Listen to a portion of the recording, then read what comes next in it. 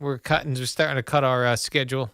What's wrong? You didn't like the Christmas Eve game? The Christmas Day games? I mean, it's enough, honestly. I did like having them on just in the background. You got Saturday games? I mean, that's He's the reigning Fortnite champion. so bad. I think it's She's right? a Call of Duty legend. So you don't get Monday, but you get on Saturday. They are Maggie and Perloff on CBS Sports Radio. Alabama has to be sick over this. Welcome to the show, Maggie Gray and Perloff. We are back in 2024. Congratulations, Michigan. Congratulations, Washington. That is your college football championship game next Monday. But Perloff, if you're Alabama, you've got to be sick to your stomach that you had this game in double overtime, and the play call is Jalen Milroe running up the middle into the teeth of the Michigan defense. They could have extended this game. They didn't.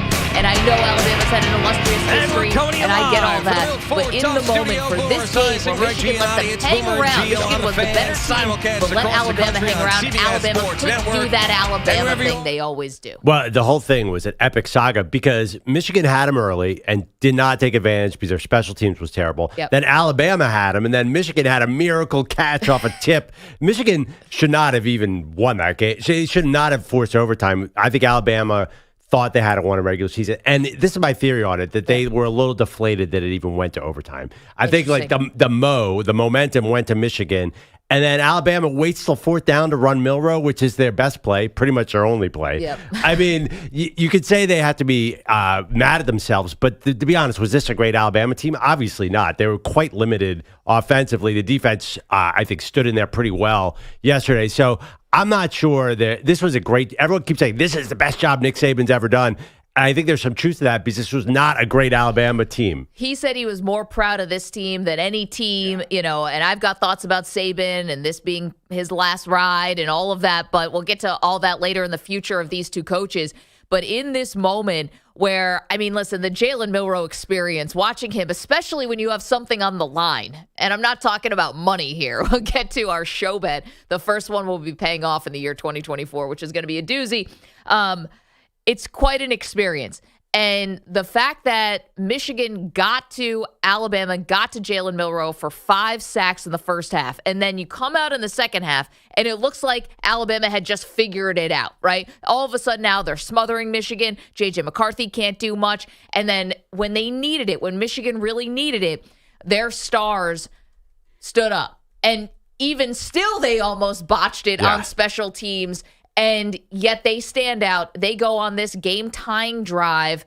I think everyone thought, they go for 2, maybe get a little avenge, the Lions in the state of Michigan, what happened against the Dallas Cowboys. No, they kick the field goal. We go to overtime. Corum is excellent in overtime. And then Alabama has their shot, and they just could not get the play they wanted. Like, you've got to be kidding. Let's take a step back. Do you think Michigan actually made the plays in the second half, or did the Alabama center single-handedly cost Alabama the game? Because they were rolling in the third quarter, and then he just rolled the ball on the ground. It's weird. It was like bowling. This reminds me of September with Alabama, where all of a sudden, but in September, you could be like, all right, well, this offensive line, do they have any cohesion? You're beginning of the season. At one point, Milroe was benched. Then he comes back and wins the job. It was like they had been together for the first time. Like, did they meet before the game? This offensive line could not get the ball to Jalen Milroe. I know. Well, that's what happens when you take a month off, I guess think. So. First of all, that was a terribly played football game. And anybody who wants to call in and tell me something different, I got in a fight on social media about this.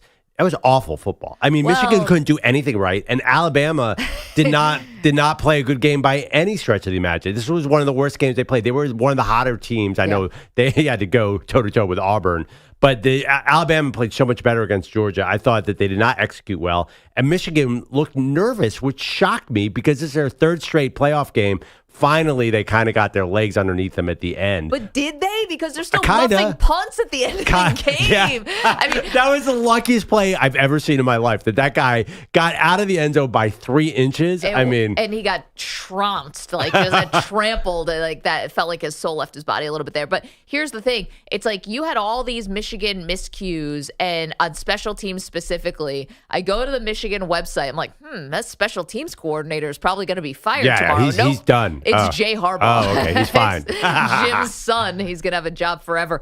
But no, the players were clear. They came out and they were nervous. The first play of the game, J.J. McCarthy threw a pick. And then luckily for Michigan, they gave it back. Yeah. But they clearly were rattled in the beginning, which is shocking to me. Like, Jim Harbaugh was there. There's no excuses about him not being on the sideline. The Michigan got really lucky. I'm sorry, they just got lucky. I agree, and I guess they got lucky. Then on the flip side, I think if you're Alabama, you just got to have your head in your hands. Like, again, I know this is a team that's seen a lot of winning, so you're never going to cry for Alabama and Michigan. This is a big deal. Jim Harbaugh goes to the college football playoff for the first time as the Wolverines head coach. 9 years into his tenure in Michigan, he's now in the championship game, and it's a weird story for Michigan because you want to say kudos to them, and they deserve it. Especially the kids on the young men on the team for sure. But what an odd season for Jim Harbaugh to be suspended for 6 total games in this season. 3 were self-imposed. 3 were handed down by the Big Ten. He's still fighting multiple, investigations by the NCAA, whether it's improper recruiting during the pandemic for one, or whether that's sign stealing scandal for the other. I mean, it's just been beyond a bizarre season, and I guess it only would be fitting if it ends with a national title. I'm sure. Okay, sure. Well, I guess, sure. Yes, definitely. And listen, the bones of a national title team are clearly there. Yeah. Even without Zach Zinner, their star offensive lineman who's hurt, their O-line is really good. Their D-line is really good. Good. Yeah, grief. so but they're clearly more talented. We'll get into Washington. I think from 1 to 22, they're more talented than Washington. They obviously deserve to be here talent-wise. We knew coming to this year, when Corum came back, and you just knew that everything was lining up for Michigan. This was sort of a team that's been building, and that's why. And we'll get into the bet a little bit, but that's why it was sort of frustrating. I was rooting for Michigan for obvious reasons because if they had lost, I would have had to do something I really did not want to do. But that's why it was frustrating. That's saying something because we paid off some wacky bets around here. I think they came out there. You could see in the first half they were probably a slightly better team, a slightly more mature, well-rounded team than Alabama. I just thought they were just off most of the afternoon. So a very, very good team. And I guess that sounds terrible if I'm saying they're lucky to win that game. No, it felt like that. Okay. Because they're very good, but they still got lucky. No, it felt lucky because they kept having all these self-imposed, obstacles. Like Nick Saban said after the game, we shot ourselves in the foot. I'm like, not compared to Michigan. Michigan's got no toes left and somehow is going to the college football championship. I don't get it. Let's hear a little bit. Can we hear from Jim Harbaugh? I mean, I think you can say even Michigan was the better game. They let Alabama hang around. When you let Alabama hang around, you usually don't live to tell the story. Right? Ask Auburn. Ask anyone else. This is what Alabama does. And instead, it was Michigan who comes out victorious. Jim Harbaugh says the win was spectacular. Glorious. That was glorious. It was a tremendous football game. Congratulate Alabama on a terrific game. And their great players and coaching staff and their fans. It was an epic game, and glorious is how I feel. That was a tremendous win. There you go. And on the flip side, let's hear from J.J. McCarthy as well. To the victor goes the spoils on persevering to get this win. It just means everything, just think about how far we've come, all the, hardships that we went through as a team and as a brotherhood. Just being able to do it on this stage, it's been 26 years since Michigan won in this building and, the second most appearance out of any college in the entire country playing in this game. So, it's just amazing the way it happened, but, ultimately it's everything that Coach said. We can't do it without the unity that we have. Everything that we went through this entire year, it made us unbreakable. And in the biggest moments, we were going to show up. Listen, and again, you feel good for the players on the team if you're Michigan, but all that adversity, all of these things they had overcome were self-imposed. The reason why this is not, the outside, everyone's like, wow, Michigan really got, was unfairly criticized this year. It's like you had a guy basically wearing a fake mustache and a beard out here recording. Yeah, now, but for the bulletin players, it's fine. Good for them. But this is totally self-imposed. Maggie, bulletin board material is bulletin board material. It doesn't matter who imposes it. But that's a good point. You're right. They were not. It's not like outside forces came down on Michigan hard. No. You're right. And even yesterday's game, all of that was completely self-imposed. Totally. They should have been up way. I mean, the special teams. Oh my God, that's why. Is this something you can fix in a week? Yeah, that's what I was wondering too. So they're 4.5-point favorites over Washington. I mean, you look at that Michigan. If they play that same game, they can't beat Washington. But still, I understand them being favored. Guess what? You want to know who their special teams coordinator is? Oh yeah, we said Jay Harbaugh. Yeah, exactly. So I think he's safe. No, there's no Black Monday coming for Jay Harbaugh. He's going to be fine. He's the coach's son, but. You just hit on something there, and I think this is right. And we want to talk about the Michigan-Alabama side, but we do have to talk about the Washington side. Yeah. And you just said it right there. If Michigan plays that game, they're not going to win. No. And that's a credit to Washington. And that would be a credit to Washington, who already is going to have the best quarterback in the game, Michael Penix, who was phenomenal yesterday. Right. But if they play like this, and if Michigan leaves the door open, Washington is not going to stub their toe the way Alabama did. Right, but will Michael Penix have the time that he had against Texas, against that Michigan pass rush? Will Michael Penix put up 430 when he has no time to throw? Not that he needs a lot of time. I mean, it feels like he takes 3 steps and throws the ball, that beautiful spiral up in the air. And I think it's because he's a lefty. He's probably my favorite quarterback of all time. No. Does anyone not love Michael Penix today? I mean, it is just gorgeous to watch. Okay, but here's the thing about Penix. He's been doing that. I got to be honest. I think a lot of people who had Heisman votes may have been thinking, listen, you don't want to just be thinking about, what's the last thing I saw, which was Michael Penix being awesome in the college football playoff semifinal. But, I mean, isn't he the best? I mean, he throws the best ball in college football this year. I know that he's got great weapons. I understand all of that. And I know there was like a big chunk in the middle of the season where he was not great. But man, I mean, he looks healthy now. He looks like he is throwing NFL passes out there when... Well, so Jaden Daniels throws a beautiful ball too. That's I mean, true, but there's something different about this one. Yeah, but I mean, obviously, they're very different quarterbacks. Jaden Daniels just takes off and runs for 200 yards a game. Where Penix last night, by the way, showed a couple runs. The guy can move when he has to. I think he's healthy now. Yeah. But he's, I like the description. He's the old guy at the basketball court who just drains 3-pointers, but once in a while will drive past you and hit a layup just to show you can still move. Yeah, I think you're right. He is healthier. That being said, Michigan, that pass rush, if they can do what they did to Milroe, who can move as well as anyone in the country, if they could do that, then it's a different game. Yeah, you come away from yesterday's 2 games saying, oh my gosh, Washington was the better team. Yeah. They looked like they were clean, smooth. Their special teams was functional. Michigan looked dysfunctional. But that being said, on the lines, I give Michigan a big advantage on both O and D line. So here's the thing, though. You mentioned about the special teams being functional for Washington, and I know we're going to break this down. We're on in Seattle. We're on in the state of Washington. We want to hear from you at 855-212-4CBS. We're also on in Texas, 855-212-4CBS. We're on in Alabama. We're on everywhere because we're on CBS Sports Radio, so lucky us. But you mentioned the special teams was functional.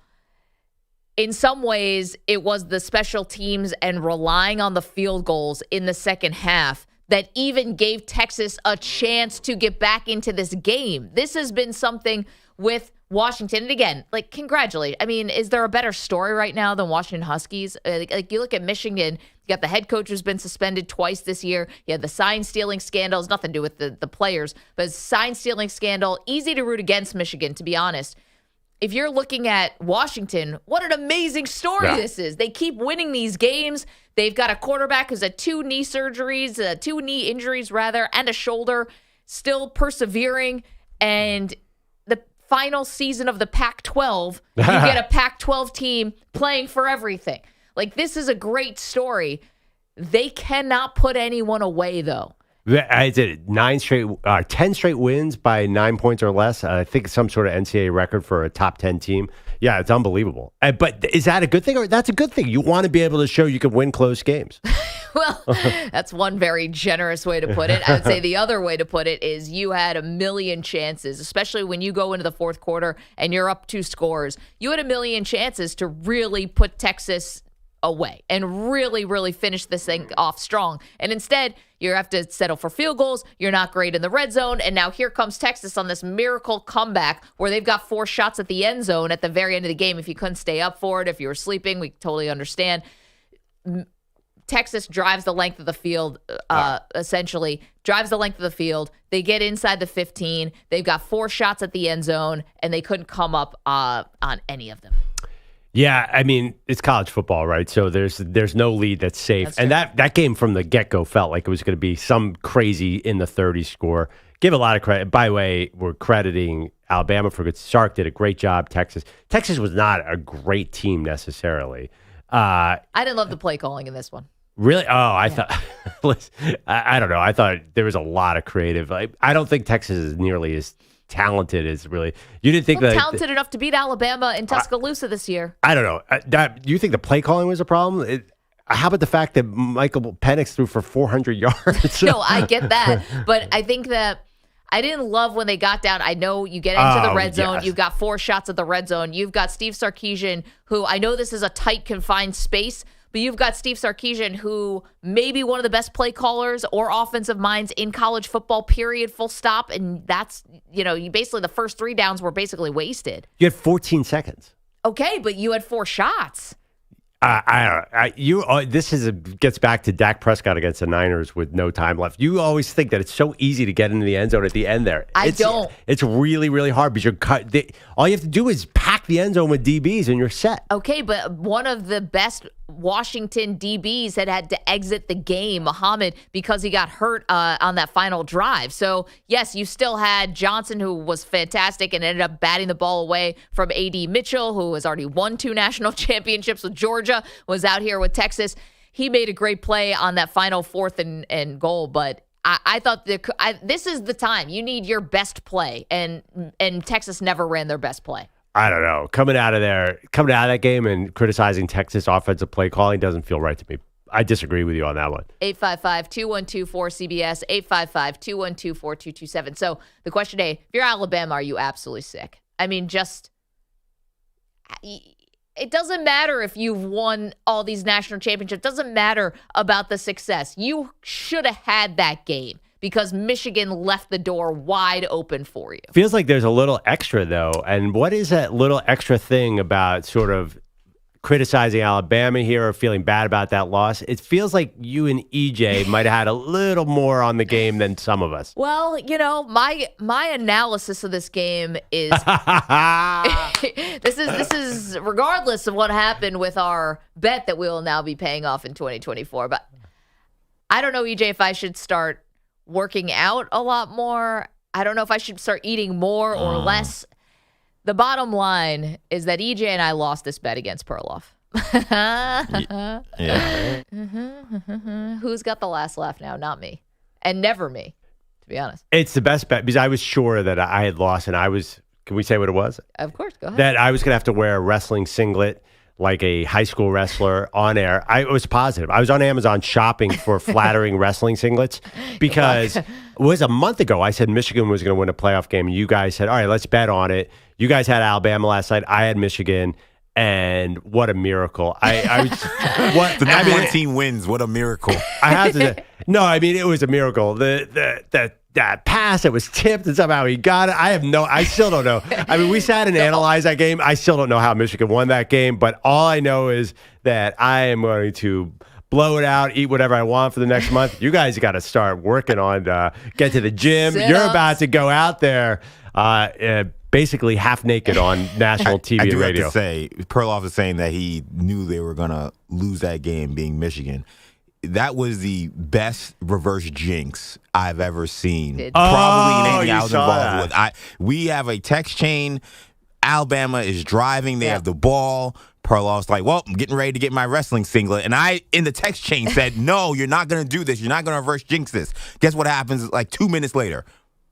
Fumble by Milroe. Yeah. And then all of a sudden, the house of cards comes down, and now I'm looking at wrestling singlets. Well, but after that fumble, Michigan did nothing with the ball. No, but I think They punted. but that momentum totally screwed Alabama. They were driving. They were probably about to score another at least field goal. Their kicker was kicking from 50, and they were around the 30, 40-yard line on their own side. So they get 20 more yards. They kick a field goal. It's 2 scores. Game over. By the way, I'm sorry, Michigan didn't punt. They missed a field goal by about 60 yards. Yeah, they tried a 49-yard field goal. And They had zero chance. outside of Alabama, like, why are you asking these kickers to make these 50-yarders?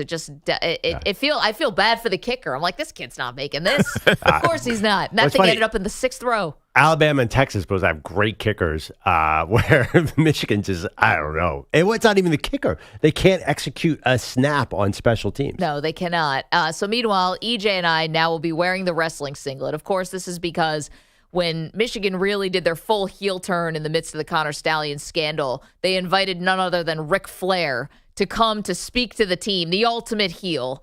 And so that's how this wrestling singlet made its way into this bet. And now we've got to decide, do we want to look a little more like Andre the Giant? Are we trying to look a little bit more like Macho Man?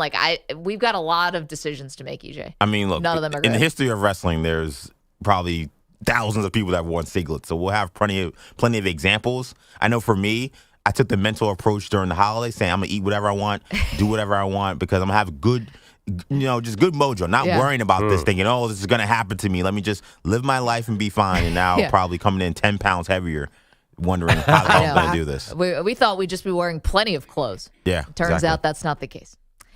Oh, boy. Who's got it better than us? To quote my friend Jim Harbaugh, nobody. I'll wait till we show up. Wait till you show up. I don't know about this. 855-212-4CBS. When are we paying off this bet? That's to be determined. We've got a lot of details still to shake out. Meanwhile, 855-212-4227. You had 2 all-time, great games. You had 1-score games. It's all you can ask for. You had competitive games. If you're Alabama, are you sick to your stomach? If you're Washington, are you set up to win this thing? You're going to have the best quarterback on the field. You, as Perloff says, going to have competent special teams. And maybe that might be all you need. You might have an edge in coaching. I don't think Michigan looked like they had everything buttoned up last night at all, whereas Kellen DeBoer, whoa, that dude is good. He is very good. 855-212-4CBS. Want to hear from you on these national college football playoff semifinals and, of course, early look ahead to the championship game. We have so much to do today. So glad to be back. 855-212-4CBS. You want to watch the show? Come on in. YouTube.com/CBS Sports Radio, Twitch.tv/CBS Sports Radio. You're in a 5-minute break.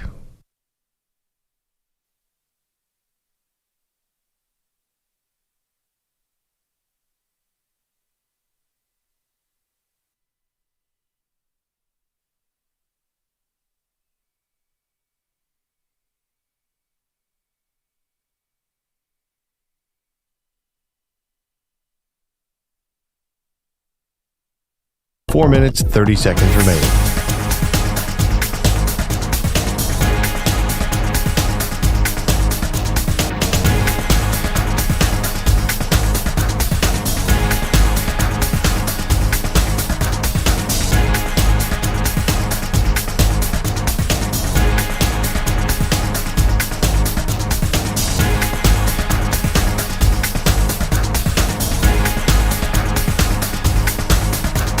Four minutes remaining.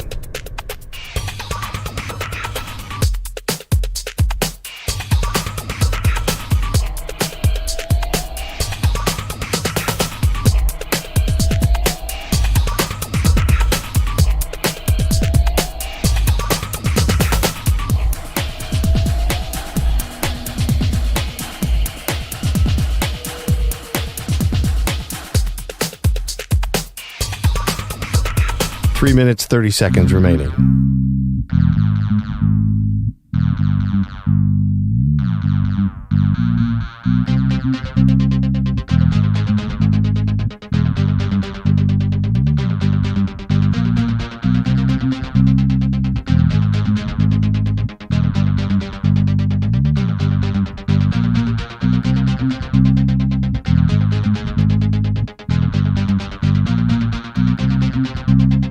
3 minutes remaining.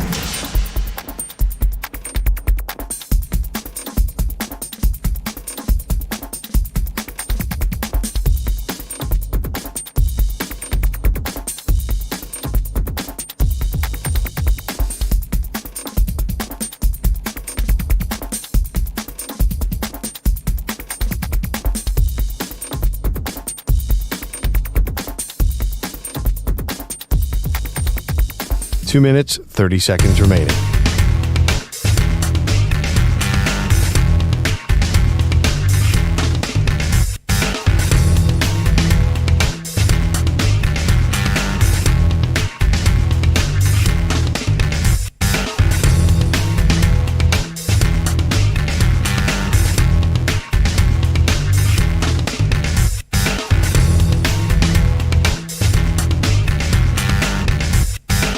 Two minutes remaining.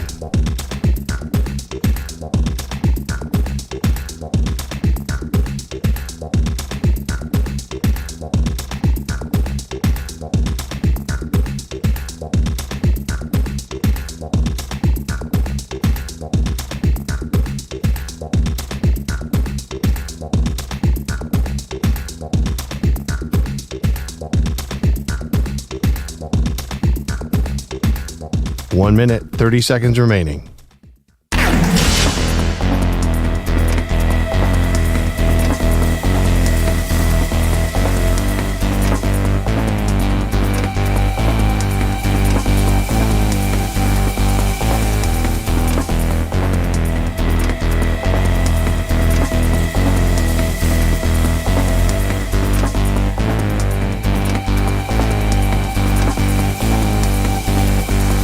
One minute remaining.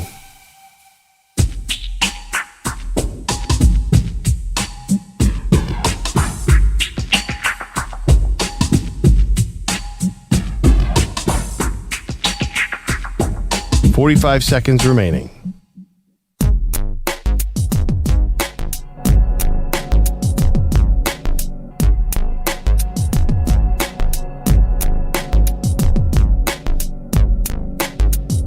$30 seconds remaining.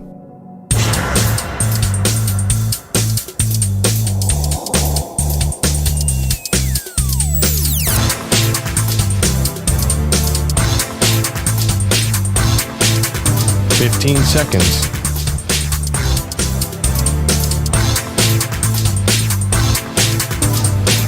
Break ends in 5 seconds.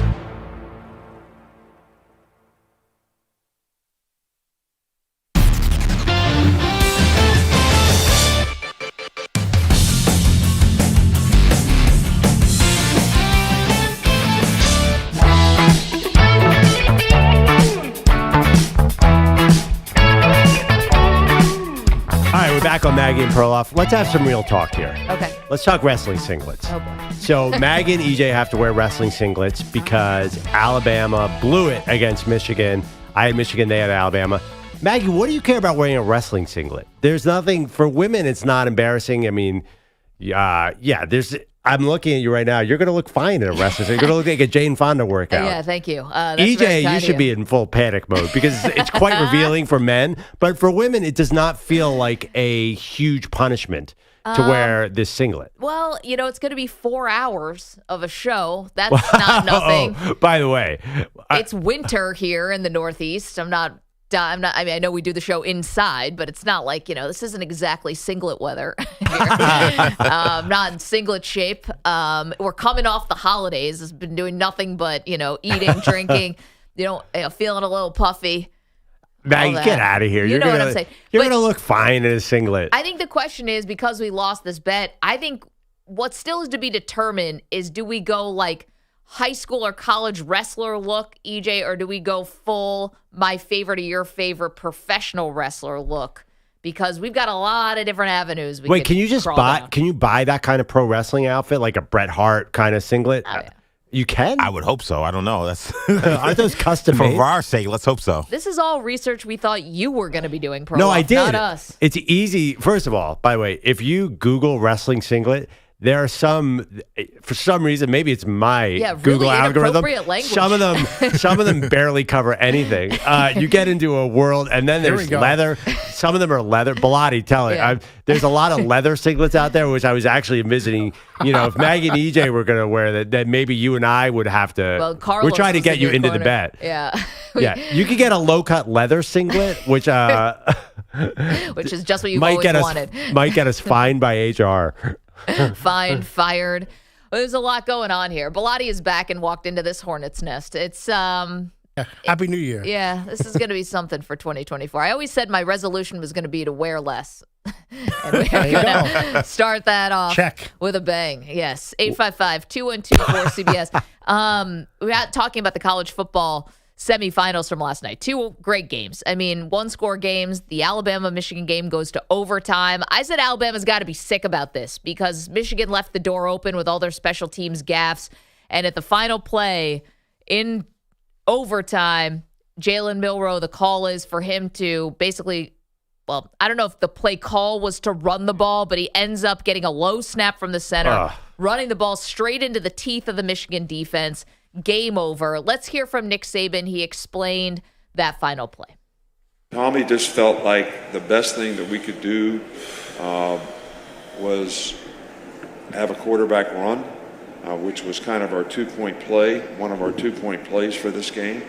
And the ball was on the 3-yard line, which is just like a two-point play. So, but we didn't get it blocked, so it didn't work. We didn't execute it very well, and it didn't work.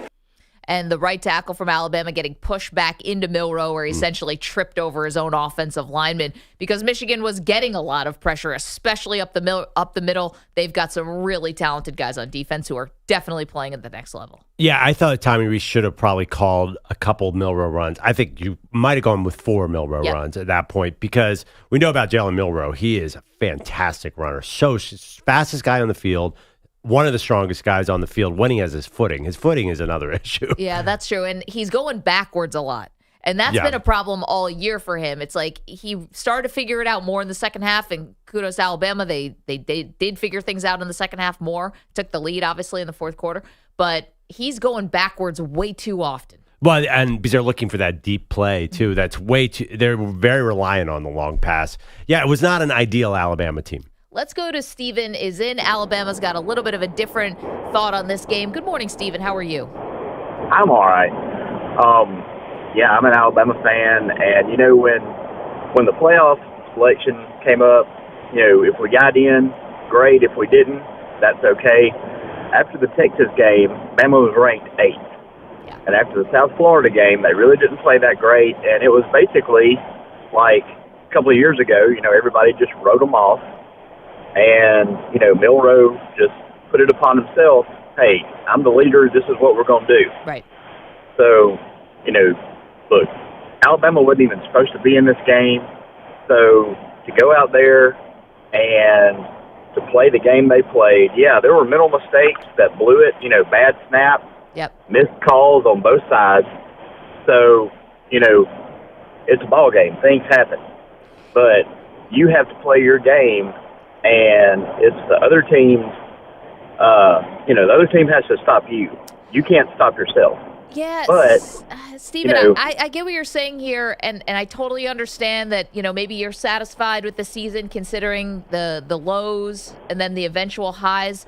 But, I mean, we're talking about Alabama here. I mean, you just beat Georgia, and Michigan was basically begging you to take the game. Oh, they were, yeah. And, you have to make the plays. Yep. I mean, I can sit at home and scream and yell at a TV all I want, but nobody's going to hear me.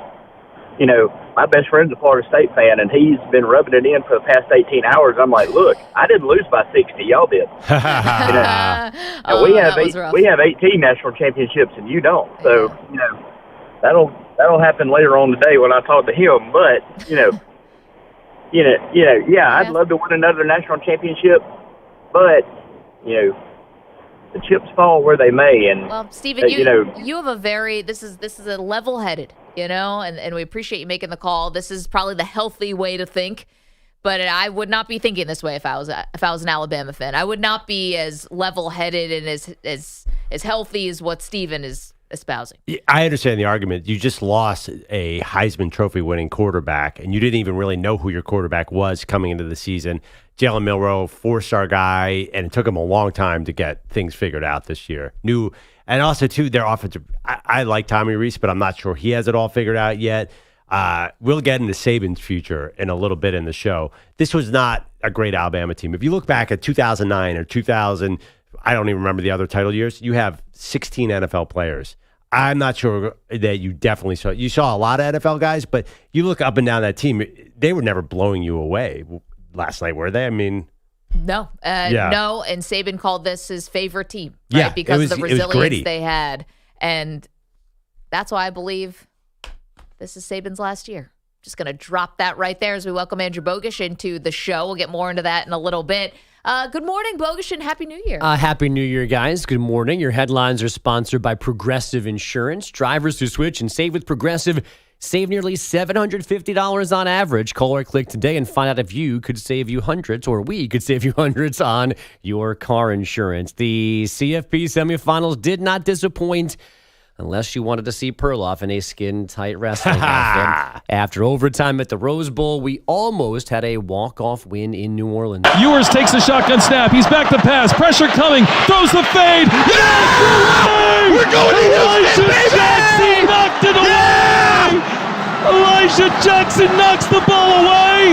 The Huskies are headed to Houston. You'll be shocked to hear that's Washington radio from Learfield. Elijah Jackson breaking up Quinn Ewers' final throw into the end zone. The Huskies escaping again 37-31 in the Superdome to reach the national title game in Houston on Monday night. Washington kept taking the lead as large as 13 early in the fourth last night, but Texas kept coming back until the very end. Here's a disappointed head coach, Steve Sarkisian. These guys never lost faith. They believed that we were going to win that game, and it was just how. That was the biggest thing. Is, well, how are we going to do it? And we know we're going to. It's just how. And unfortunately, we came up short tonight. Michael Penix would not let the comeback happen. 430 yards, 2 scores for the Heisman runner-up. Now he and the Huskies face the Wolverines in Houston Monday night. The best in the Michigan QB, J.J. McCarthy, did in Pasadena was probably handoff to Blake Corum. He ran for 83 yards, including a 17-yard TD in OT. Then the Michigan defense ruined Jalen Milroe's fourth down run. At the end of the day, I just trusted the guys up front for believing in me on the last play to have the ball. And unfortunately, we just missed and we just didn't get in the end zone. Alabama loses 27-20. They managed less than 300 yards of offense with Milroe sacked 6 times, 4 other tackles for loss, and all of those snapping issues. Former Clemson and Oregon State QB DJ Uiagalelei is transferring to Florida State. The Noles face Clemson, by the way, of course, next season, so a little homecoming for him. Impressive, Bogusch. You nailed that. You landed the plane on We're 1 for DJU. 1. We've got a few more. Did you have to practice before? I learned my lesson. I was leaving off ooey for a while out of nowhere. So now we're good, I think. Yeah, I mean, isn't it nice to see a young quarterback go to his dream school? I was going to say, said I finally go to my dream school. It's like, wait a minute, what was Clemson and what was Oregon State? You've already been to 2 schools. And the third school's the dream school. All right. QB news from Pittsburgh, where Mason Rudolph remains the Steelers starter, even though Kenny Pickett has clearance to return from ankle surgery. Mike Tomlin explains. He's done a good job, and we've done a good job in the most recent 2 weeks. We've taken care of the ball. He's taken care of the ball. And they've scored more points than the Bengals and Colts to get to 9-7. They face the Ravens this weekend. 5 different ways for Pittsburgh to clinch a playoff spot. The easiest 2 are beating Baltimore and getting a loss from the Bills or the Jaguars. There's also unconfirmed reports that Pickett refused to back up Mason Rudolph last weekend, and that's why this is staying the way it is right now. Did not see any of this turn from Pickett, right? Where it's not confirmed yet. No, well, like just that there's even rumors. Yeah. So the fact that somebody is starting something about his, demeanor or whatever, about his attitude. And then the other part is, like, it looks like the offensive players really like Mason Rudolph best, who's been the 3rd guy on the depth chart for all season long. Is there any doubt that Mike Tomlin cost himself the playoffs by not going to Rudolph over Trubisky? I mean, this is This is the move that screwed them. Okay, but here's the thing. You've had Rudolph here for Yeah. years. Like, it's not like he's this new guy. It's like, well, I guess we should give him a shot. He's been on your Yeah. roster for years. They would have beaten New England. They would have beaten Arizona if they'd gone to Mason Rudolph over Mitchell Trubisky. All of a sudden, George Pickens like, I'm happy. I'm happy. Everyone's happy now. It's like, wow, you guys hate Pickett, George don't Pickens you? now, he's Pharrell. Yeah, right. Exactly. Is it about Pickett, though, or is it about what was when Pickett got hurt and Trubisky? Just to have Mason Rudolph out there. I don't know. It seems like the vibes are just much better with Mason Rudolph. I did not have that on my Steelers bingo card. No, I in my mind, that's because I think they're comparing him to Trubisky, a little bit. Sure. I Because guess. Pickett hasn't been out there for a while. It's been a month since Pickett. But even when Pickett was there, you still had guys scrubbing their social media and stuff like that. You know how I feel about this. I think those Steelers wide receivers are wild cards. You saw Deontay. Did anyone see Deontay Johnson hand the ball to the other team in the game? Those guys make mistakes that are crazy all the time. But meanwhile, they're the reason they're winning right now. Yeah, I mean that team. That's my Super Bowl pick. They easily should have been a number 2 seed in the AFC this year. They had everything right in front of them and just Trubisky'd it up. Oh, boy. That's a new verb. Yeah. Wow. So it feels like triple doubles are easy in the NBA these days, but not for the Utah Jazz. Their last regular season one was from Carlos Boozer in 2008 until Jordan Clarkson last night. 20 points, 10 boards, 11 assists in a 120-97 rout of the Mavs. Tampa Bay. Sounds like it can't be right. I read it 15. That's not a doubt on you. Yeah. Now it's regular season, so it's their regular season triple double. There had been a postseason one, but regular season triple double was 2008. Wow. Donovan Mitchell, nothing? No? Nope, not in the regular season. All right. Tampa Bay Rays shortstop Wander Franco reportedly arrested yesterday in the Dominican Republic for ignoring last week's summons to appear on allegations of inappropriate relationships with minors. No official charges filed for that just yet. Franco has been on MLB's administrative leave since August. And Joey Decord made 35 saves for the first shutout in Winter Classic history. The Kraken, a 3-0 win over Vegas at the Mariners Stadium in Seattle yesterday afternoon. Guys, back to you. Bogusch, thank you so much. Appreciate that. Got a lot more to do, including your phone calls about the college football playoff semifinals. Want to hear from you, 855-212-4CBS, with Michigan now moving on to face Washington. This is starting to feel like a season of destiny for the Washington Huskies. Maybe for Michigan. I can't get there with Michigan. Yeah, I mean, can't get there with Michigan. It's a new game. Listen, Georgia looked bad against Ohio State in the Final Four last year and stormed back. That's so true. Who knows? It's a different game, different week, completely different matchup. And there's no singlet bet on this one. Oh, man. Lots of details to get hammered out with this singlet bet. EJ and I will now be wearing wrestling singlets at a future date, as Andrew Bogusch shakes his head and a single tear rolls down his cheek. And I'm maybe Pete's with me, maybe he's not, but we're talking leotard here. I don't want anybody walking in with like some weird wrestling outfit, but that's not the bet. The loss here is the skin tightedness. So I can't wear the mankind mask. It needs to be like you're an amateur wrestler. Yeah, you needed the guy Saturday morning who was fighting the name guy that just Right, had the no jumper. nickname. Here's Joe Thomas, and you just come running out. That's all you got. Boots and a leotard. That's it. And your pride. Nope. Maybe. That's in the back room. 855-212-4CBS. A lot more to do on the college football playoff, including, yes, the future of multiple coaches who were coaching in 2 games last night. We'll get to all that. Don't move. Maggie and Perloff, CBS Sports Radio. You're in a 5-minute break.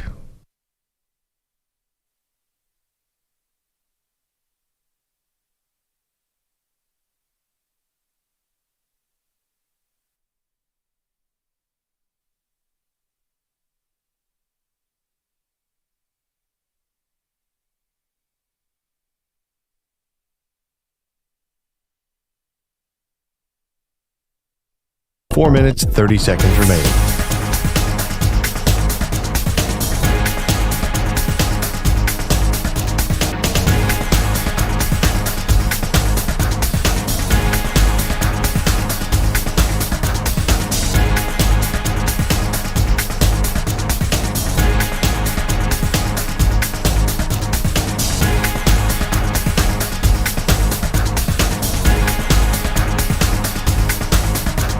4 minutes remaining.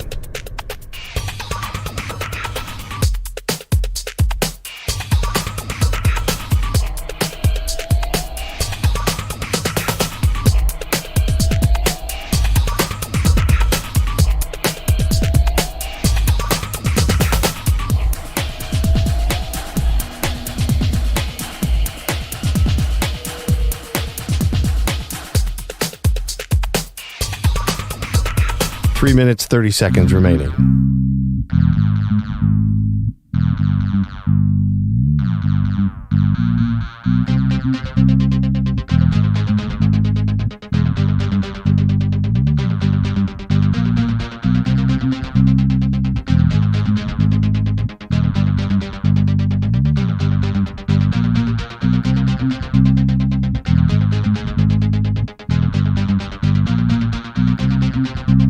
Three minutes remaining.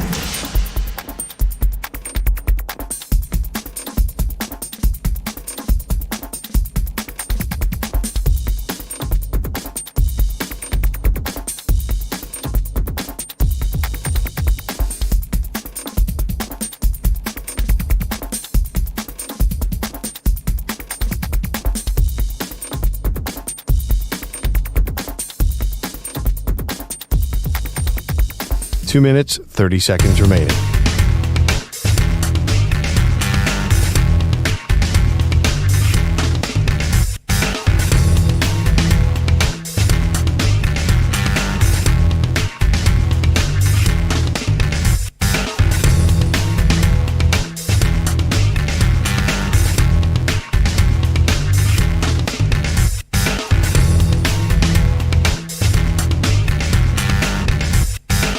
Two minutes remaining.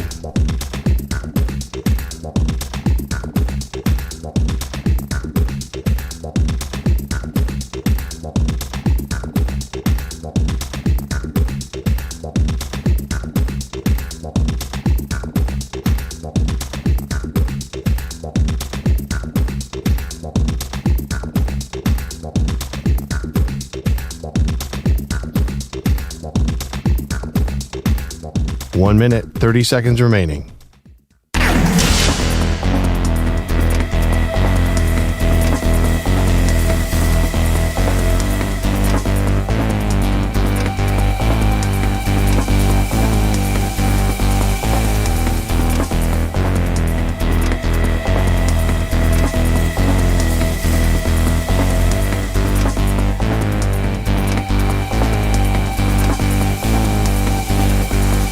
One minute remaining.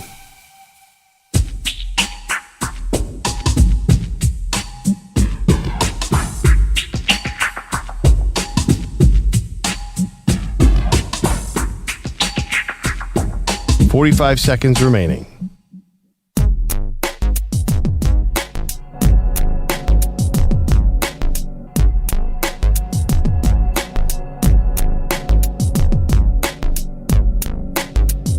.30 seconds remaining.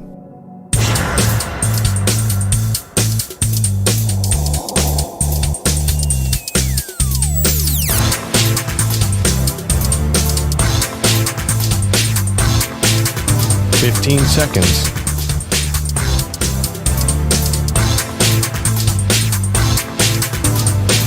Break ends in 5 seconds.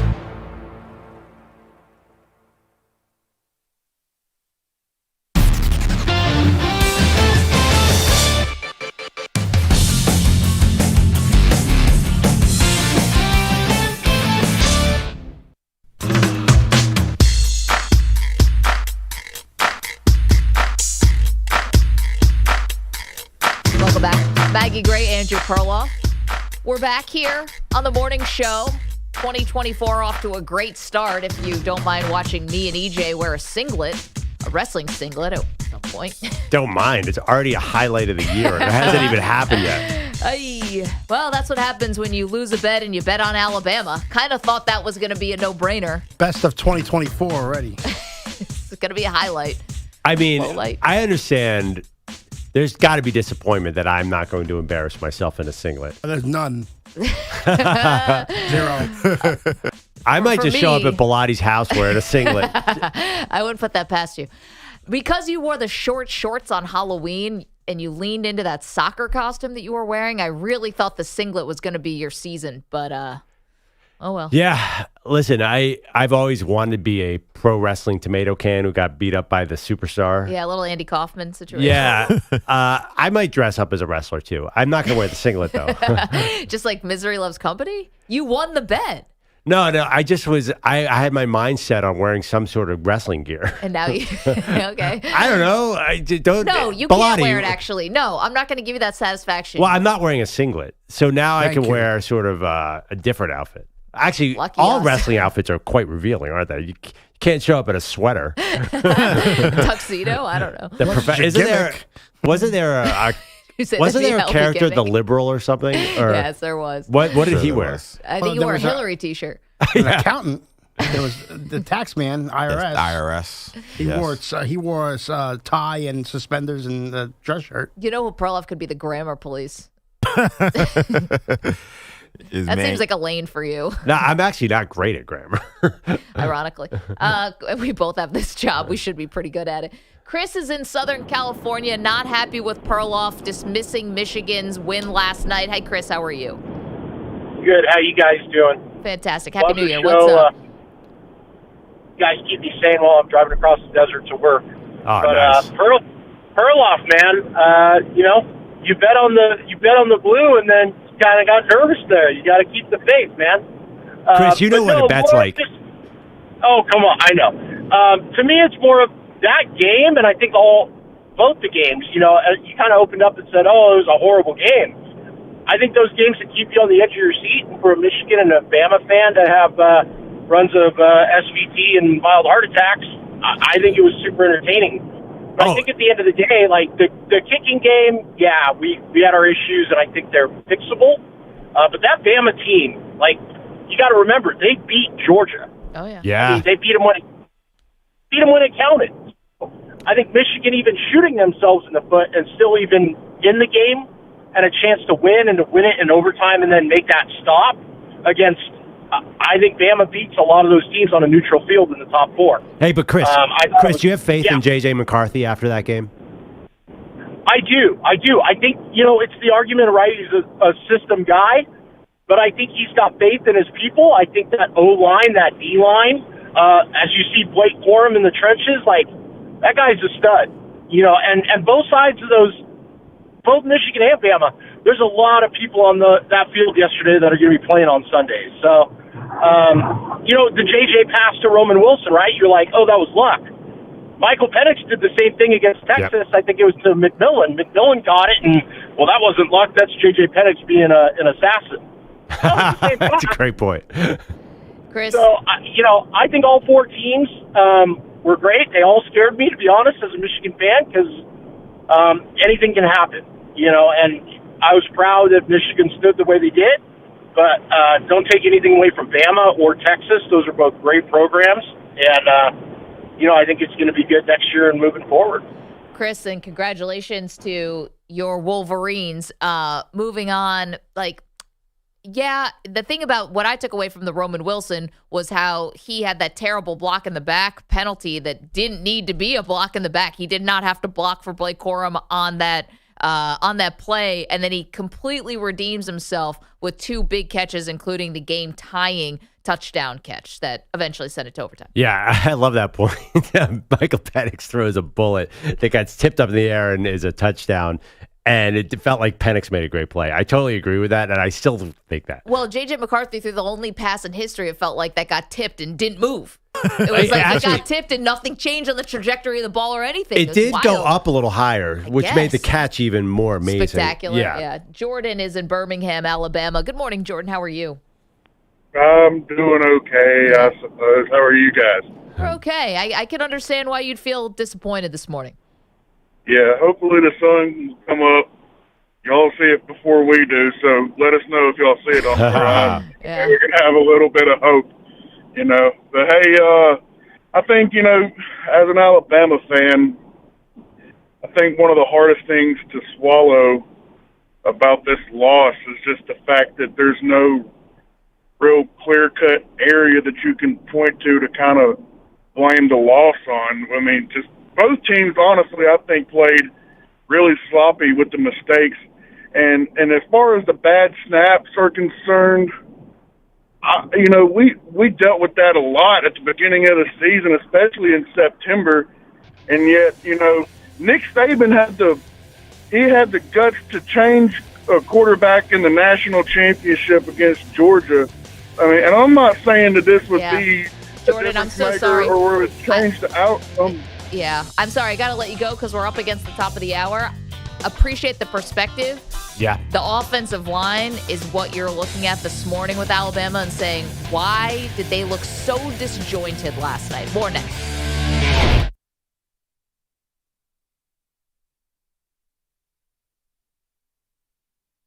You're in a 5-minute break.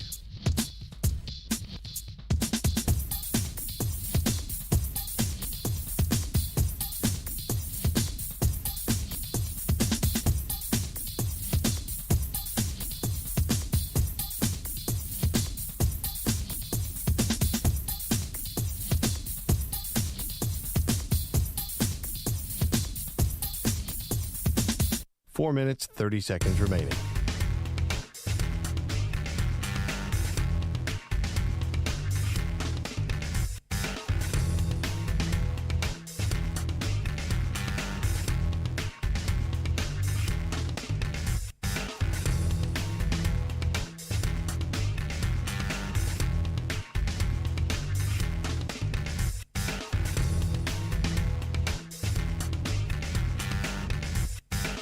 Four minutes remaining.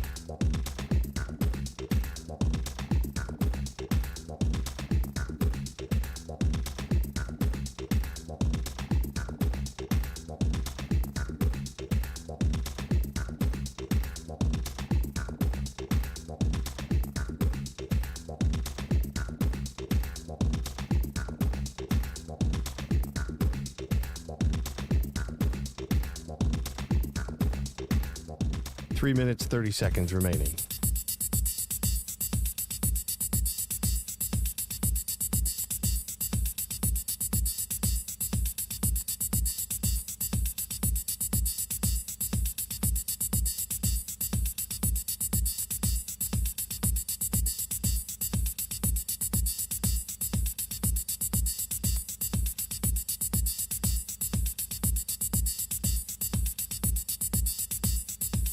Three minutes remaining.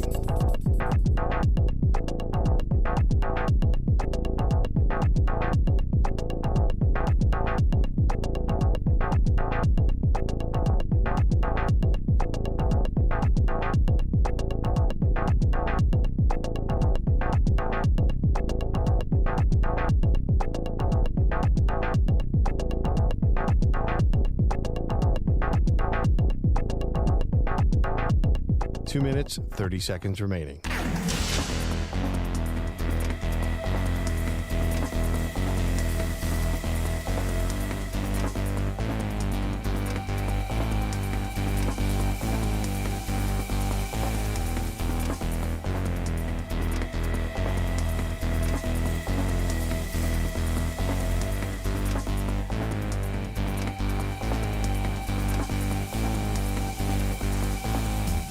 Two minutes remaining.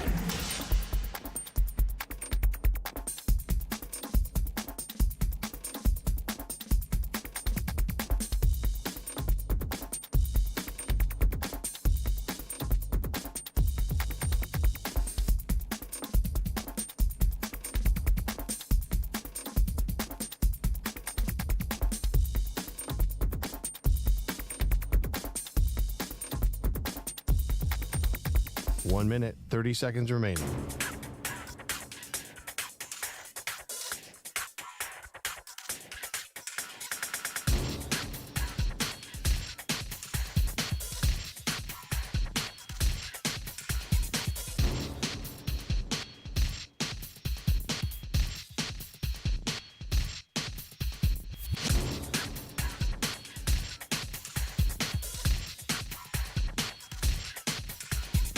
One minute remaining.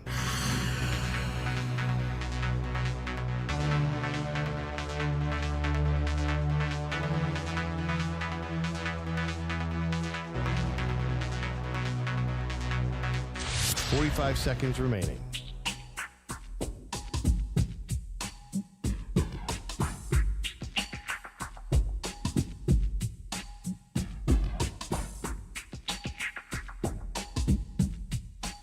Seconds remaining.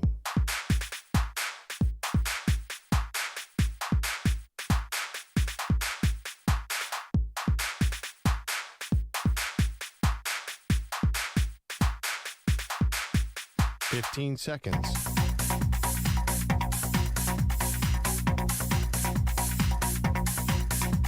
Break ends in 5 seconds.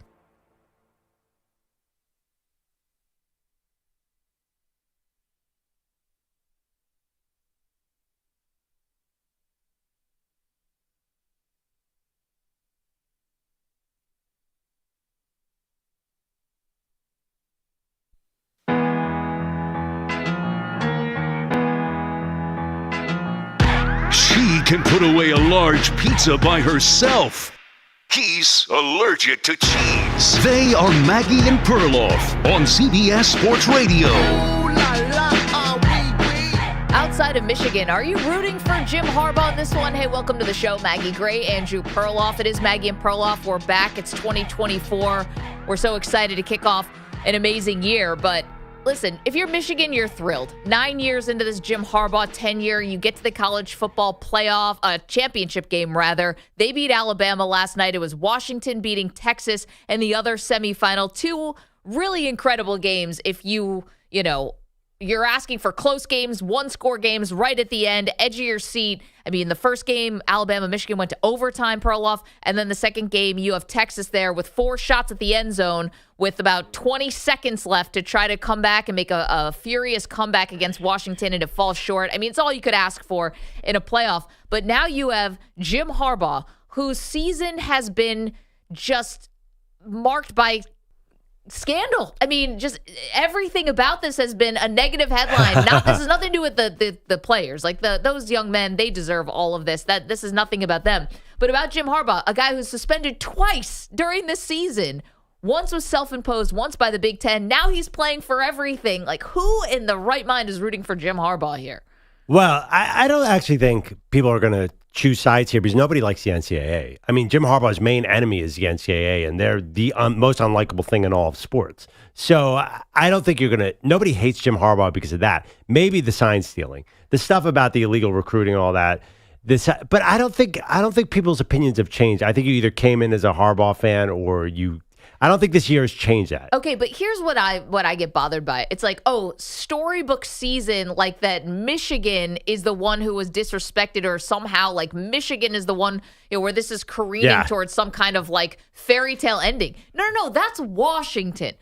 Washington has the awesome season here that could have the fairy tale ending. Last year, the Pac-12, I mean, Michael Penix, who 4-year starter at Indiana, 4-year player at Indiana, 2 knee injuries, 1 shoulder injury. Now he looks like he could be a first-round draft pick. Maybe he's a top 10 draft pick. Kalen DeBoer, like that's the story.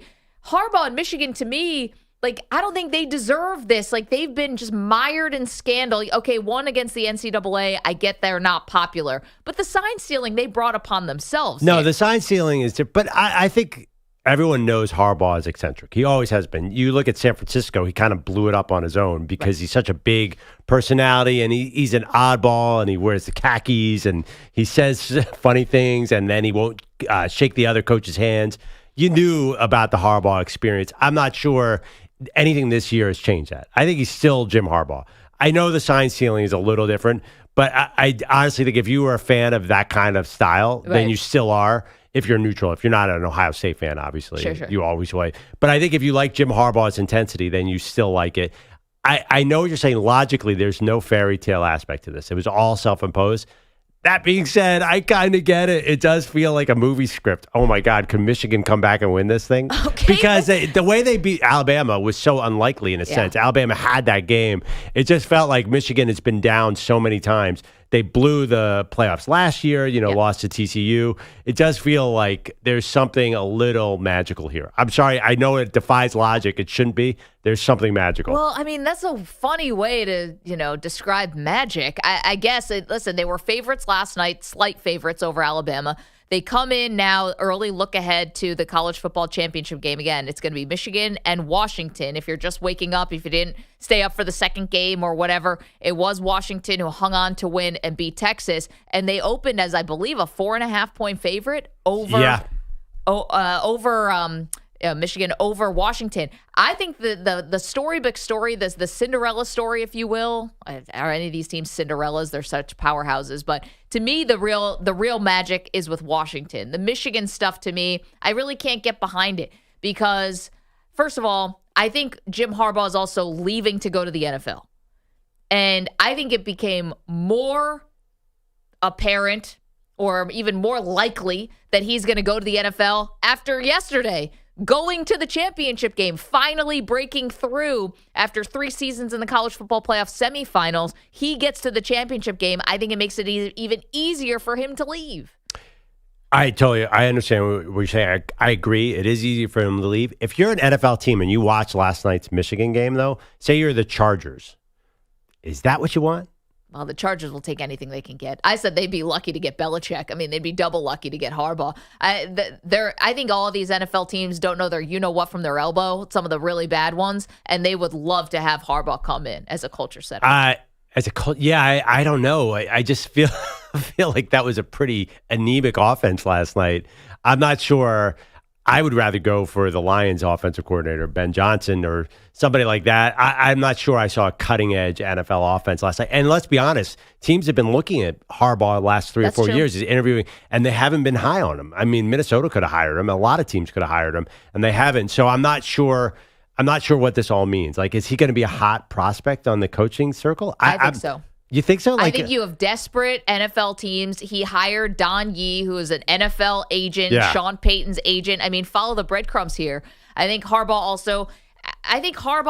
has got to be thinking, all right, now I'm made it to the college football championship game. Now I'm going to have the NCAA breathing down my neck. Well, do you think that Harbaugh, for all this Connor Stallions crap? But do you think Harbaugh is a hotter candidate now than he was last year, for example? Last year he was coming off a Final Four appearance, and he didn't have all the scandal with the sign stealing. I would think he'd be a better candidate last year. I still think he's going to. It also depends on which openings are there. Right, because he's got that problem. Clearly wanted to go in a different direction. Well, he's got that problem where he doesn't get along with GMs. Right. So you have to have the right situation. Maybe he is a hotter candidate right now, but I do think it has to be the right spot. I think there are a lot of teams that are immediately no on Jim Harbaugh because of the structure. Maybe, but we have an average of 8 openings in the NFL a year. I mean, I think somebody is going to take the chance on him, and I think that he's been showing that he is interested in leaving, whether that was for contract negotiations or whatever it was. But I think that him winning yesterday, beating Alabama in a game where, to be frank, if you're Alabama, I think you're sick over this. You were in overtime. You had the weapon in Jalen Milroe that, yes, is an experience to watch Jalen Milroe play. I mean, this whole season, it was like last night's game was a microcosm of the whole Jalen Milroe experience. Like, a guy who's played poorly enough to be benched earlier in the year, then redeem himself, then have an all-time high moment in the Iron Bowl, then go on to beat Georgia. And last night, it was like the full mixed bag experience of Jalen Milroe. And finally, at the end, the issues of snapping the ball, the offensive line could not all get on the same page. It's a low snap on the final play of the game, and Jalen Milroe runs the ball right into the teeth of the Michigan defense. He gets stopped, game over. Well, one thing about Milroe last night, he had no pocket to do that. He's been having 2 or 3 big throws a game, 50-yard passes. There was no chance last night. They had no time for those plays to develop. So you took away their main offensive weapon. I mean, Milroe's line's not bad. I think he was 16 for 23, 116 yards. He missed a little screen pass that wasn't going anywhere anyway. He wasn't terrible as a passer, but I don't even remember that many pass plays. It felt like it was Milroe run or nothing because there was just no protection. The offensive line is young and huge and talented, and you could see in the second half that they started to push on Michigan and run the ball. I felt like they should have been doing that the first half. They seemed to have the wrong offensive game plan in the first half, figured it out in the second half, and then you're right, they kind of blew an opportunity. Totally. And here's the thing, in the first half, Milroe took, 6 sacks or 5 sacks in the first half? I think 5. It was 5 in the first half. I mean, you were in 3rd and 8. every drive, every play, it felt like you were, every drive, it felt like you were third and long. I mean, what do you think Michigan's going to do? They can pin their ears back at that point. Their best unit is the pass rush, and they were able to get home. Now, to Alabama's credit, they figured some things out in the third quarter. And then back to Michigan's credit, despite all the special teams miscues, which really is one of the headlines to take away from this Michigan game. Right after you write or say Michigan won and is going to play in the championship game, the next thing you have to say is special teams errors nearly cost them this game. Yep. And yet, in the moment when they needed the drive, it was the stars of the team that stepped up. It was Blake Corum. It was Roman Wilson. It was amazing. Yeah, I mean, it wasn't a great Blake Corum day. Everyone was saying, he had 83 yards with a lot of carries. He was good. And J.J. McCarthy left some points on the field. There was a couple throws. There was a third down throw where he threw a foot behind the guy. He caught it. There was one on the sideline where he must have missed a guy by 20 feet. I'm not quite sure how good J.J. McCarthy is. He's Mel Kiper's guy in the draft. Here's a guy who's going to be the number 5 pick in mock drafts earlier in the year. But the way Michigan's offense plays, he doesn't get to show off his arm like that. We know the physical talent. I don't know if I trust him. I mean, I watched that game yesterday. Did you come away from that saying, oh, my gosh, this is a national championship quarterback? Michael Penix will be the better quarterback in that game. Sure. I almost said Michigan wants to protect the quarterback by running the ball a lot. That's why I came away saying, like, if Michigan they want to slow down the ball, they do not want to get in a shootout where McCarthy's going to have to make all the throws. Yeah, that's interesting. I mean, yeah, they probably do want to slow things down quite a bit because they're going to be outmatched. If you're looking at McCarthy versus Penix, it's not even a question, right? I mean, Penix is the better quarterback there. 855-212-4CBS. 855-212-4227. Did we just watch Nick Saban coach his last game at Alabama? The way he talked about this team, I think he's not just saying it. I think he probably is more proud of this team than some of the other juggernaut teams that he's had, right? I mean, the adversity that they faced earlier in the season, benching Milroe, being as low as 8th? They were lower than 8th, right? In the stands, did they get lower than 8th? Or like they were hovering, almost outside of the top 10. To come back, to beat out Auburn the way they did, frankly, and then to beat Georgia and to be back here and then be one play away from getting back to the college football championship game. I believe he thinks this is his best, most memorable team or, the team he's most proud of. What are we doing here? Like, if you're Nick Saban, you just went through this roller coaster ride with quarterbacks. Your legacy as the greatest college football coach of all time doesn't change with another title. And it also doesn't change if you have to win a title and ride off into the sunset. This is like Belichick. Listen, you've made your decision. Whether you think Belichick was responsible, whether you think Brady was responsible for all that success in New England, people will say that Belichick is the greatest NFL coach. Well, maybe, obviously the most decorated. Nothing like Belichick having a bad season here doesn't change his legacy, in my opinion. He still gets all the respect in the world. Nick Saban making it to the college football playoff, hell, that was incredible considering where they were back in September. What more does he have to prove? It is weird that it felt like Saban, even amongst all the mistakes, for him, maybe not for other coaches, but for him, he was so zen. Like, I was waiting for the Saban explosion after one of these miscues from Milroe, the fumble, the bad snaps. And even when those guys were coming to the sideline, he's kind of just calmly talking to them, saying, hey, let's get it together. Yeah, right. And I'm like, what is wrong with him? Not necessarily a bad thing. I think it was actually good that he wasn't, losing his mind. I think the players knew that they were still in the game, and they kept them in the game. But, it was very odd just kind of how, satisfied, content. But he has been blowing up a lot this year. It's not like that has not been a year-long trend. He's been chewing guys out left and right. He wasn't last night. I think he wasn't last night. I think he was but savoring it last night. I think there's a reason why. He's had a lot of sideline blow-ups this year. He's been particularly pissed off, to be honest. I think you also have to coach the team you have, right? Yeah. If you have to know, and this is what coaches, the great ones, are so good at, you need to know when a guy needs a hug and when he needs a kick in the butt. And I think he realized that this team might not, or maybe we'll just talk about a quarterback. Maybe quarterback in this offensive line, maybe they don't respond well to publicly getting aired out on the sidelines, stuff like that. I know he has been frustrated with them in the past. But there was part of this to me that I think Saban, like TJ's point, a little content. With nothing wrong with that. That's not a criticism at all. Just a little something where I was like kind of savoring it. I don't think he wants any part of this NIL BS. Oh, I don't know. I think I read a story about how Alabama has mastered the NIL, which is so funny because typical Saban form has been killing it. Their recruiting class, the last two have been insane. And they have this young offensive line filled with future NFL guys. I don't know. Okay. I'm not sure this is maybe Saban does retire. I understand what you're saying, but there's a good reason to think that they could be right back. So here's, I think, where it's not just NIL. It's also transfer portal. And it never ends. Like, you're a college football coach. It's a 365, day a year job, but you get no downtime anymore, right? Because this is Nick Saban. What downtime is there? Well, He's never had downtime. He went to Italy last year with his family, right? I was like, oh, that was a crack in the armor. But here's the thing. How dare you take a vacation, coach?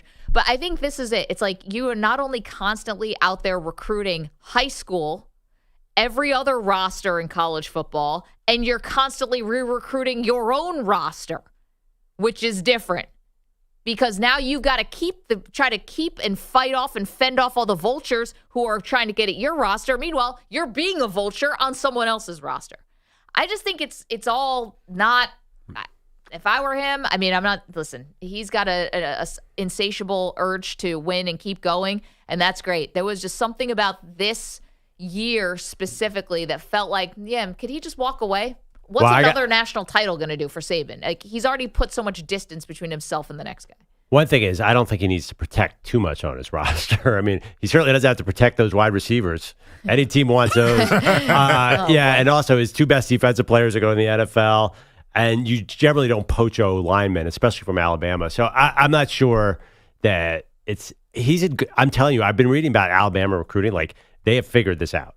A typical Saban fashion, like if he wants to come back, he's going to have a really good team because I think they can build around Milroe. I do question Tommy Reese as the offense coordinator. And I think Bill O'Brien probably cost him a couple titles by being a bad offense coordinator, just my opinion. I think that they can figure this out. If Saban's not done. If he wants to come back, I think he knows he can win at a high level because this was supposed to be a rebuilding year. They lost Bryce Young, and look, they're in the Final Four. 855-212-4CBS, 855-212-4227. So the college football championship game is set. It will be Michigan. Michigan will face the Washington Huskies. So two things there. One, was this Nick Saban's last game as the head coach of the Crimson Tide? And two, are you rooting for Jim Harbaugh?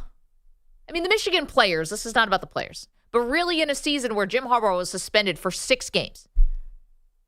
This is the Cinderella story? Like, this is the Hollywood ending? No. No. The Hollywood ending goes to Washington. They're the ones who should be getting they're the ones who should be getting the Hollywood script. Michigan, on the other hand, is surviving scandals, self-imposed. Yeah, but if you're going to make a movie out of either of these teams, you're not making a movie about Michael Penix or Roma Dunze. It's awesome to watch, but the movie is Michigan. Hollywood, if Hollywood wanted to invent a college football team, they would get the one in Ann Arbor this year, for sure. What, as the villains? As something, I don't know. There's just never been more drama around a college football team. They are fascinating. Washington's a great story. I agree. I guess they're the Cinderella here, but Michigan is the Hollywood script. I mean, if I told you that Jim Harbaugh was going to miss 6 games and some guy with a mustache was going to be on the sideline stealing signs, you're telling me that wouldn't make a good movie? It's a Hollywood script with Sopranos? Or rooting for the bad guy now? I mean... Well, listen, watch any college football documentary. You're not rooting for the good guy. There's that, That's true. The Swamp documentary, Johnny Manziel. Like, yes, this is going to be a great documentary. There's no great documentary about the Huskies. Okay, but we don't have to even wait for all the real dirty laundry to get aired out for Michigan. It's all right here. We witnessed it all season long. Are you still rooting for Jim Harbaugh? All that we know. Yeah, and that's just the stuff we know. Good point. 855-212-4CBS, 855-212-4227. The chat is mixed. YouTube.com/CBS Sports Radio, Twitch.tv/CBS Sports Radio. Whether you are rooting for Jim Harbaugh. Got a couple. Like Pine Needle says, sorry, Maggie, I am rooting for Jim Harbaugh. Me, not so much. 855-212-4227. Coming up, lots more to do, including NFL playoff scenarios heading into the final week of the season. You want to talk about drama? We got that for you on the professional side, too. Maggie and Perloff, CBS Sports Radio. You're in a 5-minute break.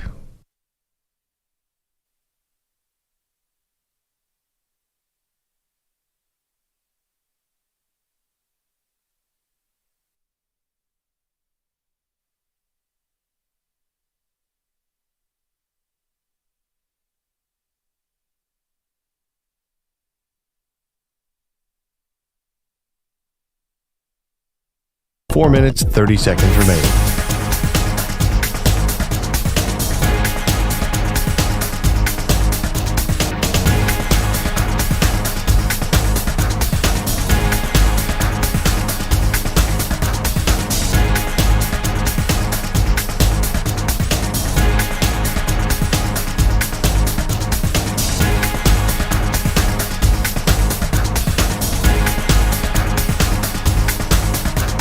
Four minutes remaining.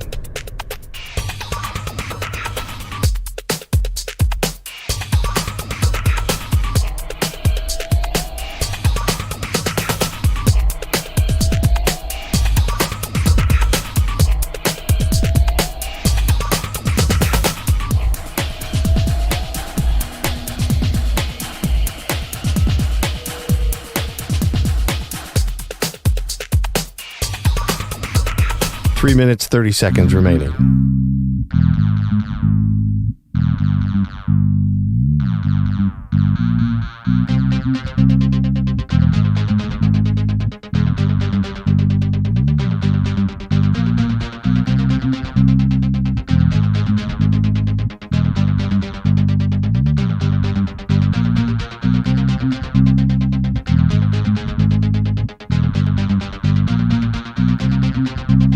Three minutes remaining.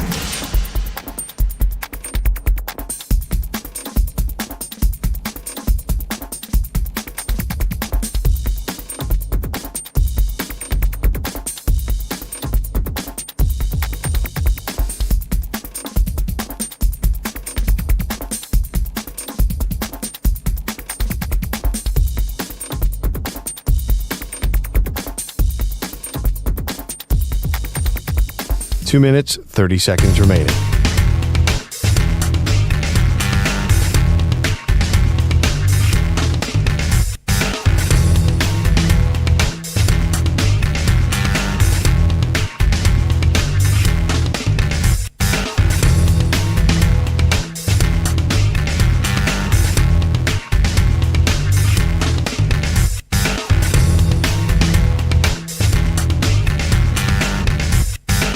Two minutes remaining.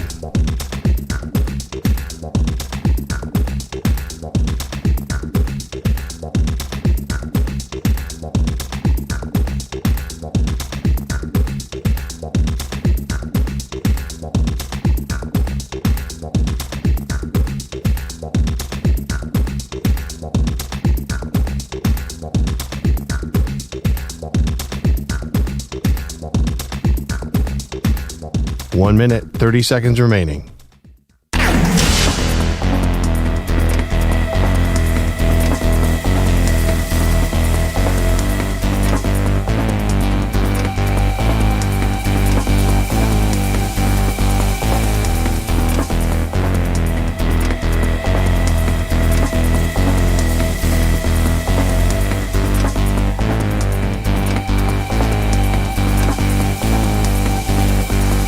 One minute remaining.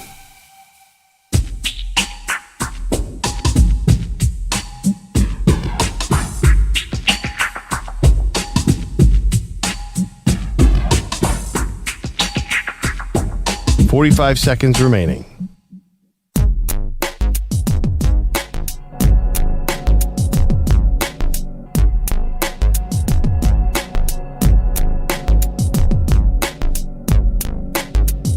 .30 seconds remaining.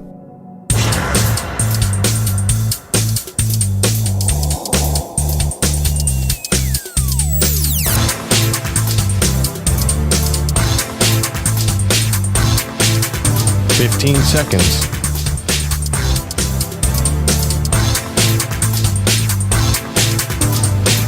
Break ends in 5 seconds.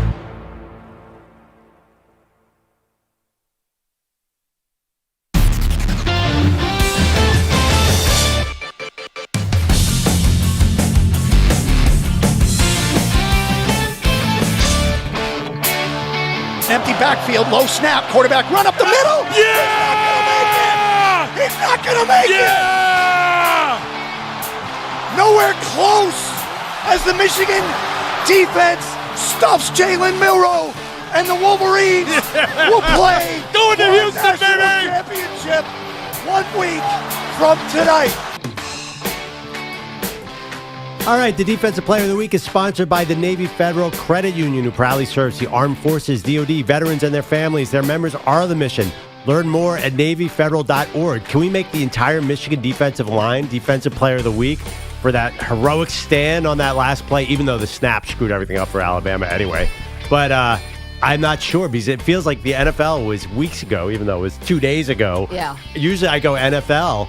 I don't know if you can make it whole defensive line. Do you have a favorite for this week's Defensive Player of the Week, Maggie? Well, I was going to say, it could be, if you just want to go with a single person, maybe it's Elijah Jackson from last night, swats the ball away from A.D. Mitchell. But I think you'd have to give it to the Michigan defensive front. 6 sacks in this game, 5 in the first half. What about the usual suspects in the NFL? Micah Parsons has been good and Myles Garrett has been good, but I don't remember them being so dominant this week. You know what's going on here? Yeah. This is going to be, so EJ picks the Defensive Player of the Week, and we have to guess who it is.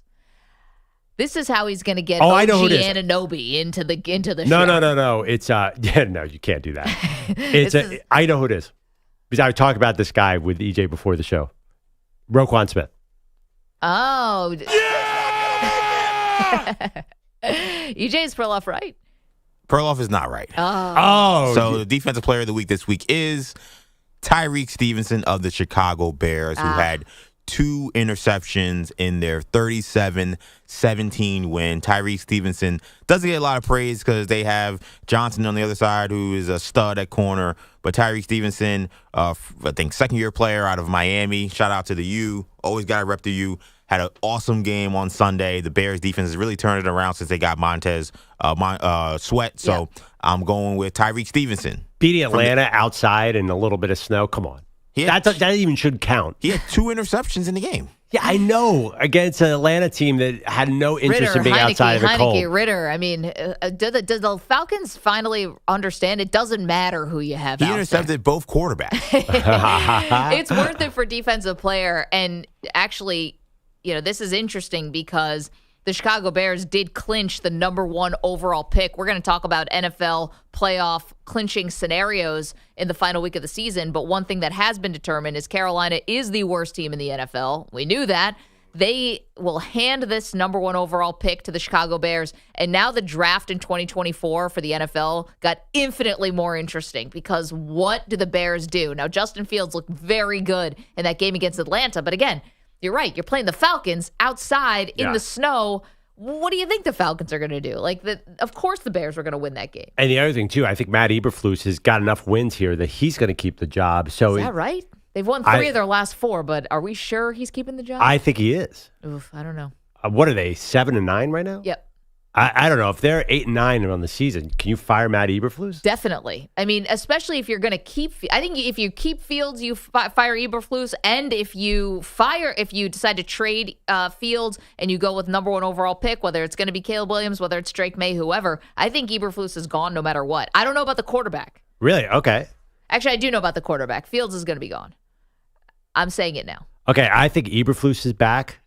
I think I would lean Field is back, although I'm not sure because there's no one's trading for him. Why not? Because he's got a contract coming up. Okay, but people wouldn't trade for Lamar Jackson. Why are they going to trade for Justin Fields? I know it was the Carolina Panthers. They got Sam Darnold, who was, picked up the 5th-year option on him and gave the Jets a 2nd-round pick. There are people out there who would trade for Justin Fields. Well, and by the way, what? You might be getting a good player here, and that might not be a bad idea. Like, say you are the Atlanta Falcons. Yeah. Right?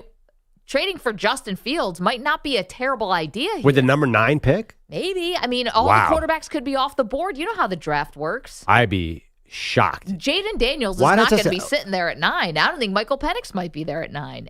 If he keeps playing, if Penix plays the way he played last night in the championship game and wins, he might play himself to be a top 5 pick. Yeah, I linked him to Atlanta actually at number 9 because Penix would be great there. Throwing those lobs to Drake London would be great. But I don't think – I think the contract will sort of limit his value in the trade market. I'm not sure it's quite that simple. I think this could be a tough spot. I don't think – if you're bringing in Caleb Williams as number 1 pick, are you saying they're going to go Lincoln Riley over this? Because otherwise, what kind of hire are you making here? I don't know. Maybe this is where you're trying to lure away the Lions offensive coordinator or something like that. Like, I know it'd be tough because it's in the division, but we've seen crazier things. I think that if you have Fields, let's talk about the contract. So they have to decide if you want to pick up the 5th-year option after this 3rd year. Right. It doesn't guarantee that he's going to make $150 million guaranteed. Yeah, You're basically taking a 2-year no flyer. big deal. It's like $20 million. But they're 7-9. So with a bad team. But who are they beating? Like I totally understand, but I just think that you know how owners and there have been coaches who've done a lot worse who have kept their jobs. I just think Eberflus seems to be going in the right direction.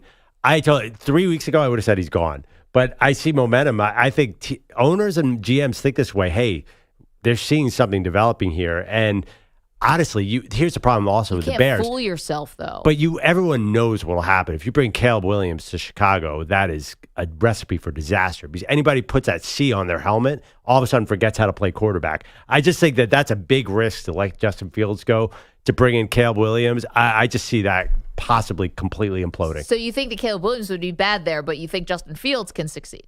I think you need a guy like Justin Fields there. I think honestly that Caleb Williams is going to be the next Patrick Mahomes in the sense he's going to throw for 5,000 yards and I just feel like I don't even know if Caleb Williams wants to go there. I think this is not a no-brainer that Caleb Williams is the Bears quarterback next. It just doesn't feel right to me.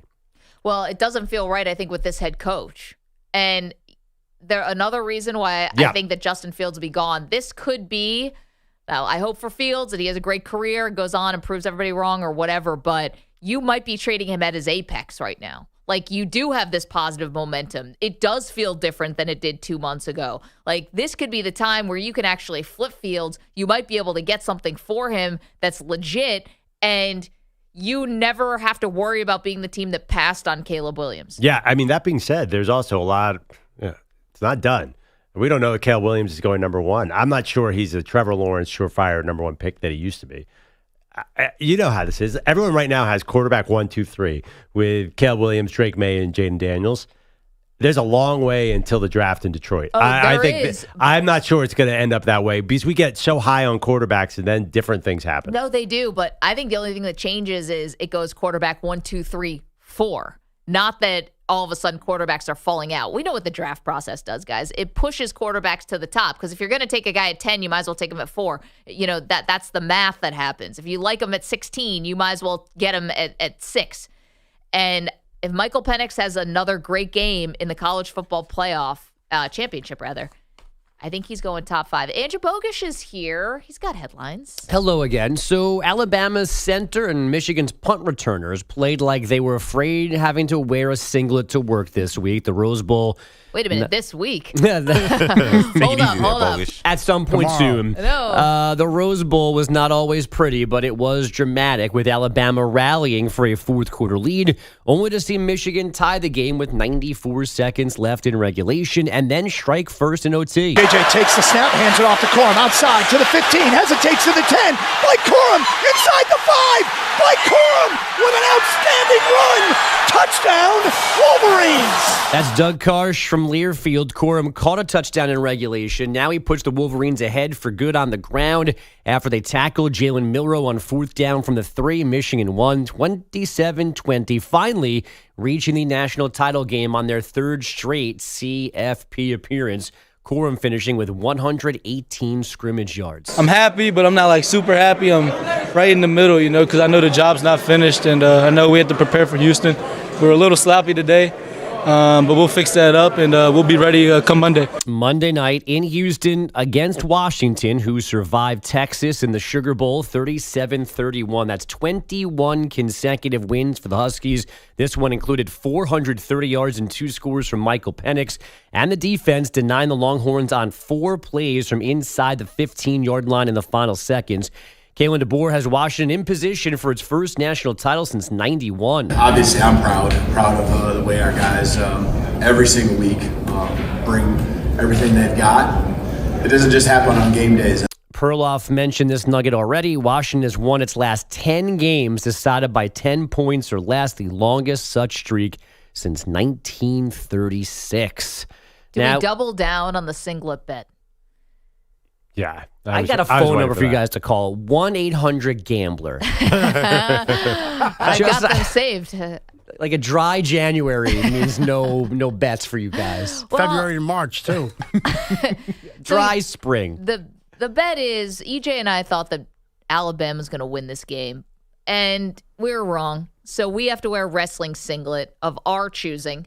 Perloff thought that Michigan would win. He's right, so he doesn't have to wear the wrestling singlet. That's what was on the line, and I'm wondering if maybe there's a double or nothing that I can What is the double or nothing, though? I don't know, something about That's Washington. This is a close cousin of Maggie trying to bet on the Bills with the spread. I'm just, cracking the door open like the Michigan special teams here. I'm sure I would crack down on the hedge from Maggie, but look, I'm trying to get out of this anyway as well, so I'm open to all our opportunities. Yeah, honestly, Bogusch good luck with that, scared me guys. when he's like, "You gotta wear the singlet this week. I got crunches to do, man. I got squats to get to. I gotta get to the gym." Okay, here's the double down. Okay. You have to wear it the whole week. Oh no. Whoa. Ah. Are you guys going to the Super Bowl? Yeah. Yeah. Okay, so I'm not wearing it there. Okay. Because Then you that want would to be know double. why? Here's why. Because last year, when we were in the afternoon slot, quickly, story time, I lost a bet to one of our great friends and callers, Nick in Texas. I lost an Oregon bet, so I had to wear a duck costume. Then we just had the duck costume hanging around. We decided to do something with it. I became the advice duck. People used to send me questions, and I would answer them as the duck. Why a duck? Nobody Who knows. cares? Doesn't matter. We would do it on Fridays. So Super Bowl comes around. What do? Well, you take the duck suit with you to Phoenix is what you do. And then you wear the duck suit on Radio Row. And who walks into the building? Who is it, Doug Williams or something? And it's just like, what is going on? Why is this woman wearing a duck suit? And most of my pride evaporated at that point. So you don't want to double down on if you're wrong again, you wear the leotard at Super Bowl. Keep calling it a Negro. leotard. I know you're Please doing. use singlet. That feels a lot better for my The pride. double down is, do I wear it on Radio Row? Actually, EJ, if you want to dress like a ballerina, I'm there for that too. I'll pass. We'll do Swan Lake. Let me think about that.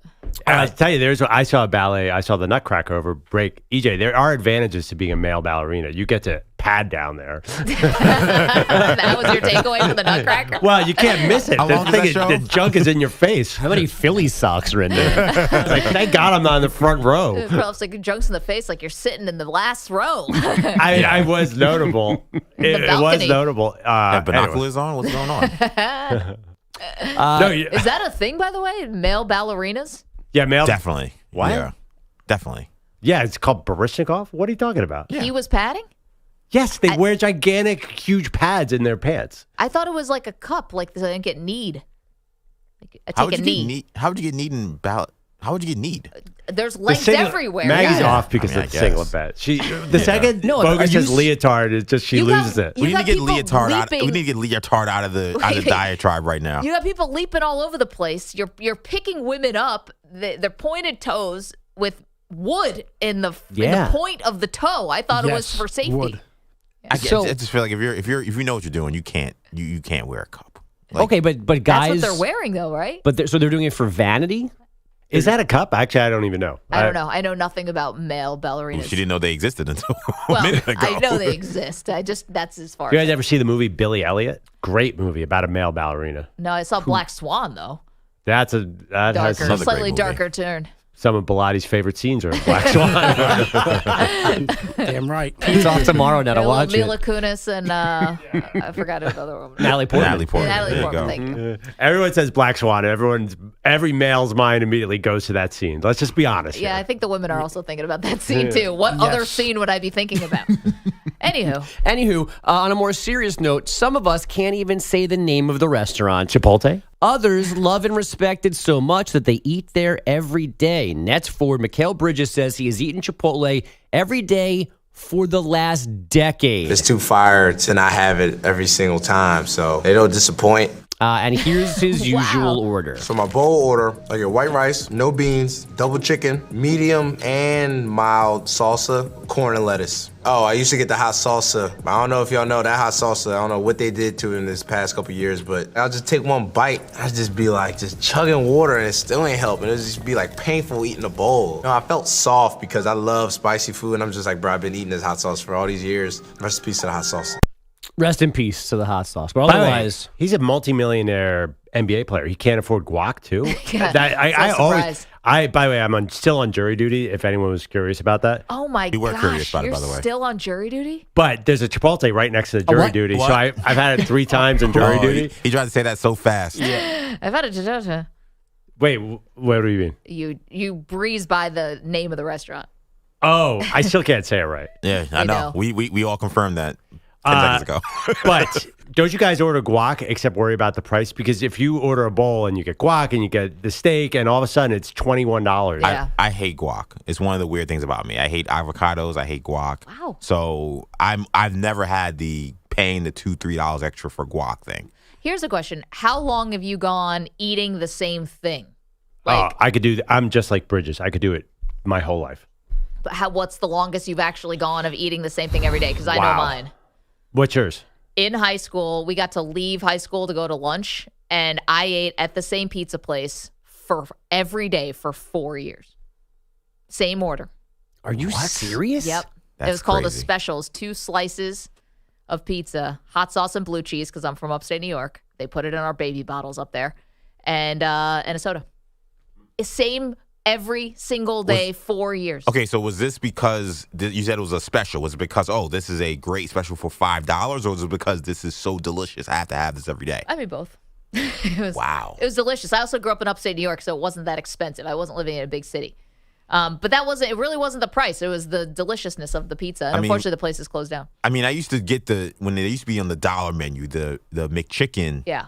was the go-to for the, not having money teenager. But how in many New York days in a City. row did you eat it? I mean, on the worst run, I probably did about 3 or 4 days. I can't see years or months. That's crazy to me. What's a McChicken? It's just a. It's a chicken sandwich. It's a very thin patty because they're not going to give you a lot. But it's a chicken sandwich, lettuce, mayo, toasted bun. That's it. Mayo. Okay, yeah. That sounds and it used to be fire. And then I had a McChicken like, I don't know, 3-4 months ago, similar to Mikal Bridges. I don't know what McDonald's is doing, but they spiked the prices and it don't hit the same. No, unless they want to be a sponsor of the show, in which case we love it. Yes, of course. I'm loving it. Anyone else?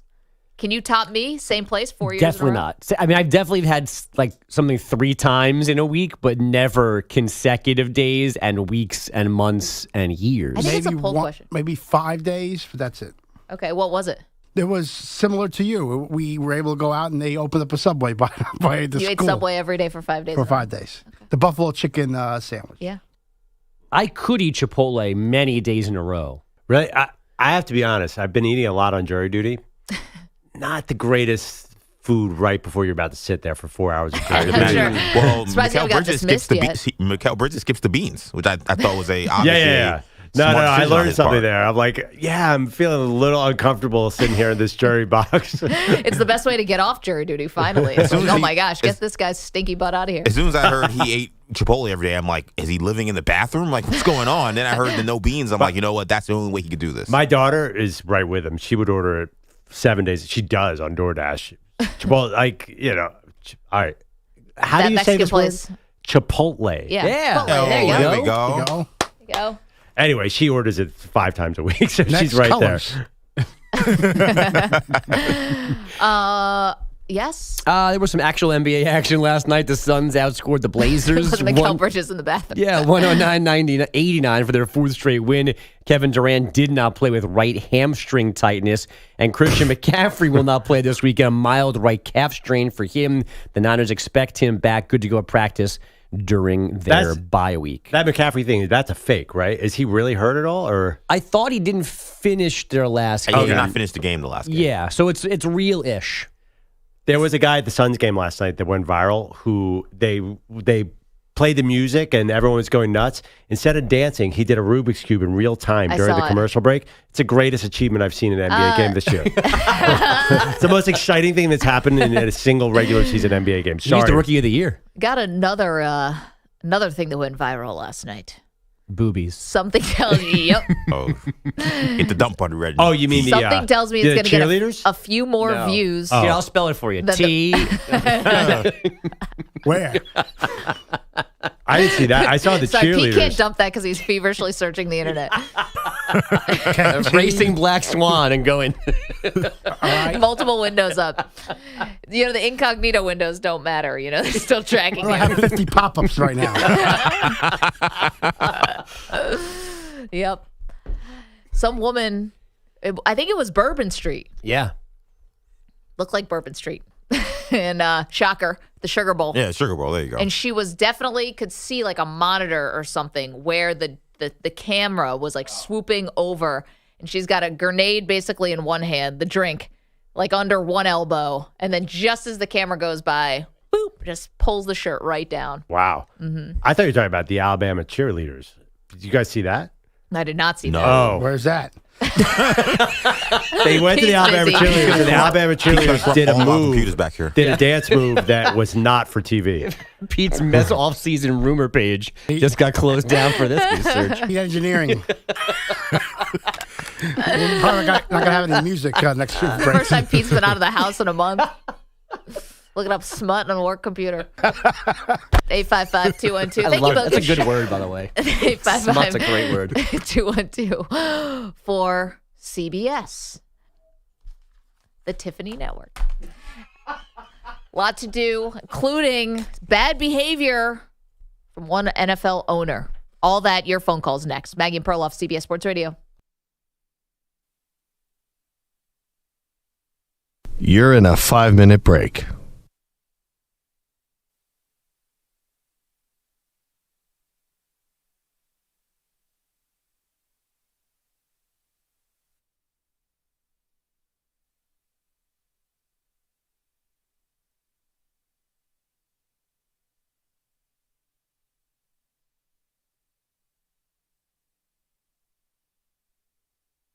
Four minutes, 30 seconds remaining.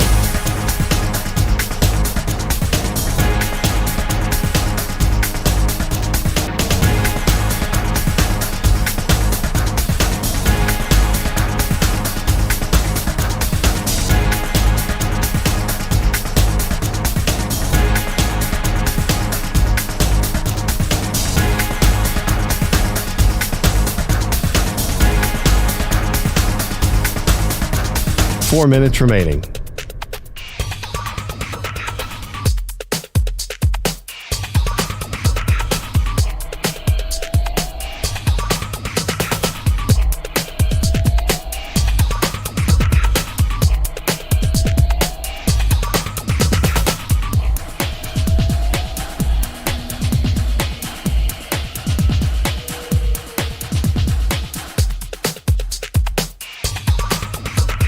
Three minutes, 30 seconds remaining.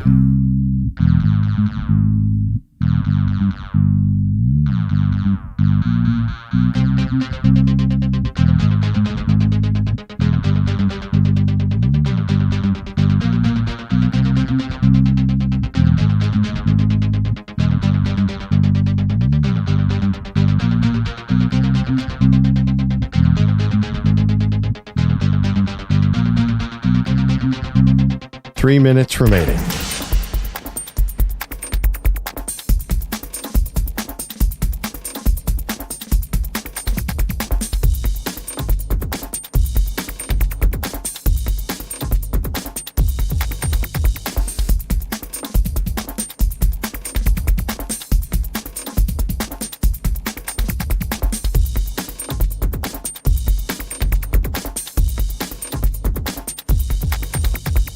2 minutes, 30 seconds remaining.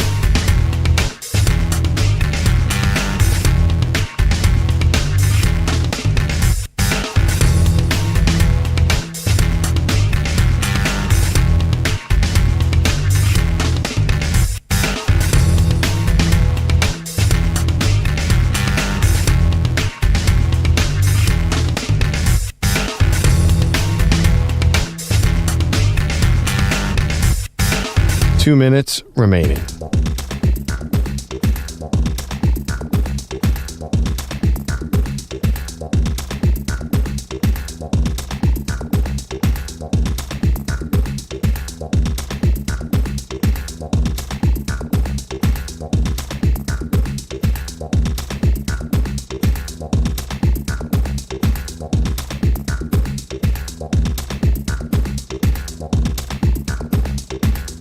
One minute, 30 seconds remaining.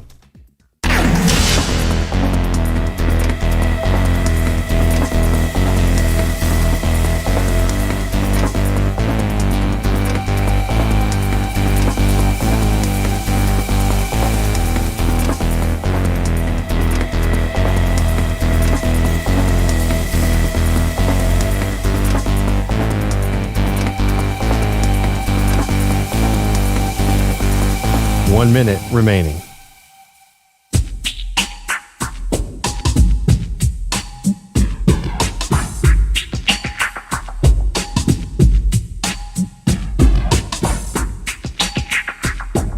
$45 seconds remaining.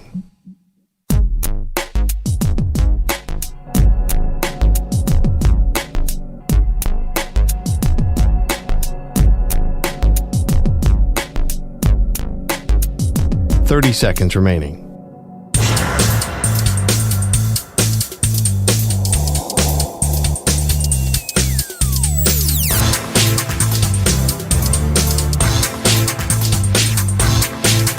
$15 seconds.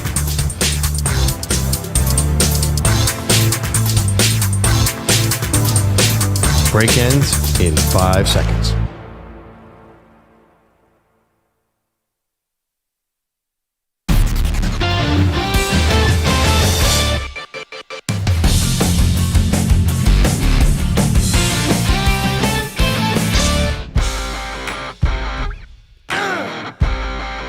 Welcome back, Maggie Gray, Andrew Perloff. In case you're wondering, according to The Athletic and Chase Winovich, remember the linebacker from Michigan?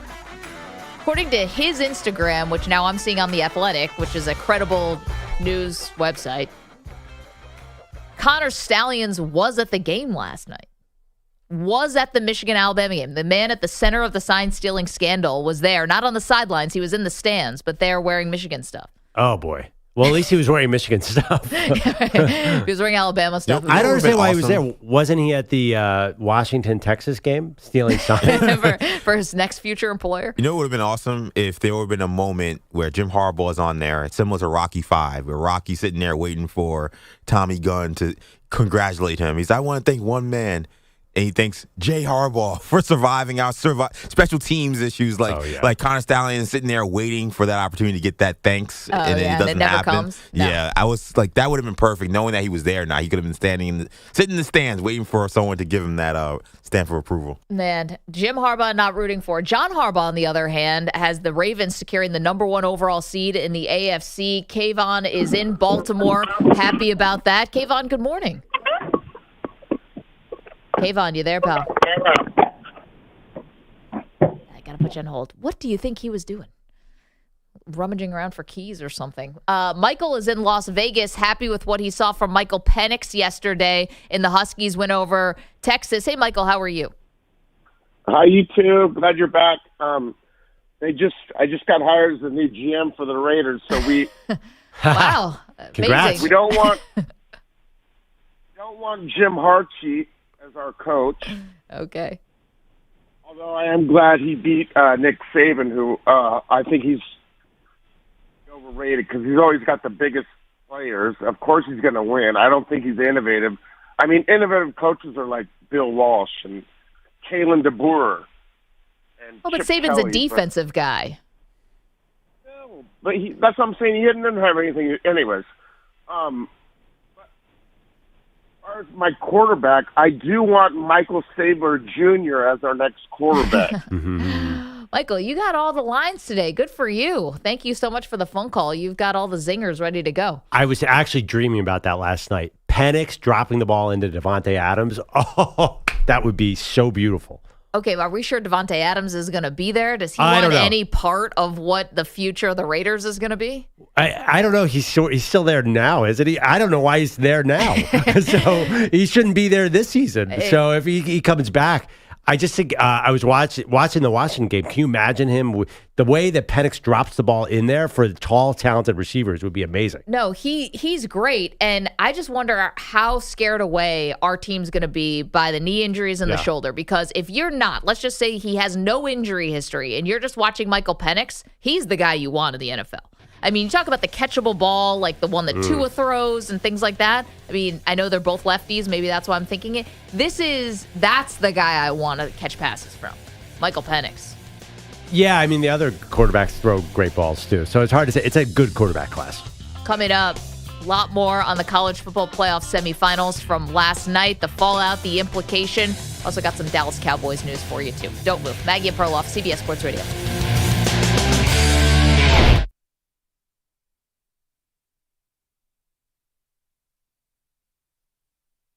You're in a 5-minute break.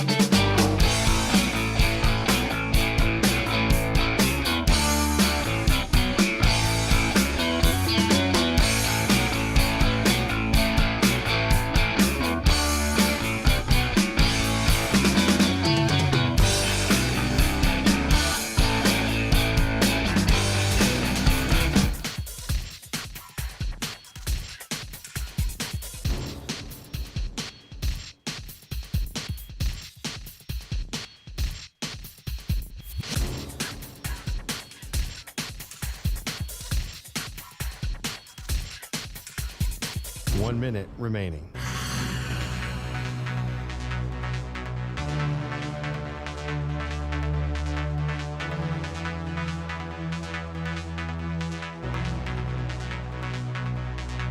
$45 seconds remaining.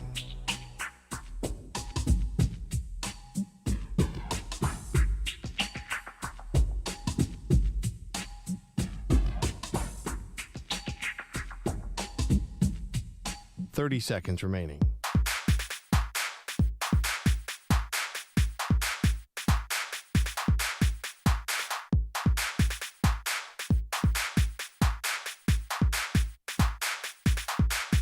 $15 seconds.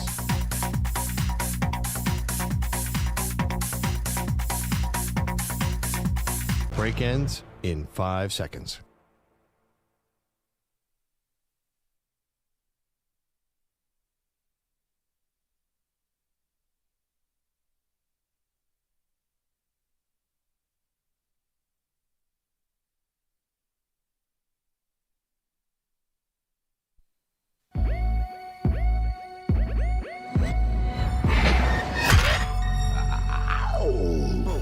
She once fell off a ski lift. He was called in for questioning. They are Maggie and Perloff on CBS Sports Radio. Wild college football playoff semifinals last night. 2 one-score games. Alabama-Michigan goes to overtime where Alabama wins. And, of course, you have Washington and Texas where Texas tries to make a furious comeback in the fourth quarter. It falls just short. Literally 4th and goal with 1 second left, and Washington defends the end zone. They come away as winners. So we get Michigan and we get Washington. The real Hollywood story here is Washington. They are the better story. But Jim Harbaugh and the Michigan Wolverines are going to get all the oxygen because they always do. And it bothers me, Perloff, because Jim Harbaugh has been suspended twice this year. Yep. He has consistently flirted with the NFL. I think he is going to leave for the NFL this offseason. All credit to the players of Michigan. This has nothing to do with them. But we should be more focused on Washington, yet it's going to be the Jim Harbaugh celebration. Forgive me, but that makes me a little sick. Well, the one thing about Jim Harbaugh, the first suspension was for breaking recruiting rules and all these things with the NCAA. Let's be honest about this. If Jim Harbaugh wasn't so adamant about players getting paid, I don't know if the NCAA comes after him. So I think... Well, that was a self-imposed ban, don't forget. Yeah, well, whatever, because NCAA has been trailing them. Honestly, I think people like Harbaugh because he got suspended by the NCAA, because anyone who is a rational football mind dislikes the NCAA. So let's start with that. I mean, they are a corrupt organization, and they're coming after Harbaugh for pushing these rules on sort of practice sites and all this crap. Nobody cares about that. Yeah. Now, sign stealing is legit. I understand. But then again, do we hate Belichick? Yeah, a lot of people call him a cheater even now. Okay, that's a fair point. I mean, but Jim Harbaugh is such a character, and it's going back. Listen, he had that all that happened in San Francisco. Could have been a successful Super Bowl winning coach, but his personality was so abrasive that he sort of got his way out of San Francisco, then was losing at Michigan, was going to be on the hot seat, and came back as now 3 straight college football playoffs. Then last night, they get out there for the college football playoff, and they look like they're not ready at all. No. They basically can't even do the most basic special teams play, come back and win. They're by far more interesting in some weird way. Washington should be a great story, and they are, and they're actually more fun to watch because they're such a high-flying offense.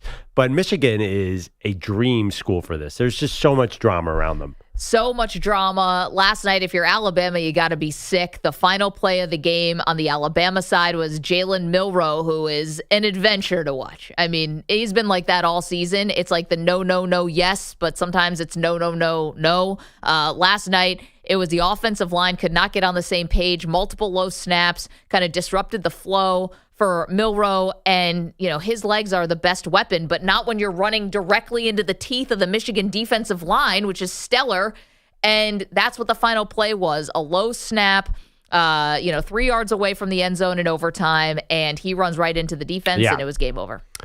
I'm a big Jalen Milroe fan. Yeah. As it was pointed out last night, people who interview him, he's just he's a lot like Bryce Young. Like, he's got 100% Q rating. He's so likable. He's so cool. I'm excited for Jalen Milroe. I hope he comes back. I hope Saban comes back. I think they could be. I mean, they're going to be no lower than 2 coming into next year. They're stacked. they're Alabama, for God's sake. So I think Jalen Milroe is going to come back and have a chance to redeem himself here because you saw Alabama probably should have won that game. They're definitely kicking themselves now. So I hope this is, like Jim Harbaugh, just a chapter in the story and not the end of the story for Jalen Milroe in Alabama. Well, because they're going to be kicking themselves, as you said earlier in the show, for that final series. Oh, they should be. I mean, and Saban, I think that this is going to be it. There's something about this team that I think he felt really overachieved. I mean, hell, they did. You bench Jalen Milroe in September, and now you're in the college football playoff, beating Auburn, beating Georgia. I do think that he believed that maybe this is one of his finest coaching moments, and this could be a ride off into the sunset. He and Belichick both together, these guys who are these great friends, this could be the final seasons for both. I don't know if benching is an appropriate term. I think he did want to give Buckner and Simpson a shot to see, hey, maybe there's lightning in a bottle here. He didn't bench him for poor play. I think it was a three-way battle in August, and he didn't really know who won it. So I think he wanted to see the other guys. Well, okay. I mean, listen. And also, too, I'm sorry, that was not a fine moment for Belichick and Reese, and by any means. I think that was a mistake. It may have been, or whatever you want to call it. I mean, I don't know. When the guy's starting and then he takes a seat, I think that it's a benching. Whatever. I think Saban is being honest when he says that he's more proud of this group than any group he's coached because, yes, they're Alabama, but they were not this juggernaut. I mean, it took the miracle of all miracles to beat Auburn in the Iron Bowl, literally a play called Gravedigger, and then the Georgia game, was great for them. So, to me, you got to be sick because Michigan just consistently left the door open for you to take that game. And all accounts and everything we've seen from Alabama, they take that game. Like when the opponent gives it to you, Alabama usually takes it. And this time they couldn't. So now Michigan moves on. Yeah, I mean, you're right. It's definitely but then again, I understand why Saban was chill afterwards because it really felt like a little bit of kind of house zen. Money. There's nothing more that he can do for the legacy. I mean, the legacy's set. No, I mean, this season was a little bit of house money. I honestly, it doesn't feel like they blew anything. Am I wrong? Maybe yesterday they blew that game they a had little bit. Lead in the fourth quarter. Yeah, they definitely blew that game a little bit, and there's certain moments. But it doesn't feel like this season, like Bryce Young was a Heisman winner, and he didn't get to the title game. I mean, he didn't win the title game. So that was blown. Yeah, but you had a lead with 4 minutes left to go. I mean, yeah, I hear you. Alabama wins that game. I feel like our whole lives with Nick Saban, Alabama generally wins that game. I mean, Alabama had the ball driving up 7 midway through the fourth quarter when Milroe has the fumble. I mean, if they go down and get a field goal, game's over. Yeah. And it looked like that was about to happen. Michigan's defense started to look a little shaky at that point in time. Well, I mean, Michigan turned around and did nothing with that play, though. Yeah, but the momentum from Alabama's offense, they never got back in gear after that fumble. That fumble happened, and that was pretty much the end of Alabama's offense, except for one play that got them, a Milroe run, got them near the goal line in overtime, and then they couldn't get to finish in the end zone. Milroe just continues to go backwards too often. You're watching him play, and he just is retreating. Now, he took 5 sacks in the first half and cleaned that up in the second half. But overall, you feel like Alabama let one slip away because Michigan was basically just holding the door open for them to take it. Now, the flip side, if you want to talk about what people are going to be saying at the water cooler this morning about the Washington-Texas game, I think a lot of fans are going to be saying, if I don't have a quarterback for my NFL team, I want Michael Penix. He has been excellent for most of the season. He throws that beautiful pass.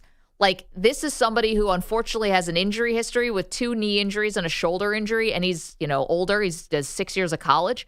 But I think you look at Penix and you think, wow, you start drooling about what he could be at the next level if he can be healthy. Yeah, it reminds me a little of Joe Burrow in the sense that I think Joe Burrow was older, had a mixed career. Penix was actually probably more consistent earlier than Burrow was. He was a star at first.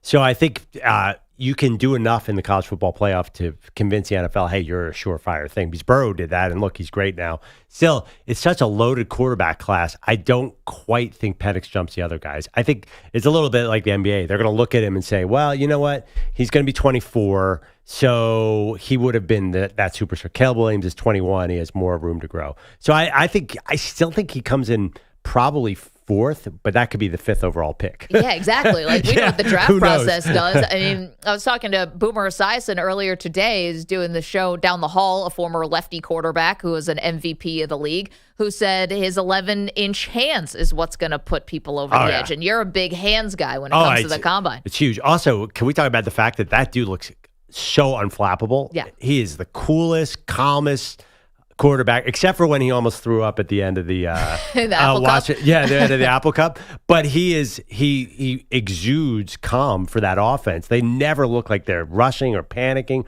or anything, which will be a big factor. They're the underdogs against Michigan, but it's hard to bet against Penix. It feels a little Joe Burrow-ish.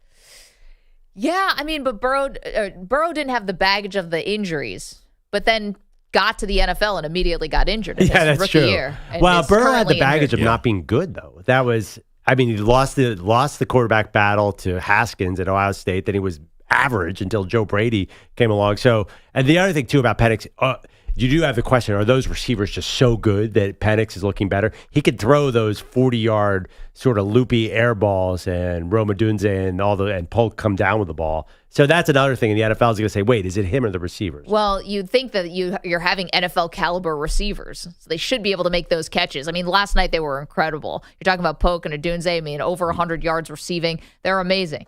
And it's like, do we have to just stop making Washington these underdogs? Have we not learned our lesson here? No. I mean, clearly not, right? Because we're going to talk up Michigan, and it's all going to be about Michigan and Harbaugh and all of that, when I feel like the real story, the really great story, is here staring us in the face. It's the story of Washington. It's the story of, in the last year of the Pac-12, having a team that could win the title here. I mean, what a sad irony, I guess, that would be. Or, I don't know, you're the writer here. You'll probably have a better word than I would for the Pac-12 potentially winning the last college football playoff of 4 teams a year right as the conference gets burnt to dust. It's pure comedy. Isn't it? It's so funny. I mean, it's Pac-12. They're not going away because of the universe. They're going away because of so many incompetent moves over the last 10 years. They deserve every second of this. It is amazing. Yeah, it's some reason you make a great case for Washington, and you're right. We should be rooting for Washington to be the story. I'm sorry. I'm just a sucker. Michigan is the story, and you know it. Come on, Connor Stallions. The dude wear a fake mustache. Meanwhile, dude's at the game yesterday. I mean, just thumb in the nose of everybody who thought that this was a really serious scandal. 855-212-4CBS, 855-212-4227. Sean's our pal in Oregon. Sean, how you doing, pal? Hey, how was your New Year's, everybody? Great. Fantastic. 5 pounds heavier. How about you? It wasn't bad. All games were a little disappointing. And Perloff, America's rooting against Michigan. Thank you. You know, that story, we want to see that. That's great that he makes it to the top because we want to see him lose. Yeah, it's good for ratings. Going to make the fall even sweeter. Sean, thank you. Lost you there. I forget, is Sean an Oregon fan? Oh, yeah. He's a Ducks fan. So, by what you were saying earlier in the show that you think Saban's done. Our buddy Dennis Dodd said if Saban is done, Dan Lanning is the hot prospect. They're going to offer him millions and millions of dollars. And obviously, Bo Doesn't Nix, Oregon pay him millions and millions of dollars? I think Alabama can pay more. And then Bo Nix, of course, played his final game, another bunch of touchdowns. Amazing. Yep. Love Bo Nix. But that feels like a pretty natural transition because Oregon's going to the Big Ten, losing their quarterback. I can see Dan Lanning fitting in very nicely in Alabama. Sorry, Eugene. I love you. No, I know you love him. Listen, maybe this is going to end up making me look real stupid. Wouldn't be the first time. Yeah, we're going to be wearing a wrestling singlet. So I know. And every time you mention it and I mention it or Perloff mentions it, the reality of this just sinks in a little bit more that you and I lost this bet about Michigan. This is not why I'm rooting against them, by the way. I'm not really rooting against them, but I don't think Harbaugh is like this great Hollywood story. But because Michigan won, EJ and I have to wear a wrestling singlet at a to-be-determined date. Dan Lanning did say, I'm staying. Now, many coaches have said that and lied directly into the camera, lied to their players. I don't know why, but I bought it with Lanning. Yeah, it could be. No, absolutely. He's got a great thing going in Oregon. Why would you leave? I love Oregon. If I could coach anywhere, that would be my spot. Well, also, you're going to the Big Ten, but that's like the Big Ten, the SEC, like you're in the top 2 conferences here. And and they're going to 12 teams, so Exactly. you have some breathing room. You don't have to be perfect. Actually, did they get a quarterback? Yeah, they've been all over the transfer portal. I can't remember who they ended up with. But they're going to be fine. I agree with you. There is reason to stay at Oregon, but you got to admit, Alabama, where he was a great recruiter reportedly at Alabama. I don't know. That just makes so much sense. And if Alabama, he would probably be my number 1 choice. So Dylan Gabriel and Dante Moore Yeah, both they're going loaded. to Oregon. Yeah, like yeah. the dudes were doing a great job recruiting Right. at Oregon too. I totally forgot about that. That is a good spot. But then again, Alabama is still Alabama. You know, there's a magic. The Dallas-Cowboys are the sport. So if I'm Dan Lanning and Alabama calls, if Saban calls me personally. That being said, if you want to believe people, there are a lot of people saying Saban is still energized and ready to go. He doesn't look. How old is he? 72? Yeah, something like that. He seems pretty energized to me. He doesn't seem like he's like Bobby Bowden at the end of Florida State. I feel like still has a lot left, and they're going to be really good if he stays. No, I get it. I just got this sort of not last dance vibes with Saban, but I think this could be a natural ending for him just because he's saying he's most proud of this coaching job. Like that and maybe this is BS or coach speak or whatever, but I think this really showed off his coaching chops this year. Yeah. Now, but he's Nick Saban. He has nothing else to do. And next year, it's going to be a lot easier. I mean, you still have Georgia sitting there, but there's nobody. All the other good teams are falling apart.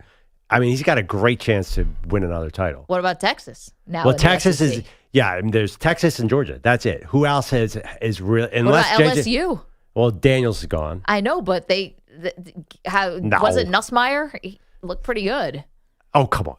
I'm just saying they need to get a better defense. I but just the think, offense I think looks this really year, good. I mean, Ohio State can't find a quarterback. They look terrible in their bowl game. I just think there's a lot of, I think Michigan, if Harbaugh leaves, I just think there's a lot of reasons to look at next year and say, ooh, this is a great chance. They have a lot of good players coming back. I think Nick Saban's an opportunist, and I think he's not going to turn away from this team. 855-212-4CBS. Okay, big takeaways from last night, which is I think Alabama feels pretty sick because they had their shot. Michigan was basically saying, take the game. And when, Perloff says that, Saban, he's correct, felt proud. And you also saying Saban felt very proud of that effort. I mean, he really shouldn't. Let's be real. I mean, Alabama left a lot on the table. They did not execute in the passing game. Once they finally started running the ball, they finally figured the game out. But again, they had the game in their hands and they let it go. To see Saban go up there and say, well, despite all that, I feel proud. That doesn't sound like the heart of a tiger. That doesn't sound like someone who's a lion ready to go out there and rip somebody to shreds again. I mean, the old Nick Saban would have said, we made too many mistakes, we screwed this up, and it's unfortunate, and I'm going to be on these guys' ass all spring about how we messed this up. Right. That Saban we saw yesterday after that loss just isn't the same guy. Again, good, bad, or indifferent. I actually kind of like this Saban, but if there is something afoot in terms of what his future is, that would be my biggest tell, was how he handled that loss and tried to treat it as if this was some, great Moral fairy tale victory. story. It's Alabama. Yeah. They got 5 stars all over the place. I mean, they got NFL players on that defense, and they're giving up late drives to win. They're giving up an easy touchdown in overtime. That was not an effort to be proud of. Wait, you can't snap blame the ball. the defense. But you guys, I feel a show bet coming on. Saban in or out? I think Saban's back. And you guys clearly think he's gone. We just lost an Alabama bet, and now EJ have to wear wrestling singlets during a show.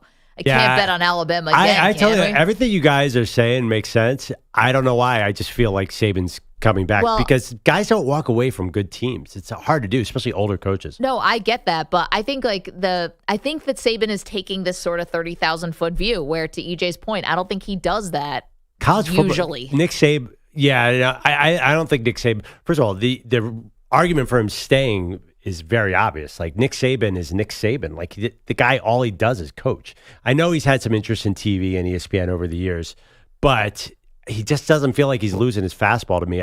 First of all, there was a game about 3 weeks ago where he took a tight end. I thought he was going to punch him. I really thought he was going to punch him. You think he's lost his intensity? I don't see it at all. I think he's still right there. I think there's one thing, though, that we're missing in terms of why he may want to leave. You got the expanded college football playoff. Which Alabama, I think is good, actually. You think that's bad? For him, it is, yeah, because now he's got to win, 3-4 games to win the national championship? This is not – Alabama's had the luxury like they had this year of being Alabama, where they could lose a game, not win their conference. No, they lost those 2 road games last year and got knocked out. No, I know that was last year, but in a lot of these years, they could again not win their conference, not be the number 1 team or whatever, and they find a way to get in because they're Alabama. Well, guess what? Now everybody's going to get in, and then you're going to have to play everybody. And look at these games yesterday. These are 1-score games. Right. You're playing college football games. It's not going to be walkovers. Yeah, well, I think that's attractive anymore. How can you walk away knowing that you would have the postseason? He's going to be sitting on his couch watching Alabama in this 12-team playoff against Missouri and say, "Oh man, I could have been there." No, I think that's attractive to come back for that playoff. It's a much harder road because you're not so. It's a much harder road. They didn't make the Final Four. They didn't make the playoffs the last 2 years. It's a much easier road, at least, to make the postseason. No, but at the same time, Alabama's had a luxury in a lot of these years to only have to win 2 games and not have to go through a gauntlet to get to the national championship game. And in many cases, they were able, again, not to have to win their conference or not have to, they got a lot of situations where they got a lot of home cooking when it came to the rankings. I totally they get benefit of the doubt. I totally disagree with you.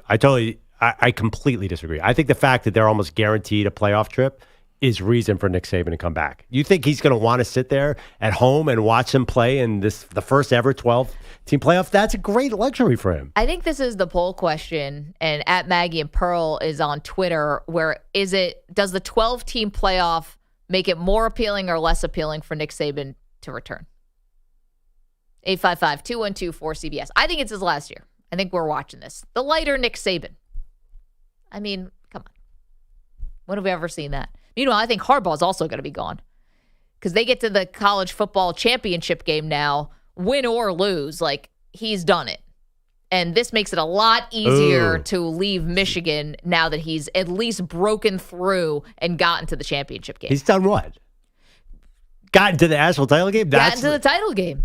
Oh, come on. Couldn't do it the last 3 times. Yeah, but I mean, he's got to win it to complete the mission, right? I don't think so. 855-212-4CBS. Taking your phone calls on the college football playoff semifinals, on the future of the 2 coaches and Harbaugh and Saban. It is Maggie and Perloff, CBS Sports Radio.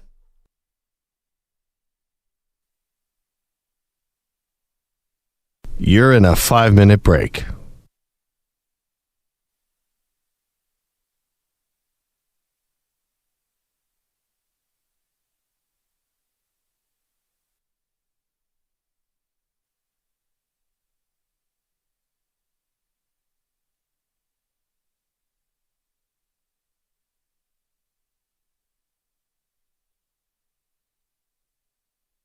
Four minutes, 30 seconds remaining.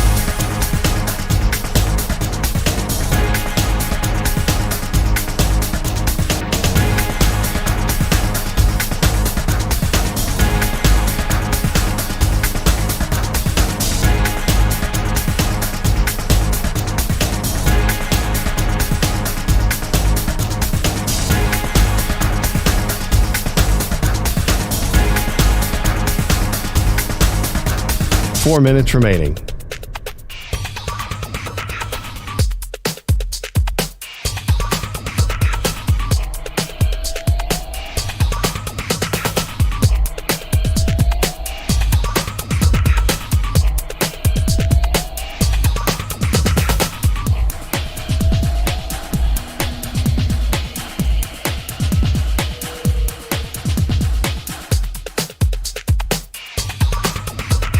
Three minutes, 30 seconds remaining.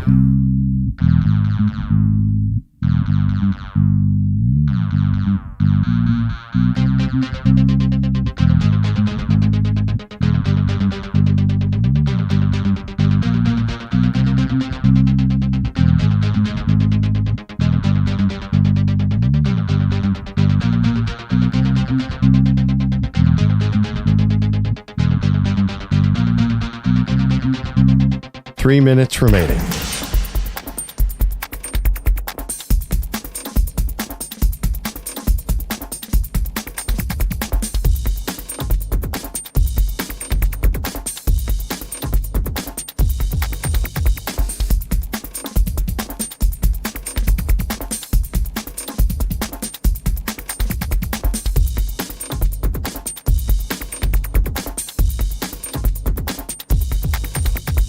Two minutes, 30 seconds remaining.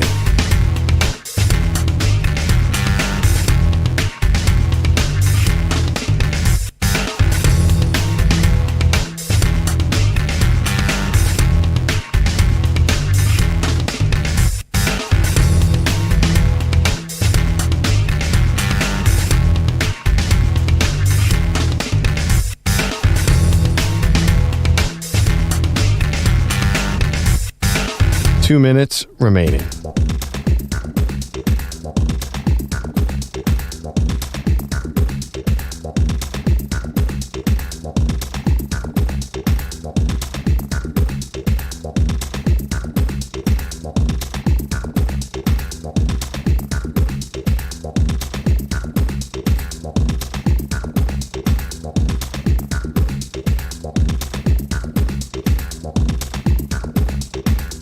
One minute, 30 seconds remaining.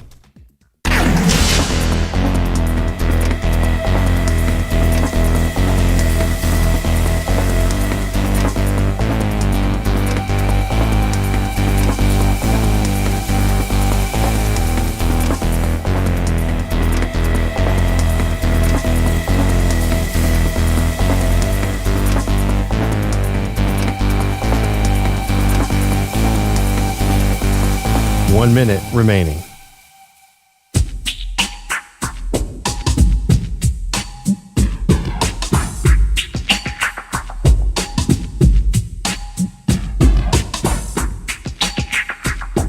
"45 seconds remaining.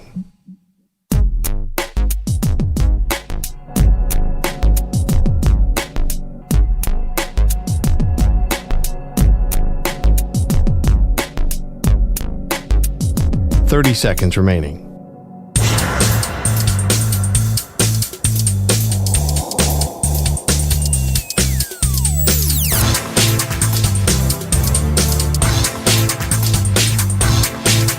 "15 seconds.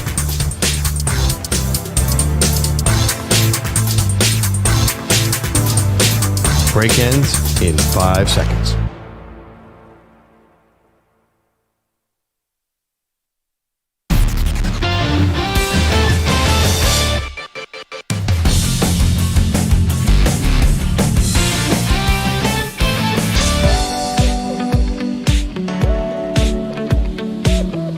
This portion of the show is brought to you by Wesley Financial. Stuck in a timeshare, want out? Contact Wesley Financial Group now and get a free timeshare exit information kit at wesleyfinancialgroup.com. Welcome back to Maggie and Perloff. Maggie and I do not see these coaches on the same page at all. No, I think Nick Saban's coming back, and we just had a pretty intense argument for us. Jim Harbaugh is not satisfied by getting to the national title game. What does that do for your legacy? Jim Harbaugh thinks of him as himself as an all-time coach, like, Bo Schembechler and Woody Hayes and all these guys. He needs to win a title. Who cares about getting to a title game? I think he's been looking for a way out and been flirting with the NFL for the last few seasons. / interviewing. / literally interviewing on National Signing Day and stuff like that at different NFL teams. I think that the NCAA investigation is not complete into the recruiting violations and also the sign stealing scandal. Yep. So he's already served a 6-game suspension this current season, which is why I don't understand how this is like some Hollywood story here with Jim Harbaugh. Like, wow, let's all throw bouquets at his feet. I mean, the guy's been suspended twice this season. Like, the players deserve all the credit. I'm not taking anything away from them, but I don't see this as some great story. The Washington Huskies story is the great story here. No one's throwing bouquets at a coach whose special teams can't catch a punt. I mean, they did not look like a well-coached team yesterday. And your son is the special teams coach. Yeah, no, I don't think Harbaugh. I think everyone was saying, oh, that's interesting and funny that Jim Harbaugh got there. I don't think anyone said, wow, what a great coaching job yesterday. No, but I think that when Michigan turned full heel, there were a lot of people who thought, wow, Jim Harbaugh is getting unfairly sort of singled out here. Doesn't everybody steal signs and all that, and thought it was a little overkill that the Big Ten decided to suspend him for 3 games.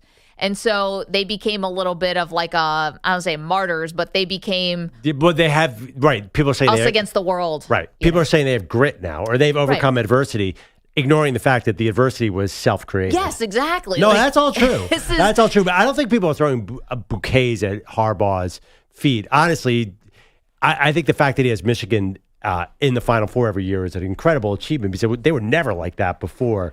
But I just think that he's in his own category. He's eclectic. He's weird. He says things that no other coach says. He's intense.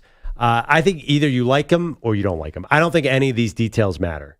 I think him getting to the college football championship game is enough for him to then say, I'm going to go to the NFL. Well, he lost in the Super Bowl when he was the Niners coach. They lost to the Ravens. Yeah. And if he lost his titles game, I don't think he feels satisfied going out on a loss. I think especially if it's a loss like Alabama loss, it'd be quite frustrating. You've kind of convinced me that he's NFL bound. But I do think if they lose this game and J.J. McCarthy says, I want to come back, it's going to at least be tempting to him. Because I think he thinks he can win a national title. And I think he's not going to go to the Chargers or the Raiders and win a Super Bowl anytime soon. I think this is his best shot to come away a champion.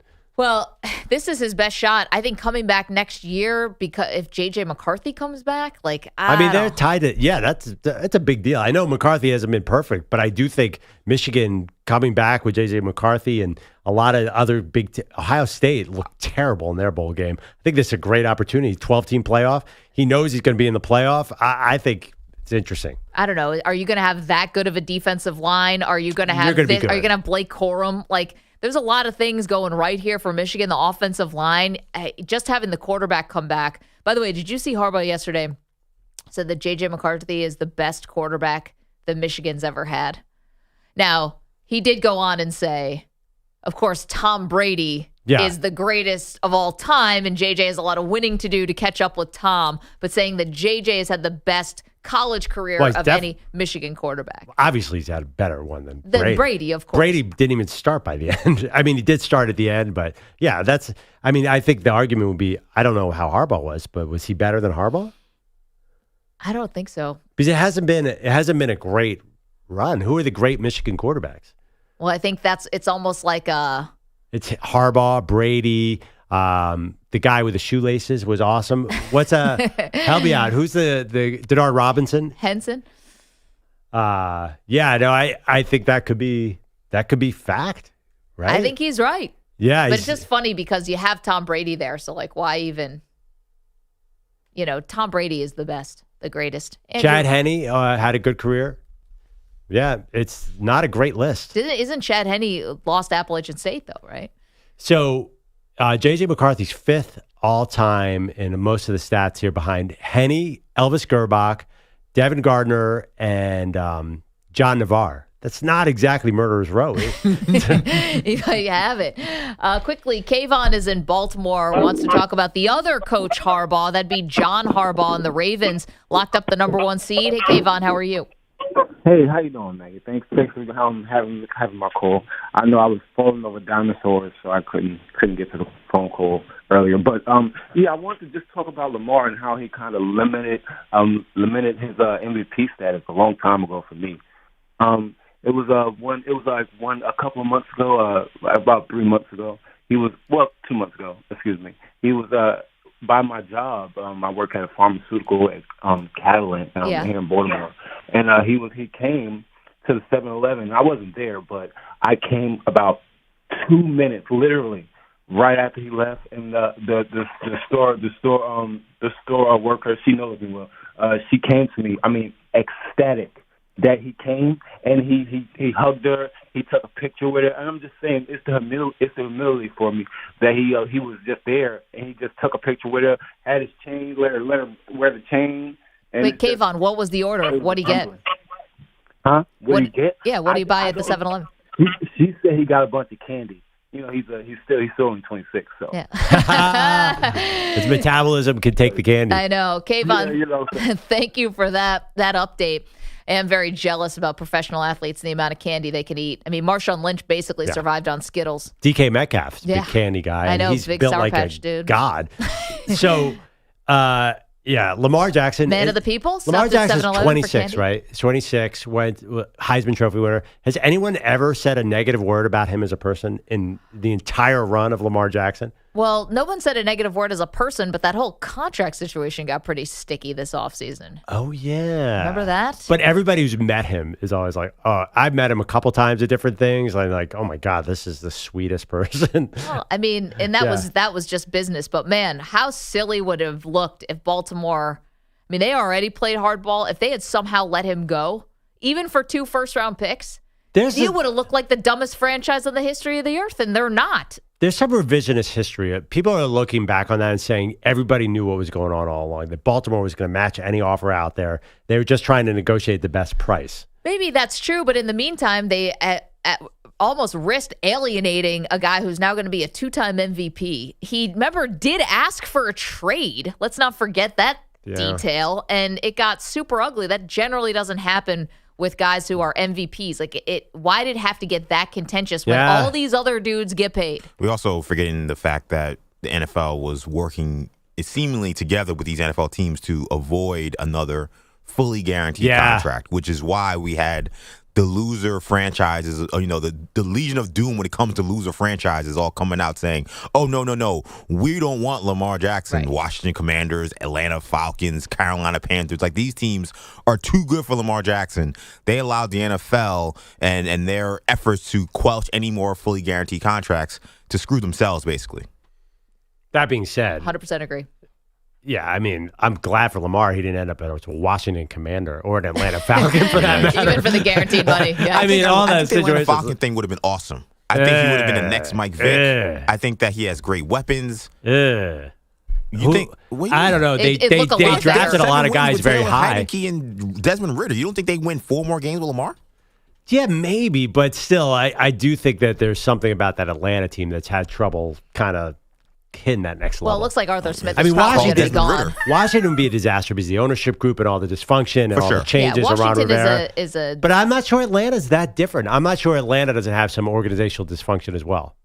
You might be right about that. I mean, Arthur Blank hasn't necessarily been, And just because they draft all these skill positions high up doesn't mean that they have great skill talent. I think there's exactly. I think it looks like a mistake. I mean, we all love Bijan Robinson, but Kyle Pitts too. Kyle Pitts, is he a weapon? He's gonna be gone. But we will never know as long as they have this coach and these scrub quarterbacks. Yeah, I mean, definitely. Honestly, you're absolutely right. They probably win 4 more games with Lamar Jackson, but still, I'm glad he's in Baltimore for him and for the NFL. They are a competent franchise. Andrew Bogusch is here. He's got headlines. Guys, the final few moments of our second CFP semifinal, as tight as the leotards EJ and Maggie have to wear, not this week. Down singlet, not leotard. Down 6. Texas had 4 snaps from inside the Washington 15, but came away empty.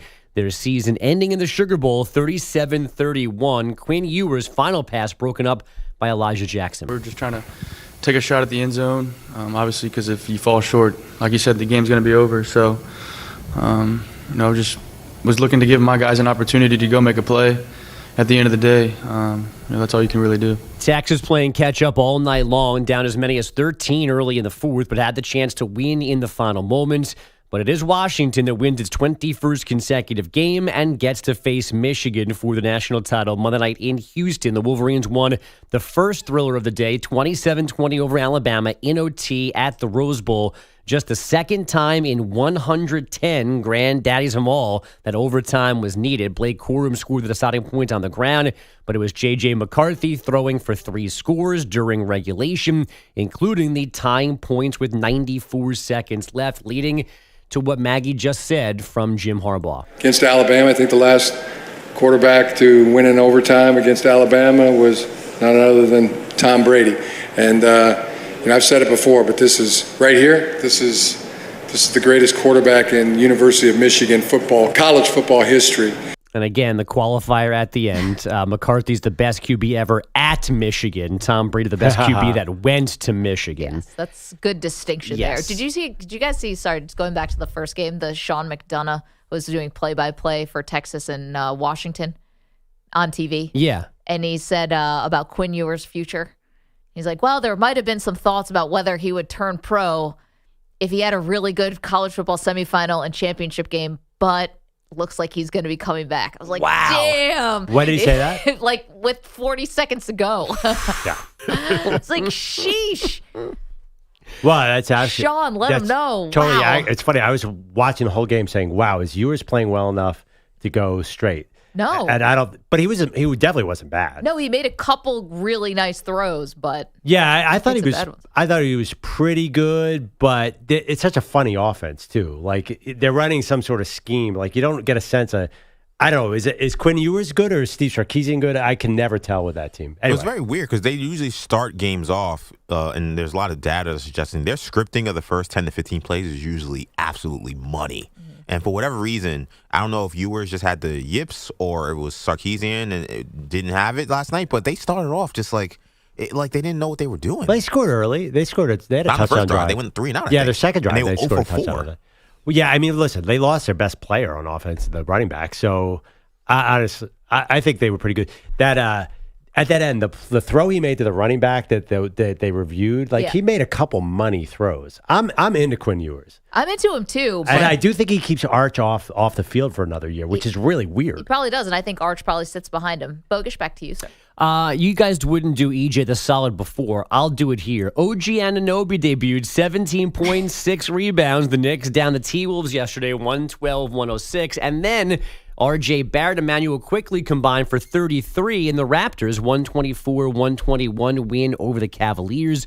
Like the rest of us, Barrett relieved to not be a Knick. Today was a lot of fun, man. Getting a win, and just the way we started the game, lots of energy, carried us out. Throughout the game, they made a push, they made a run, and we were able to stay strong and get the dub. So that was very important. Now, EJ, you hosted yesterday, right? Did you do 3 hours or just 2 on this NBA trade? I actually didn't get to it, and I had it in the rundown. But I mean, look, a lot of people still upset about this Lions-Cowboys refereeing scandal. Oh yeah, we've got updates on that stuff. Yeah, too, so by the way. that was We'll a do lot that of next. it. But, I'm curious because I have always found it very confusing. I think we were arguing in the newsroom about 4 weeks ago, and you're telling me how great RJ Barrett was, and now that he's gone, he's not great anymore. Well, I didn't say he wasn't great. I'm just saying that they got a piece that they will now need eventually to compete in the playoffs.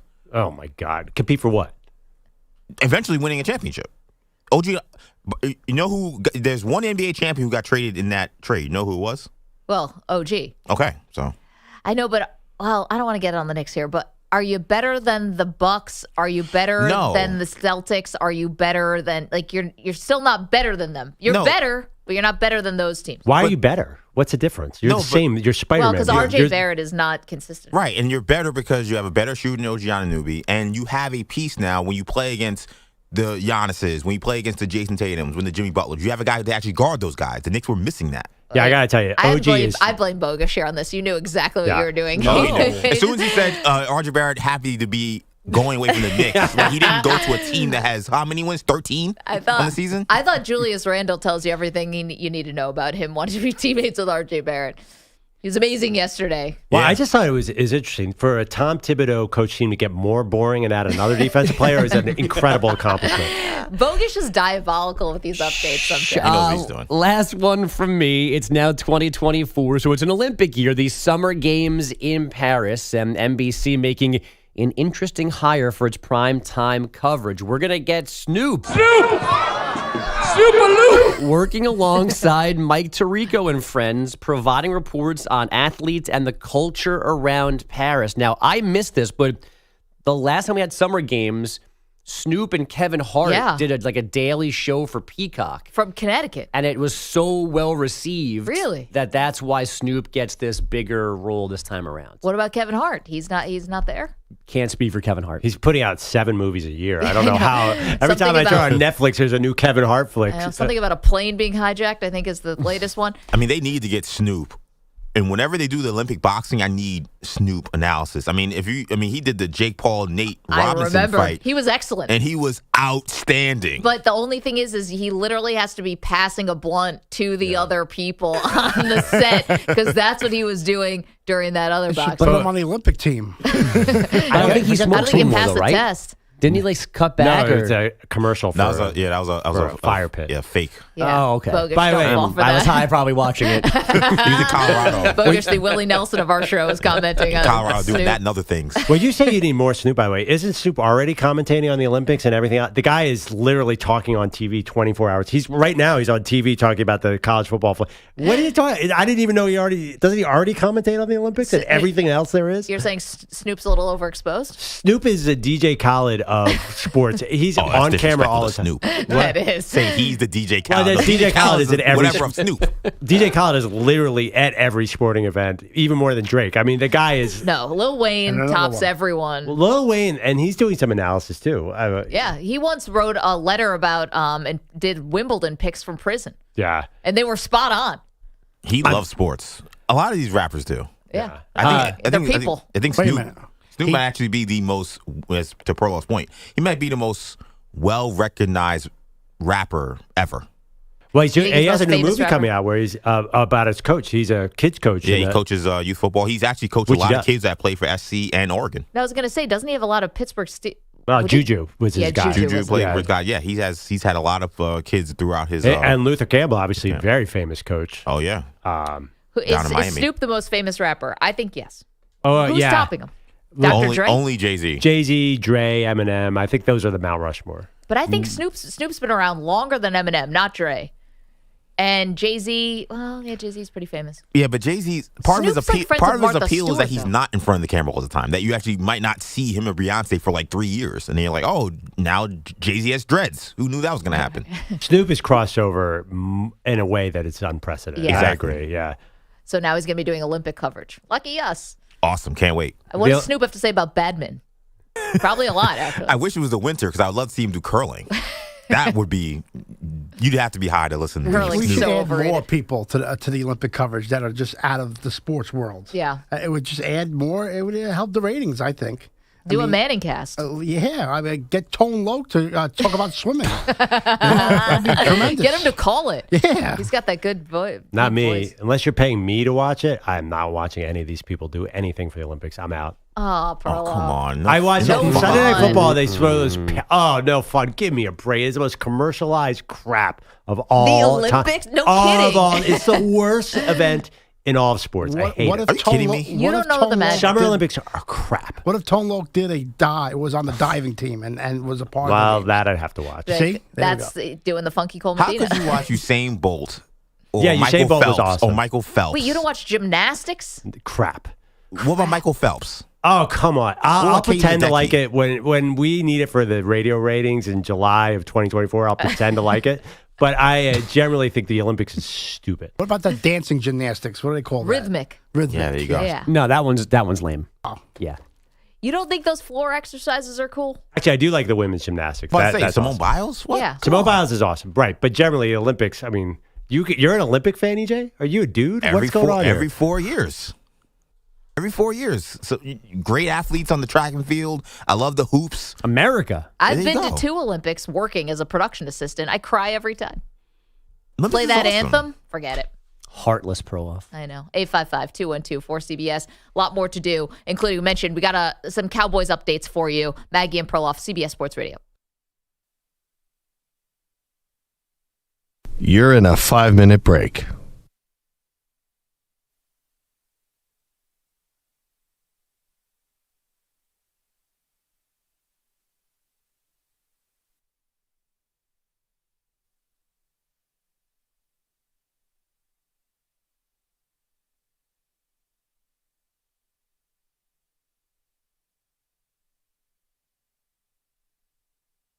Four minutes, 30 seconds remaining.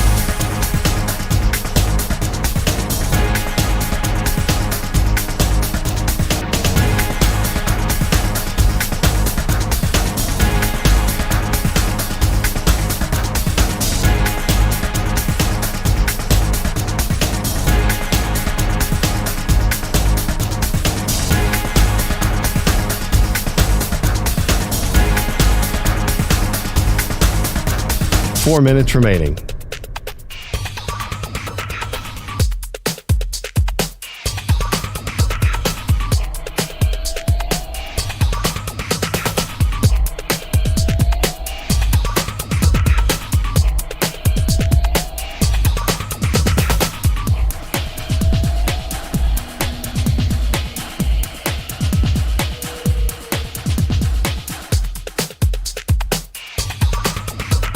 Three minutes, 30 seconds remaining.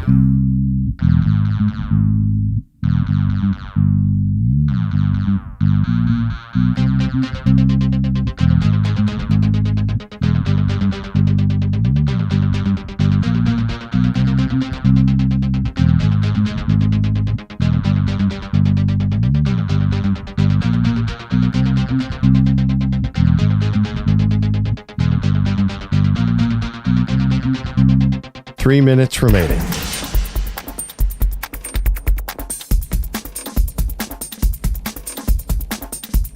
Do another one. Horses. I like this. This is equestrian. This is They call prancing. They call this Prancing. equestrian. By the way, look at that horse. Did you? Oh, the horse crip walking, cuz. You see that? On the set. That's gangsters of up. Hey! Oh, cuz. Oh, look at this, cuz. Oh, come on, man. This horse is off the chain. I gotta get this motherfucker in the video, cuz. Oh, you see? Oh, my God. Snoop said I gotta put the horse in the video. Motherfucker's off the chain. I need that. Horse crip walking is officially in the Olympics. Man, you see that? Play it one more time, man. Gotta see that. The intro walk was play it cold. one more time. Play it one more time so we can see it. West Coast. By the way, how do the horses get to Tokyo? What airline was it? Emirates. They fly That's the horses. expensive. They fly the horses on Emirates? And the athletes on Southwest? You know, the problem is getting bigger and bigger and bigger. Do the horses get medals when they win too, or they don't get medals? That's a good question, Snoop. I've never seen a horse with a medal. Do they? No, it goes to the person on the horse, which should be changed. He ain't did nothing but just sat on the motherfucking went for the ride. Yeah, I didn't see that jockey do any type of crip walk just now. Just stayed on for the ride. Seconds remaining.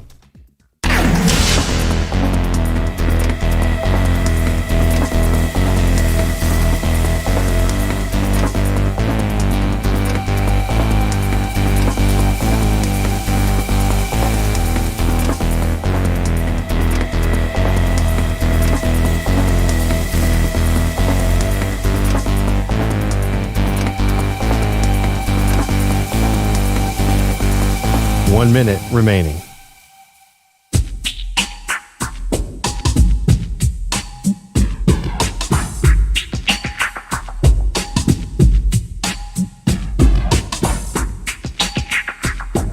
"45 seconds remaining.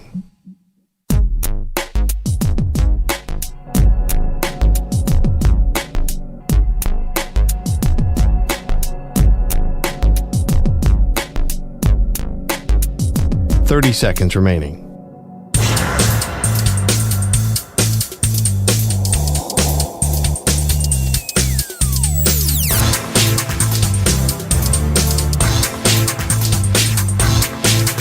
"15 seconds.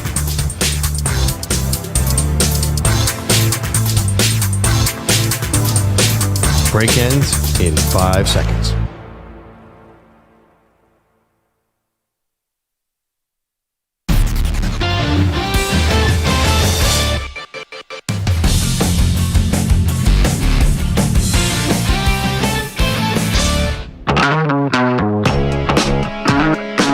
Welcome back, Maggie Gray, Andrew Perloff. We will get to Cowboys news in just a little bit. But so far, crickets from the NFL on Carolina Panthers owner David Tepper, who is in a video that was taken on someone's cell phone, Perloff, where it looks like he throws a drink or whatever the contents of a cup in the face of a fan who may have been heckling him in his owner's suite. Is that bad? That sounds bad. That sounds like the kind of owner behavior you do not want. And this is the NFL where almost anything goes from the owners. You have to really be abhorrent to catch the attention of any NFL fan. And again, like the NFL, this is hard because how do you got to do something to find the owner or whatever, or be a little more transparent about this because it looks like impetuous, just awful behavior.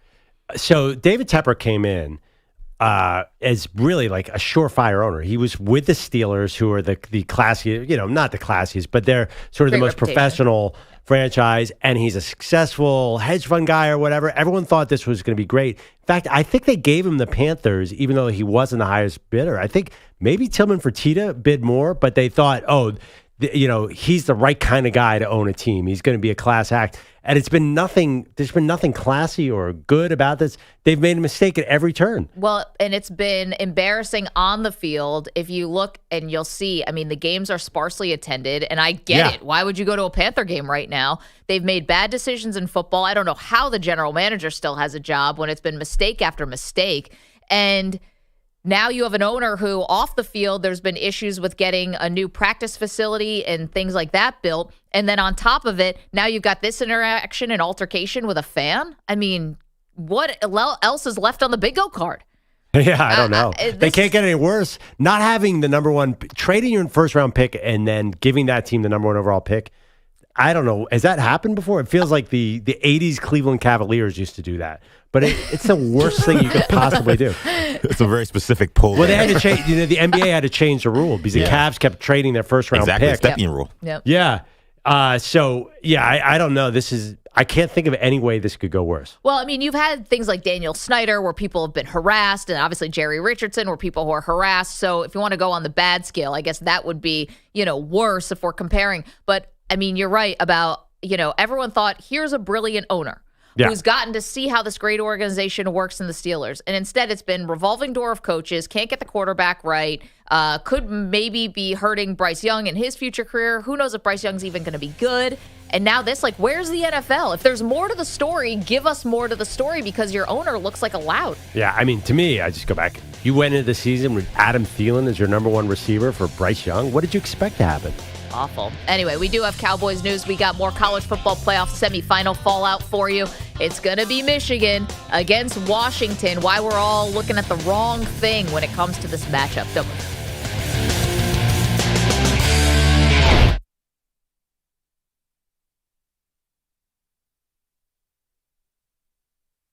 You're in a 5-minute break.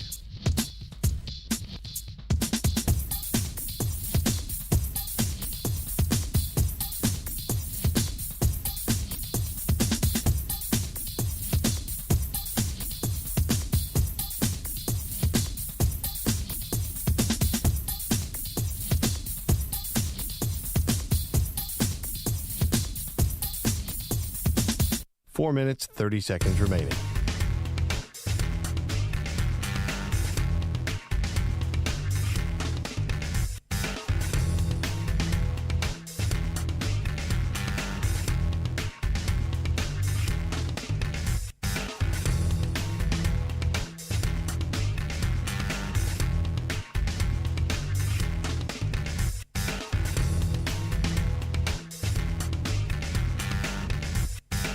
Four minutes remaining.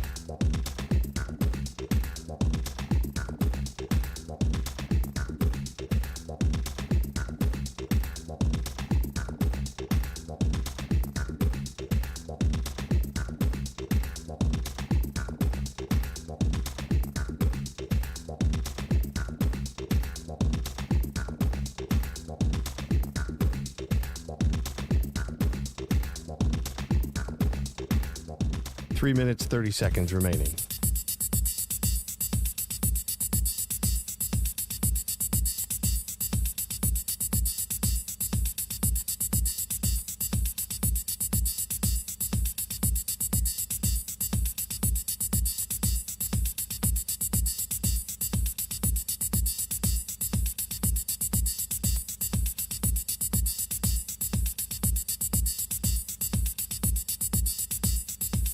Three minutes remaining.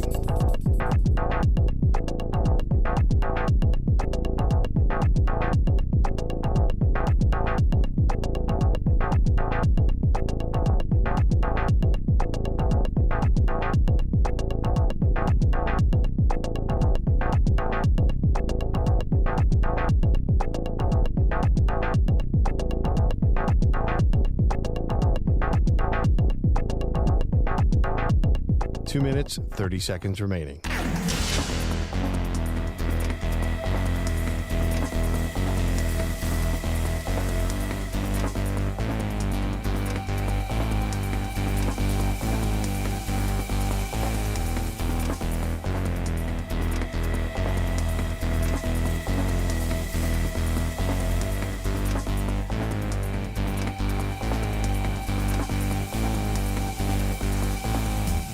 Two minutes remaining.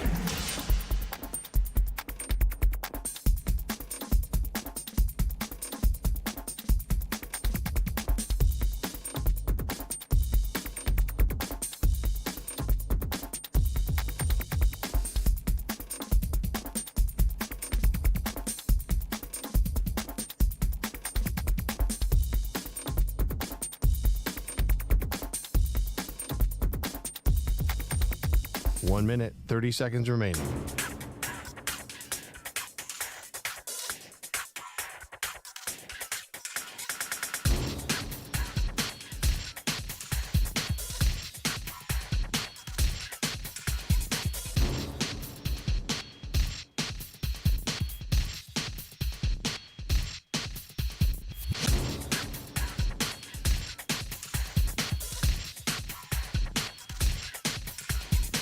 1 minute remaining.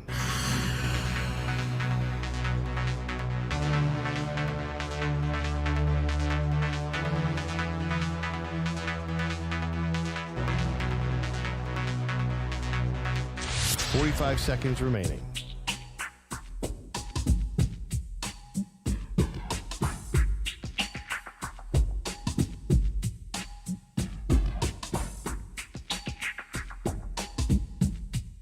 "30 seconds remaining.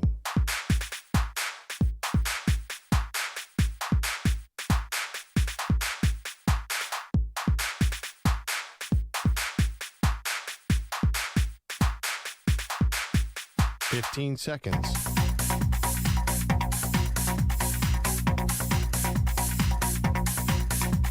Break ends in 5 seconds.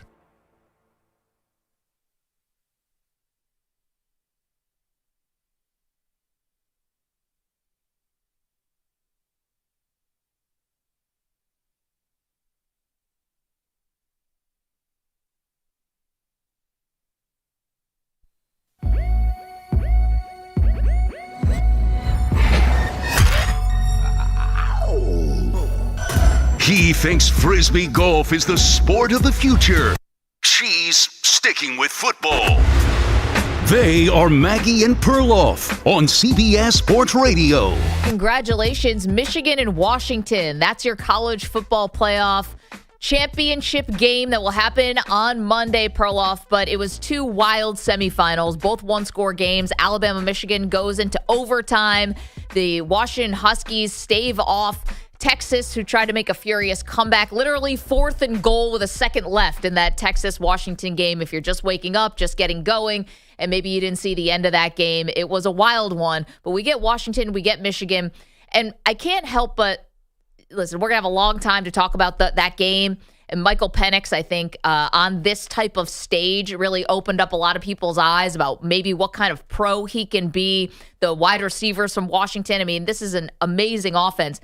I can't help but think, though, to me, the story is Alabama's just got to be killing themselves this morning. Just sick to their stomach this morning. And credit goes to Michigan and their players. But if you're Alabama and you got into this college football semifinal, despite the fact that you did not have this juggernaut of a team, then you have a lead in the fourth quarter, right?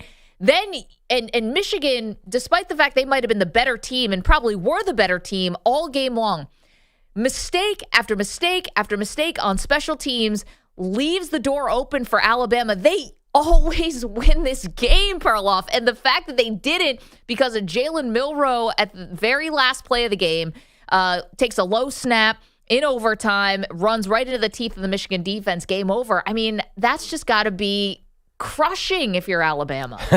Well, yeah, I was just thinking they lost this game last year to LSU. They lost this game to Texas earlier. They lost by 10 to Texas. But regardless, yeah, this I do think I understand. Last night was obviously frustrating, but this year was house money for Alabama. I mean, Bryce Young just went pro. They didn't know who the quarterback was going to be. They're good, and listen, they have pros all over, but some of their better players are younger, and then I don't know. I just, it's not killing me if I'm Alabama. But in this big game, picture, like this in game, this it did game, feel like they had it. They feel, yeah, but you didn't have it. But did they really have it? I mean, it's college football. You saw in the Washington Texas game, it's never over till it's over. So this was a very, once you get into overtime, because of the structure of college football overtime, it is just a coin flip. You never know what's going to happen. I think, but the thing about that last play is, honestly, I think we're focusing too much on that. They had 4 down. They had 1st and goal. Honestly, they should have been running Milroe all 4 times. That was their best play all night. So they waited till the end. They just screwing around. I do think they missed an opportunity, but again, I still think this Alabama team should be proud. I'm like laid back Nick Saban. They should be psyched that they got here. They're a great story. They beat Georgia. It's not an ideal year. That's all well and good leading up to the game, or if you want to talk about that at the porch with Miss Terry, 5 years from now. But in this game, that's got to make you sick because, again, Michigan was and is the better team, and Alabama, had them and had the lead in the fourth quarter, albeit a slim one. Let's hear from Jalen Milroe, the quarterback for Alabama, on losing on that final play. You win some, you lose some. This is all part of the game, you know. With anything, you know, all it came down was fall back to your level of training, and we just failed on that play. That's all it was, you know, because at the end of the day, I just trusted the guys up front for believing in me on the last play to have the ball, and unfortunately, we just missed, and we just didn't get in the end zone. All right. I mean, everyone having a healthy reaction to this, which is Wait, did he just throw his O-line under the bus with that quote? Which, by the way, is actually true. I've watched like 20 replays of the play. He was supposed to go in and then cut left around the guard, but Michigan blew up the entire play, and the snap was low. It wasn't even close. But it's one football play in a whole series of games. That is unlike Jalen Milroe. If you wanted to blame the offensive line, though, you'd be okay and correct in that. I mean, you know, they got pushed around. 5 sacks of Milroe in the first half. Now, some of that's on him because he goes backwards quite a bit trying to make plays. Yeah. But the offensive line, it was like they just met before the game. Well, they've had a month off, so what do you expect? They should have been 2 weeks to prepare. They should have been running because they have this massive offensive line. There was a funny comment during the game. They are bigger than almost any NFL offensive line. They are giant, and there are first-round picks everywhere. They should have been leaning on Michigan and just – I know it might not have looked pretty. I think they should have run the ball because you're right. Jalen Milroe was trying to escape and make plays early on, and they were just moving backwards, blowing opportunities. I agree that Alabama did blow that game, but again, this is not the all-time Alabama team. If they had the Heisman Trophy winner and they had 2 first-round picks, a wide receiver like they did 5 years ago, and they blew this game, then I would feel terrible. But come on, you look at this team and you say, well, that's a team that should win the national title. I'm not sure how that's how we view the Crimson Tide right now. The future of these 2 coaches also very much in doubt, at least in my opinion. I think that Nick Saban, I could see this being his last season because look at how he's talking about this, right? Look at how he's taking this 30,000-foot view, you know, saying that he's more proud of this team, you know, than any other, that they overachieved, like giving himself really a pat on the back for a coaching job, which is not really how we're used to Nick Saban talking about himself, quite frankly. You know, it's more of like, hey, if we don't win, then the season's been a failure. Maybe he doesn't say it in that way because you're not going to do that with young men, you know, or playing college football, but it's not professional sports. But you know what I'm saying? Like, there's a little introspective, a little retrospective. It felt like that was happening all year. There was a lighter touch here to Nick Saban, which I don't think we're used to. And to me, that could signal maybe the end. What more is he going to do to add to his legacy, right? I mean, the guy's already the greatest college football coach ever, and there's a lot of distance between him and the next guy. Yeah, I'm not sure I see it that way. I think he has a great opportunity if he comes back, and I think he's going to probably not want to, you know, he obviously wants to go out with a title. I think this loss, he's going to say, oh, we were so close. Let me try one more time because I have enough talent coming back where I'll be a top 5 team, maybe number 1 coming into next year. So I think that he's going to look at that opportunity. The other thing is, on a week-to-week basis, was it that light of a touch? There are so many games where he was losing his mind this year. Well, because there are a lot of close games against bad teams. Alabama needed a lot of big comebacks to win. Yeah, it was a weird season. Yeah, Auburn. Yeah, I mean, this is not easy. When you're in a battle with a 500 SEC team, I think he was pretty upset. So I don't know. I understand maybe today he looks like he's on his way out, but I think he's going to step back and say, what am I going to do? I'm Nick Saban. The guy doesn't have any hobbies. I mean, watching the Weather Channel and go do TV. Yeah, I don't know. I think he's going to step back and say, Jalen Milroe obviously improved throughout the season. Maybe can improve more. We can accentuate his strengths. Maybe we can improve our play calling a little bit. I think Nick Saban has a lot of reasons to come back. On the flip side, you have Jim Harbaugh, who, to me, is now more gone to the NFL than even before. And that's saying something, considering he's literally been interviewing for NFL jobs the last couple of years. But hired an NFL agent in Don Yee, reportedly, who, represents Sean Payton and stuff like that. And I think just getting to the championship game after Michigan, what do they do? First, they were banging their heads against the wall trying to beat Ohio State. Okay, then they were able to accomplish that. Next, they're beating their heads against the wall trying to make it past the semifinal of the college football playoff. Okay, done that. We'll see what happens in the championship game. I think it's irrelevant because I think that you have so many NFL teams now that are not just looking for coaches, but they're looking for coaches and culture changers. And whatever you think of Jim Harbaugh, and I may think it's weird that he gets like all these, roses thrown at him, no pun intended, when he was suspended for 6 games this year in college. I think he is looked at as a culture builder. Wait, who are these culture builders that they're hiring? Well, I think Bill Belichick Yeah. and Jim Harbaugh are the two guys who are not just like, offensive gurus who we've never seen head coach before, but guys with established pedigrees, clearly Belichick more, but established pedigrees who can turn a franchise like the Chargers or like the Carolina Panthers or something like that. I mean, I think if it's a copycat league, you're looking at Shane Steichen and you're looking at DeMeco Ryans, 38-year-old coordinators is the way I would go. By the way, you mentioned Don Yee, and I was just thinking, so Tom Brady, Don Yee. It was Don Yee basically made a career off Tom Brady. And Jimmy Garoppolo. And Jimmy Had G, them both. ironically. So Tom Brady, I don't know, did that Raiders ownership ever go through?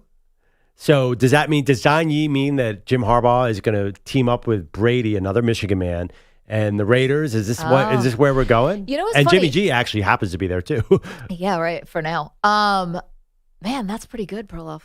I hadn't thought about that. I don't think Brady's ownership actually I don't think they ever signed the dotted line on that. That was sort of left in limbo, right? Because I think was it a violation or they were trying to give Brady, I think, a too good of a price on what the valuation of the Raiders actually is. Yeah, that's a no-no. He has a deal with the Las Vegas Aces, right? But not with the Raiders. But he's still working with the same man in Mark Davis. I think is a very good point Perloff makes about the connection there potentially. No, I mean, here's the thing with Harbaugh, and Harbaugh is a big person. It feels like a John Gruden hire to the Raiders. Are they going to take another swing for a home run like that? Yeah, or they can't help themselves. Or do they keep Antonio Pierce, or they go in a different direction? And the Chargers is another team that you keep hearing with Harbaugh. Is that a great spot for Jim Harbaugh? That's an organization that can't find its way anywhere. Well, but the Justin Herbert aspect of it that's changes true. things. And for the Raiders, I mean, it's still the Raiders, which is still a marquee franchise despite, some of the issues that they've had. And they need a quarterback. It's not a marquee franchise. It's a marquee franchise. Their gear sells well. But, I mean, when's the last time they... Well, yeah, but you know what I mean, too. They have a national following, cult following. Yeah, but they're known as a loser franchise right now, in a sense. I still am a fan, but they've been very bad for a long. When's the last time that they were a real threat to win the Super Bowl? It was Rich Gannon. Yeah, I was going to say the early 2000s. We have poll results, EJ. Yeah, we asked a very interesting question because I made the point earlier that I thought 12-team playoff may make it less appealing for Nick Saban to return to Alabama as we talk about whether or not this is his last dance. Right, is a 12-team playoff next year, does that make the road easier or harder for Nick Saban to win another title? Easier to get into the playoff, but potentially harder to win it because more roadblocks on the way. Well, the question was not whether they win a title, but will it make him want to come back or not? Because my take was it will kill him to be sitting there on the sideline watching them ease into the playoffs and not get a chance to coach in that playoff. So these poll results are very interesting. You're at 49.1% who say that it is more appealing that the playoff is expanding and that Nick Saban would want to stay in Alabama. 50.9% say it is less appealing that the playoff is going to 12 teams for Nick Saban. So it is essentially almost a 50-50 split. Let's get Steve Karnacki in here to break down the numbers. Cobb County. I think any coach is going to like this expansion. Who wouldn't? I mean, everyone's going to get a raise because of this playoff. I think you're underestimating this whether it's true or not. There's a perception that when you're Alabama, you're born on third base. And you start the season off ranked high. As long as you're playing okay, you'll be ranked high by the time the college football playoffs come out. And that they're going to, even again, perception true or untrue, that they're going to get in almost no matter what. But 2 years ago, look at 2 years. I mean, they lost on the road to a red-hot Hendon Hooker. And but they shouldn't have made it 2 years ago. They didn't deserve it. They were better. They were a better team 2 years ago. No, but they lost 2 games. Yes, on the road, one in overtime to LSU. They had no case as a 2-loss team. No, and to a really good Tennessee team. I know. They didn't have a good case, but listen, that's what I'm saying. They didn't get the benefit of the doubt. They could have easily snuck in over Ohio State. This year they did. And they could have snuck in over Ohio State last year, and they didn't. I don't think Nick Saban would get the benefit of that anymore. And also think how hard Saban was out lobbying for them to make it in as a 2-loss team. He knows, it's like there's an idea that he knows he can put his thumb on the scale to get them over the hump like he did this year. So I think when we talk about this 12-team playoff, if you're Nick Saban, you don't have that built-in advantage. Everybody's going to get in. And now you're not talking about one win, now you're in national championship. Now you're talking about maybe 3 wins to win a national championship. That's totally different. But who would they have had to beat in the first matchup? They were the 4 team this year. They would have beat. They couldn't beat Auburn. But here's the thing. They would have had Penn State. They would have robbed Penn State. First thing, Arkansas. It would have been it's an 8-game, right? SEC schedule now. Might go to 9 if the network can pony up a little bit more money. So you could, if say ESPN does pony up for that, then you're going to a 9-game SEC schedule and a college football playoff. I mean, it's a gauntlet. Oh, come on. Even if you're Alabama. No, but the gauntlet gets easier because you're guaranteed a playoff spot. But I think that what I think you're missing is this idea that if you're not in one of those top 4 teams, which if you're saying that, okay, Saban sometimes not getting the benefit of the doubt, this idea that Saban today can sit here and say, oh, we lost in the national semifinal. Oh, well, it wasn't so bad.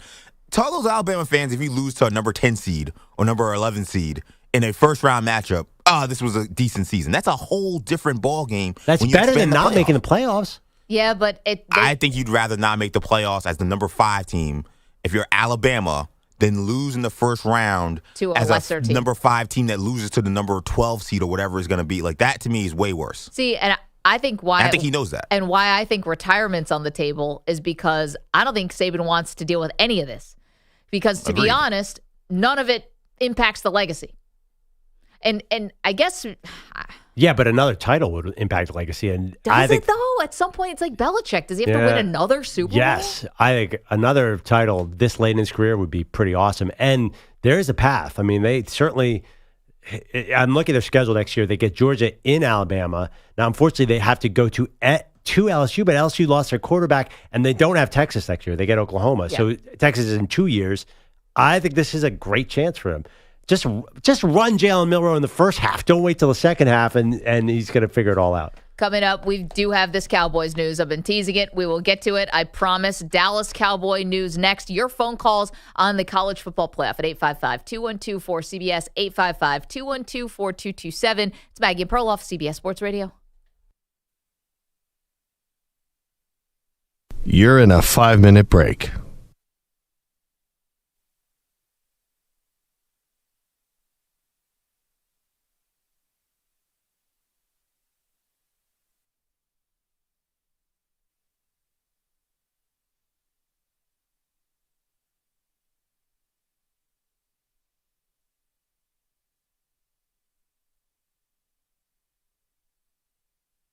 Four minutes, 30 seconds remaining.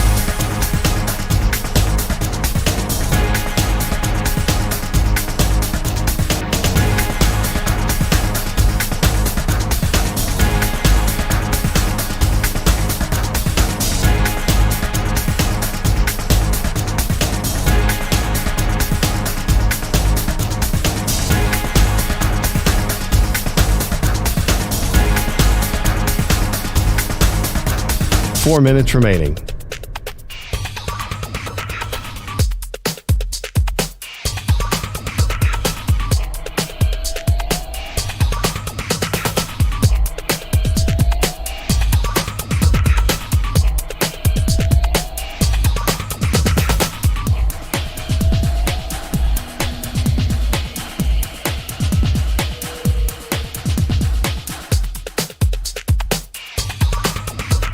Three minutes, 30 seconds remaining.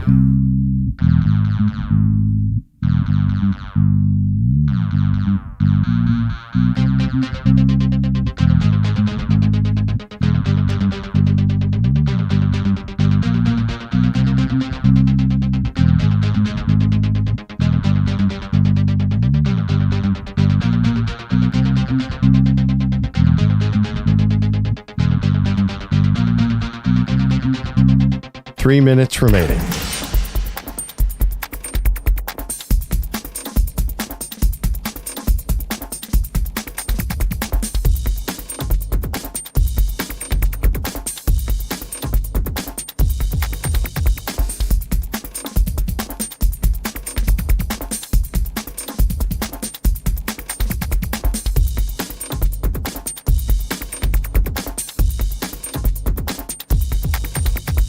Two minutes, 30 seconds remaining.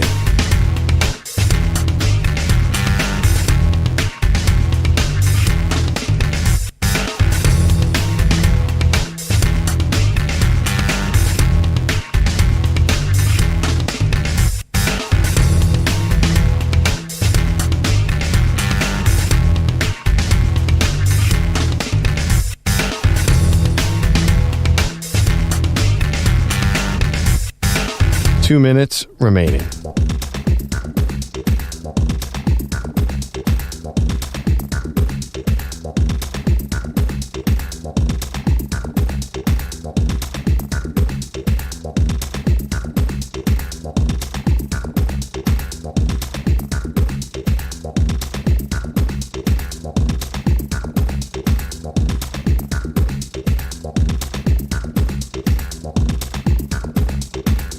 One minute, 30 seconds remaining.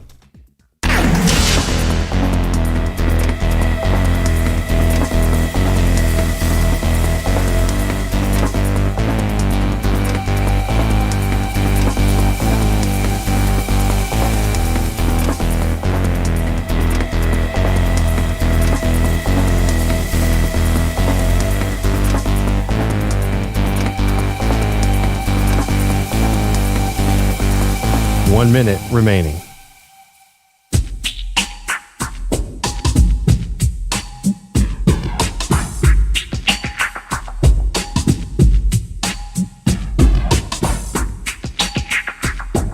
"45 seconds remaining.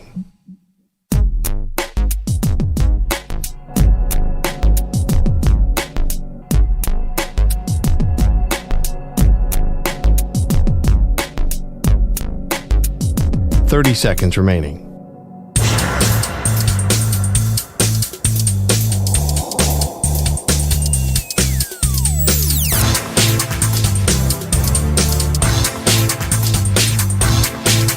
"15 seconds.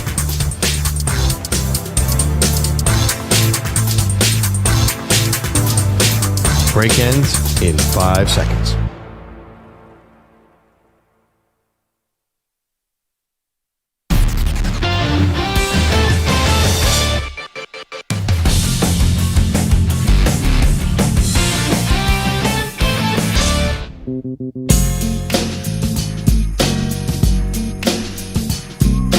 Welcome back to Maggie and Perloff. I am old enough to remember when Dak Prescott was an MVP candidate. Now, the Cowboys, I can't even remember. There's 2 games over our break, 2 night games, one against Miami, one against Detroit. They both came down to the end, and I can't remember which one the Cowboys won. The controversial one is the one they won, which was the game against the Detroit Lions. Let's do our Cowboy quiz.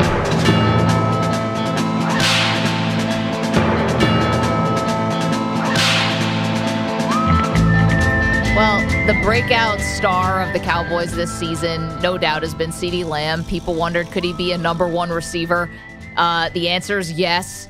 He's the Cowboys' entire offense, basically. He's all-time best season by a Cowboys receiver. Congrats. And that mark got set in that very controversial game against the Detroit Lions with Michael Irvin in the house, the record he broke. He was drug tested on, what was it, Monday? No, Sunday, pardon me. Drug tested. No, this is just him, I think. I think he's just that good. That's your Cowboy Quickie. But obviously that's not all that happened in this game. Well, okay. I understand that. Wait, we'll talk about the what looked like the blown call by the officials on what the report. Looked like what was the blown call. Yeah, but that I think there's still an argument that they didn't call it properly. There were 2 linemen who came. Anyway, before we get into that, for Dan Campbell to go for it on 4th and 7 after the penalty, so they score a touchdown, then they call an illegal formation. You mean the 2-point conversion? It's the 2-point conversion. It was 20-19 Cowboys. They hit the 2-point conversion, but they call it back because of an illegal formation. So it's 4th and 7. Dan Campbell goes for it again. Why are you going for it on 4th and 7? If this wasn't Dan Campbell and he wasn't eating kneecaps and everyone didn't love him, if this was, let me say, Nathaniel Hackett, 4th and 7, you kick the extra point and you go to overtime. What are you doing? Well, if it's Nathaniel Hackett, I don't know how a team's getting to 11 wins with that guy. He is a disaster. 20-something points. But my point is, at what point, what was it? Is it 4th and 20? Are they still going to go for it? Why did he just kick the extra point? Okay, so yes, I get that, but this is the ethos of the Detroit Lions now. This is not just Dan Campbell, deciding, hey, in this game, we're going to be aggressive. this is it. This But is it's the fourth and mindset. 7. Why don't you just kick the extra point? You just got a penalty. Every other coach would have done that, and I don't think people are killing him for that, and I think they should be. Well, they're not killing him for that because they're too busy killing the officials for the multiple blown calls that happened in this game. Now, one that went against the Detroit Lions, went against the Dallas Cowboys, with Hendershot getting called for tripping when it was actually Aiden Hutchinson, and they messed that up. This is a way that the Cowboys could have run out the clock. You wouldn't even needed this drama of the last-minute potential comeback from the Detroit Lions. And then, obviously, technically it was called illegal touching, right? Because the offensive lineman didn't declare himself eligible to referee Brad Allen. And to me, here's the thing about these referees. I do not blame the Detroit Lions one bit for trying to be deceptive when running this play. We're talking about professional football here where the margins are so thin. Of course you're going to try to be deceptive. That's the point. You're doing a trick play to an offensive lineman. Yes, you want to try to confuse the other team so they don't know which potential offensive lineman they have to cover. That's the point of it. That's why multiple guys went over to the referee. For the referee to not make sure they get it right in an untimed down, in an untimed play, to me is unconscionable. And furthermore, this is what could end up being I don't say downfall of the NFL, because I don't want to get too ahead over my skis here. But the NFL has such a head start and a lead over all the other sports in this country.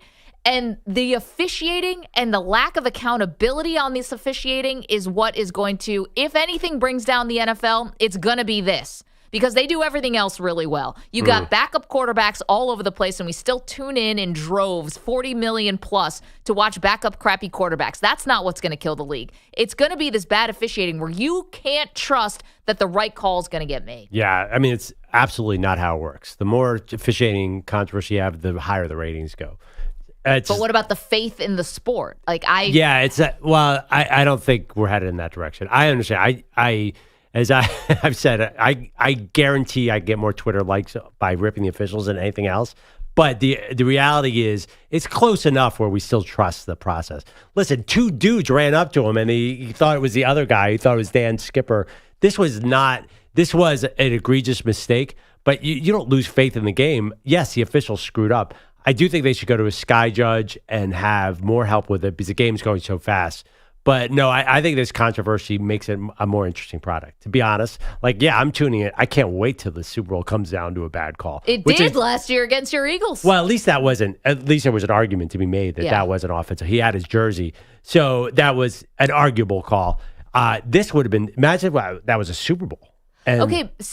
Okay, you're right, where the James Bradbury defensive pass interference, even you as an Eagles fan will let that go because it's made in the moment and he did tug the jersey a little bit. Yeah, and he said I did it. Okay, so that's actually something that happens in the heat of the play, right? Where you have all-time elite athletes going at it and a referee has to make a judgment call. Snap judgment, right. Okay. This is procedural. If anything, the referees have to be buttoned up on this more than anything. And you're going to penalize the Detroit Lions because they were deceptive? That is beyond me.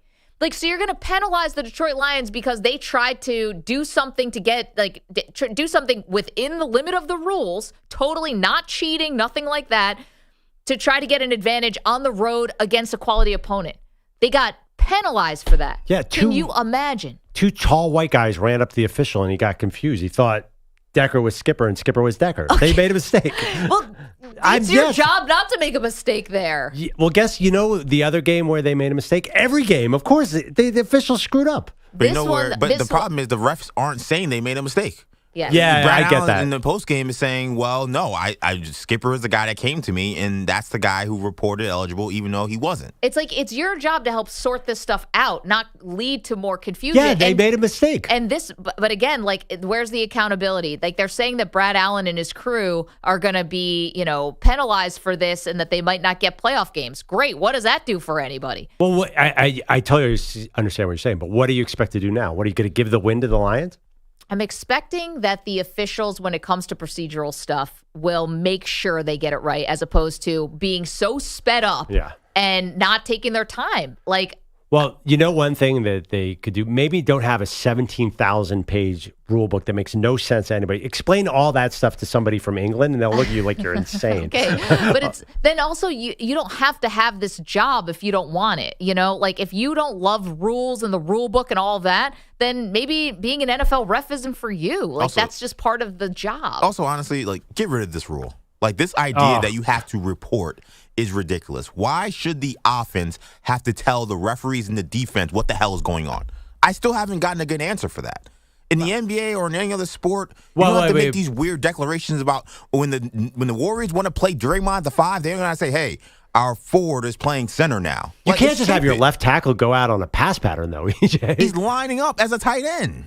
Oh, but he can line up in other places and still be an offensive lineman. I mean, he has to declare because there's a rule that says he can't touch the football because of his number. Yeah, right. But the it's NFL, not the like NBA doesn't have that. But he's not playing center. He's not playing guard. It doesn't matter. He's still on. He's still designated an offensive line by his number. He has to say that he's not playing offensive line. But all you have to do is just look at the offensive line and say, oh, there's an extra guy at the end. This guy must be eligible. It's not rocket science. No, but he can line up on the number and still be an offensive lineman. What do you mean line up by the number? You're not just an offensive lineman. You're in the 5 little man box. He can be at the sideline as an offensive lineman still. Right, but you don't in have that to play- have that. It doesn't have to be left tackle, left guard, center, right guard, right tackle. But the number and being down in a stance on the line makes him a lineman. If he's not a lineman, he's got to tell them he's not a lineman. What's the difference between him and a tight end then? Their number. That's stupid. But that's how the NFL set it up. But that's what I'm saying. But like that is ridiculous to me that, again, a tight end, because he's wearing number 80, he doesn't have to say anything. But when a guy's been wearing number 60, number 70, all of a sudden we change the rules. It doesn't make any sense to me. Well, it's the no, illegal man downfield when it comes to linemen. How about the all neutral of it. zone? Should the official tell the guy when he's in the neutral zone? Yeah, that was 2 weeks ago. 2 weeks ago. And by the way, I can only see that now. And I thought they were defensive guys with their head across the ball all day yesterday. Oh my God! I always see it too. There was a college football wide receiver who must have been 2 feet past the football, and they didn't say anything. It happened again in the Chiefs game against the Bengals this time. Yeah. It looked like guys were in the neutral zone. My favorite wow. rule, by the way, when Michael Penix was about 3 yards down the field But and he was threw a tilted beautiful backwards? pass, but the way he throws the ball, his elbow was past the line. Yeah, it was his whole body in front of the line of scrimmage. It's like 2 whole bodies were in front of the line of scrimmage, but sure. I was all there for that debate, by the way. I understand. Will you agree with me? All this officiating controversy does add to the entertainment, or you think that it's just too dangerous? I think it because adds, also here's the other part. I'm sorry. Here's the other part about it. Because it's the Cowboys, it opens up to more league conspiracies. Like if I'm a Lions fan, I'm out of my mind. I'm like, clearly you want the Cowboys to win the NFC East or whatever. It's not even explicit. It might be implicit. Like the league office, Goodell isn't calling saying, "Hey, get the Cowboys to as far as we can get them." But just this idea that the referees that it's not even. Yeah. Right? Especially when it comes to Dallas. I'd be real careful if you think this is going to negatively impact ratings because... Well, nothing does. No, this actually helps ratings. Controversy sells and Cowboys advancing sells. And Cowboys are in a great spot now because my Eagles forgot how to play football. So all this is working out golden for the NFL. I think that it's an underlying thing where you have calls that are so egregious, and Brad Allen's crew is just one crew that had multiple where it's like these are the things that determine games. I know you say it's only one play and it matters as much in the first quarter as the fourth quarter. You and I will always disagree on that. And I just think that, to do this with multiple games decided by these bad calls, I don't know how that helps the NFL. It just does because it's close enough that you believe in it, but the real rating spike kind of came with these officiating, starting with the Dez catch, no catch. Like this just adds to the drama. People have to see this. So you have to see it because you have to be in on what the conversation is the next day. This is all good. Trust me. This is all adding. All these things that the media rips the NFL for, it's just done nothing but sort of flame fan interest. I'll tell you what, it makes me think twice about betting on things because I never know. I realize that it might be on an island there and we make picks and we do all this stuff and we're in it too and FanDuel and DraftKings and I get that.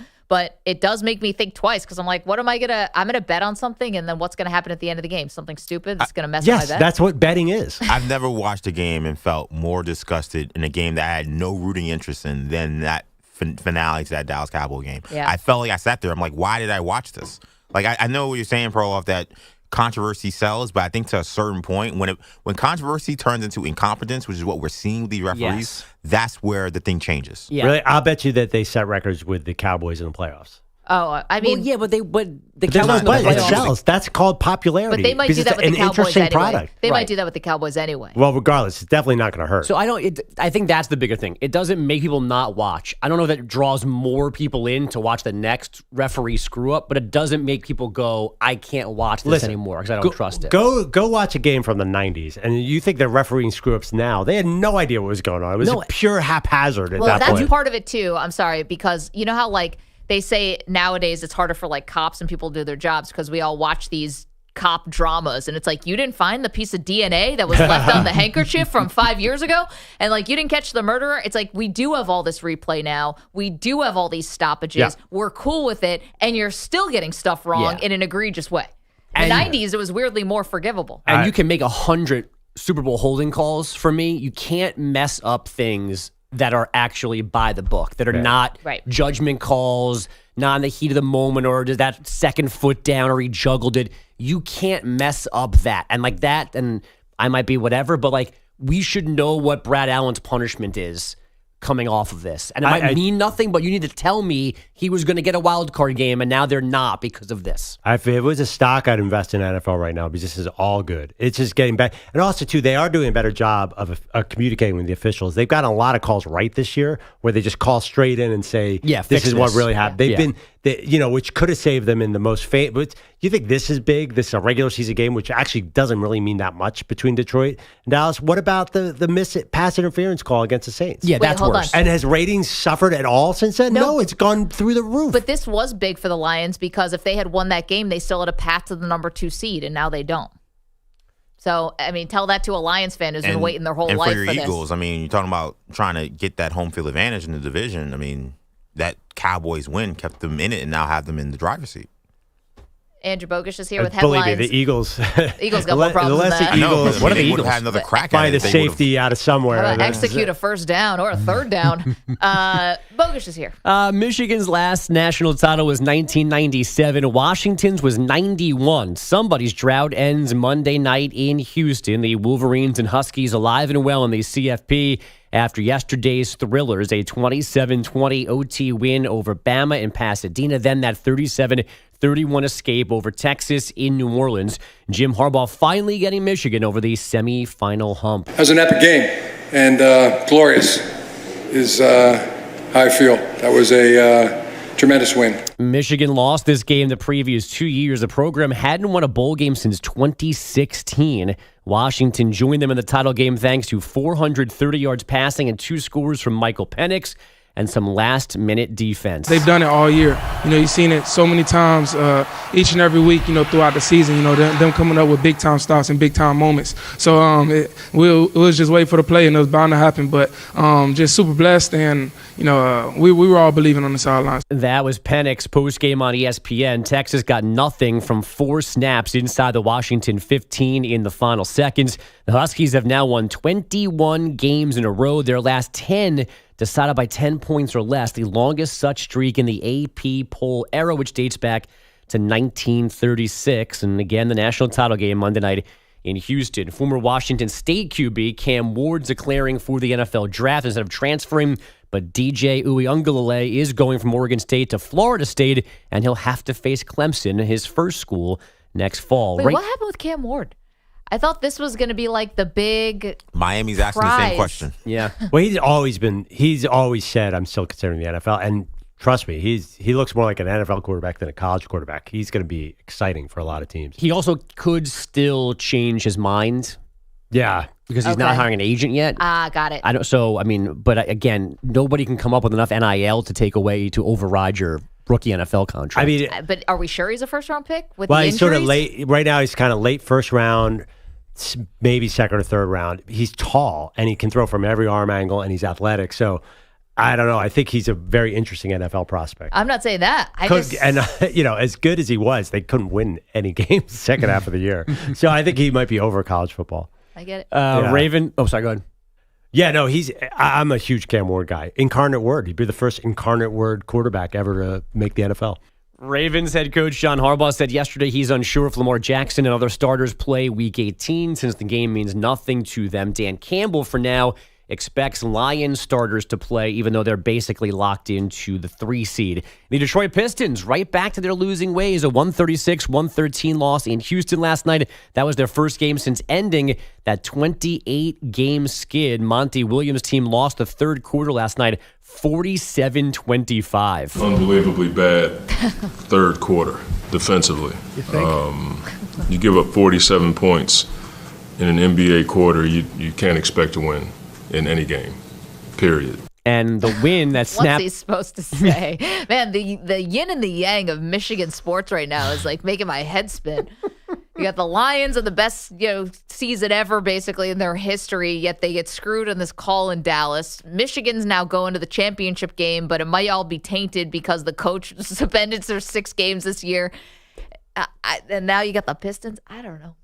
Kawhi Leonard scored 24 points, including a 13,000th of his career in the Clippers' 121-104 decision over the Heat. LA has reeled off 4 in a row. The Pacers snapping the Bucks' 15-game home winning streak, 122-113. Tyrese Halliburton had 26 and 11 assists. Rafael Nadal with a straight set win today in Brisbane, Australia. That was his first ATP-level match since last January's Aussie Open because of a hip injury. And soccer great Wayne Rooney is out as head coach at Birmingham City in England's second division after 9 losses in his first 15 matches. Guys, back to you.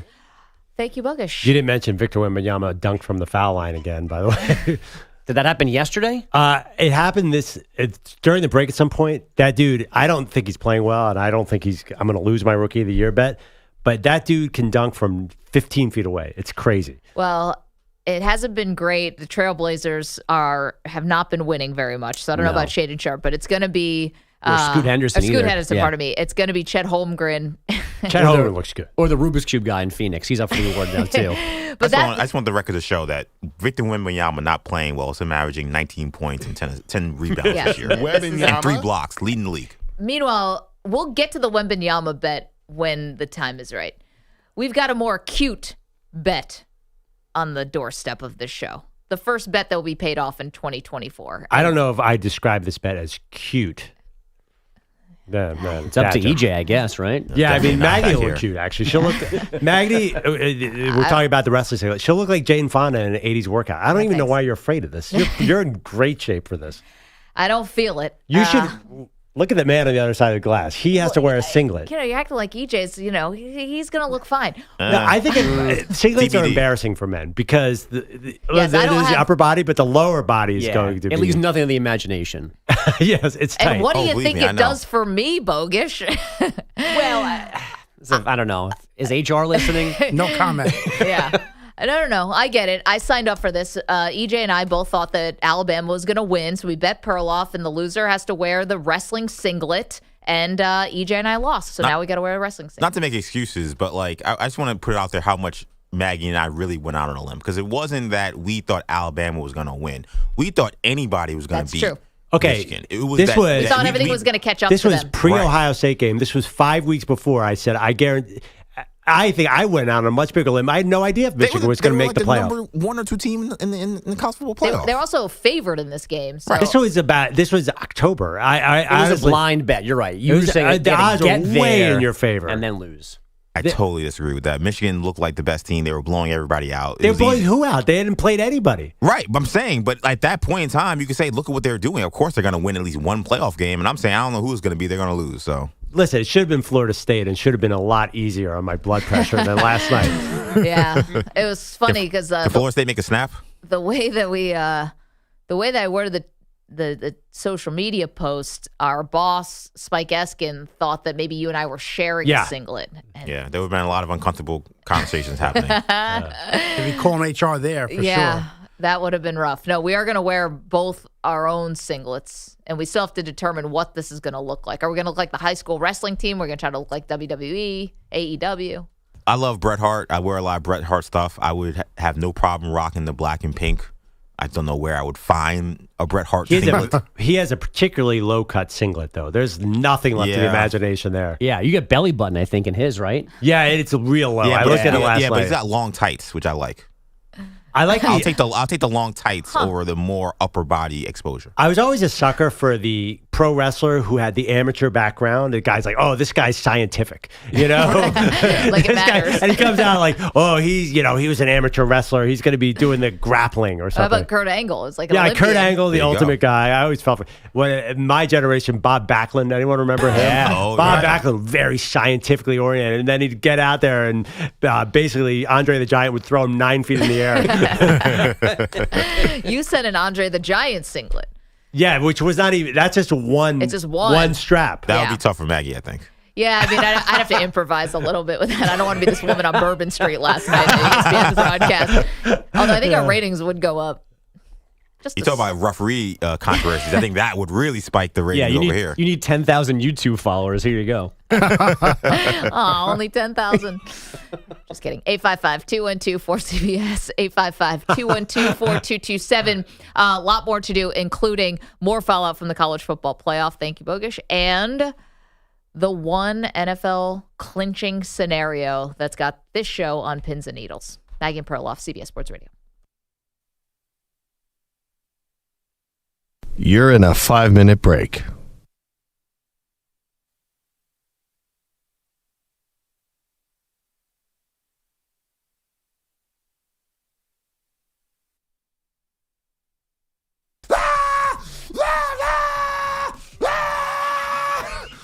No, I didn't mean we were breaking up. No, hold on.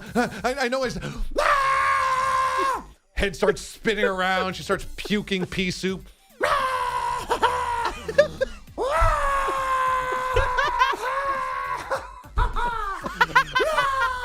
See! I wanted the window!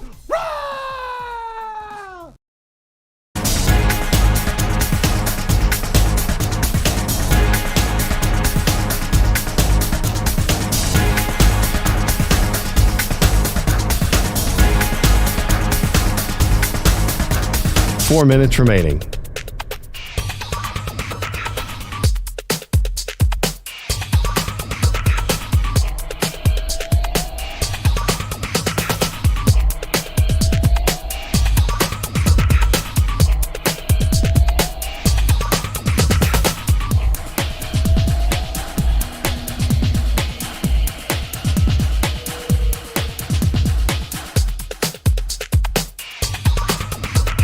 Three minutes, 30 seconds remaining.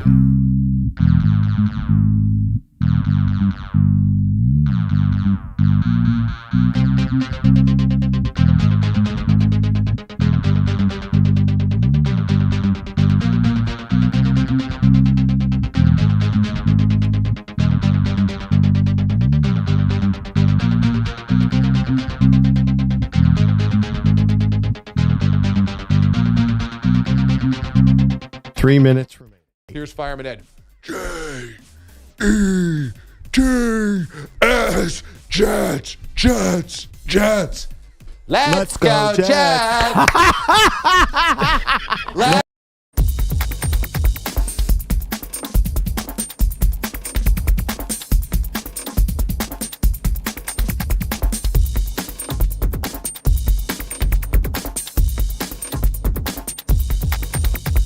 Two minutes, 30 seconds remaining.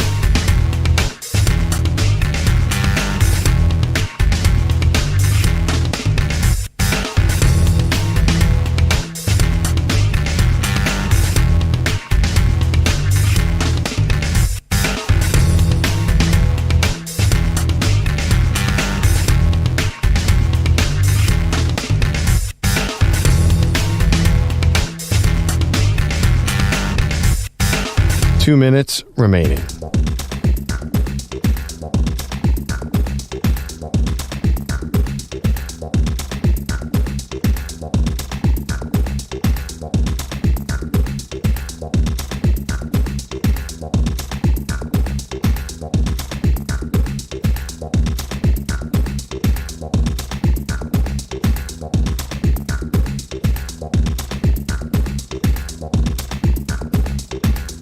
One minute, 30 seconds remaining.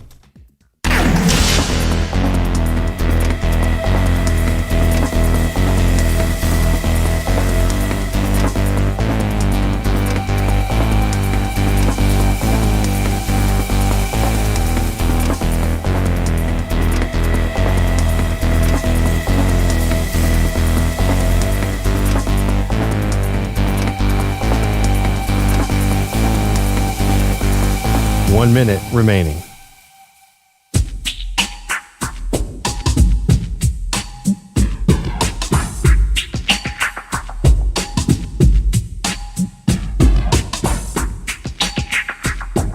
"45 seconds remaining.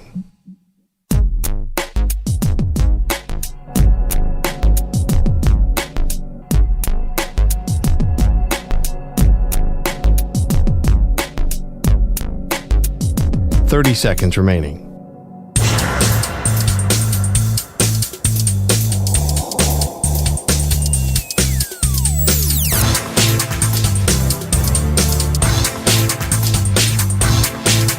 "15 seconds.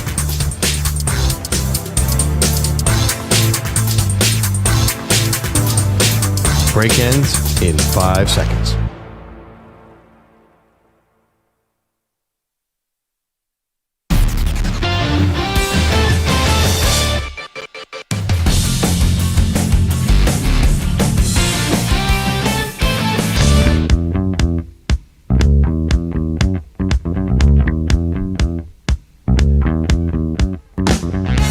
Welcome back.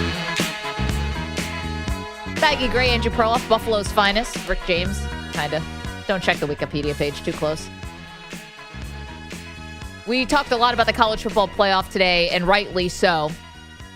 The future of Nick Saban, now that Alabama has been eliminated, I think is very much in doubt.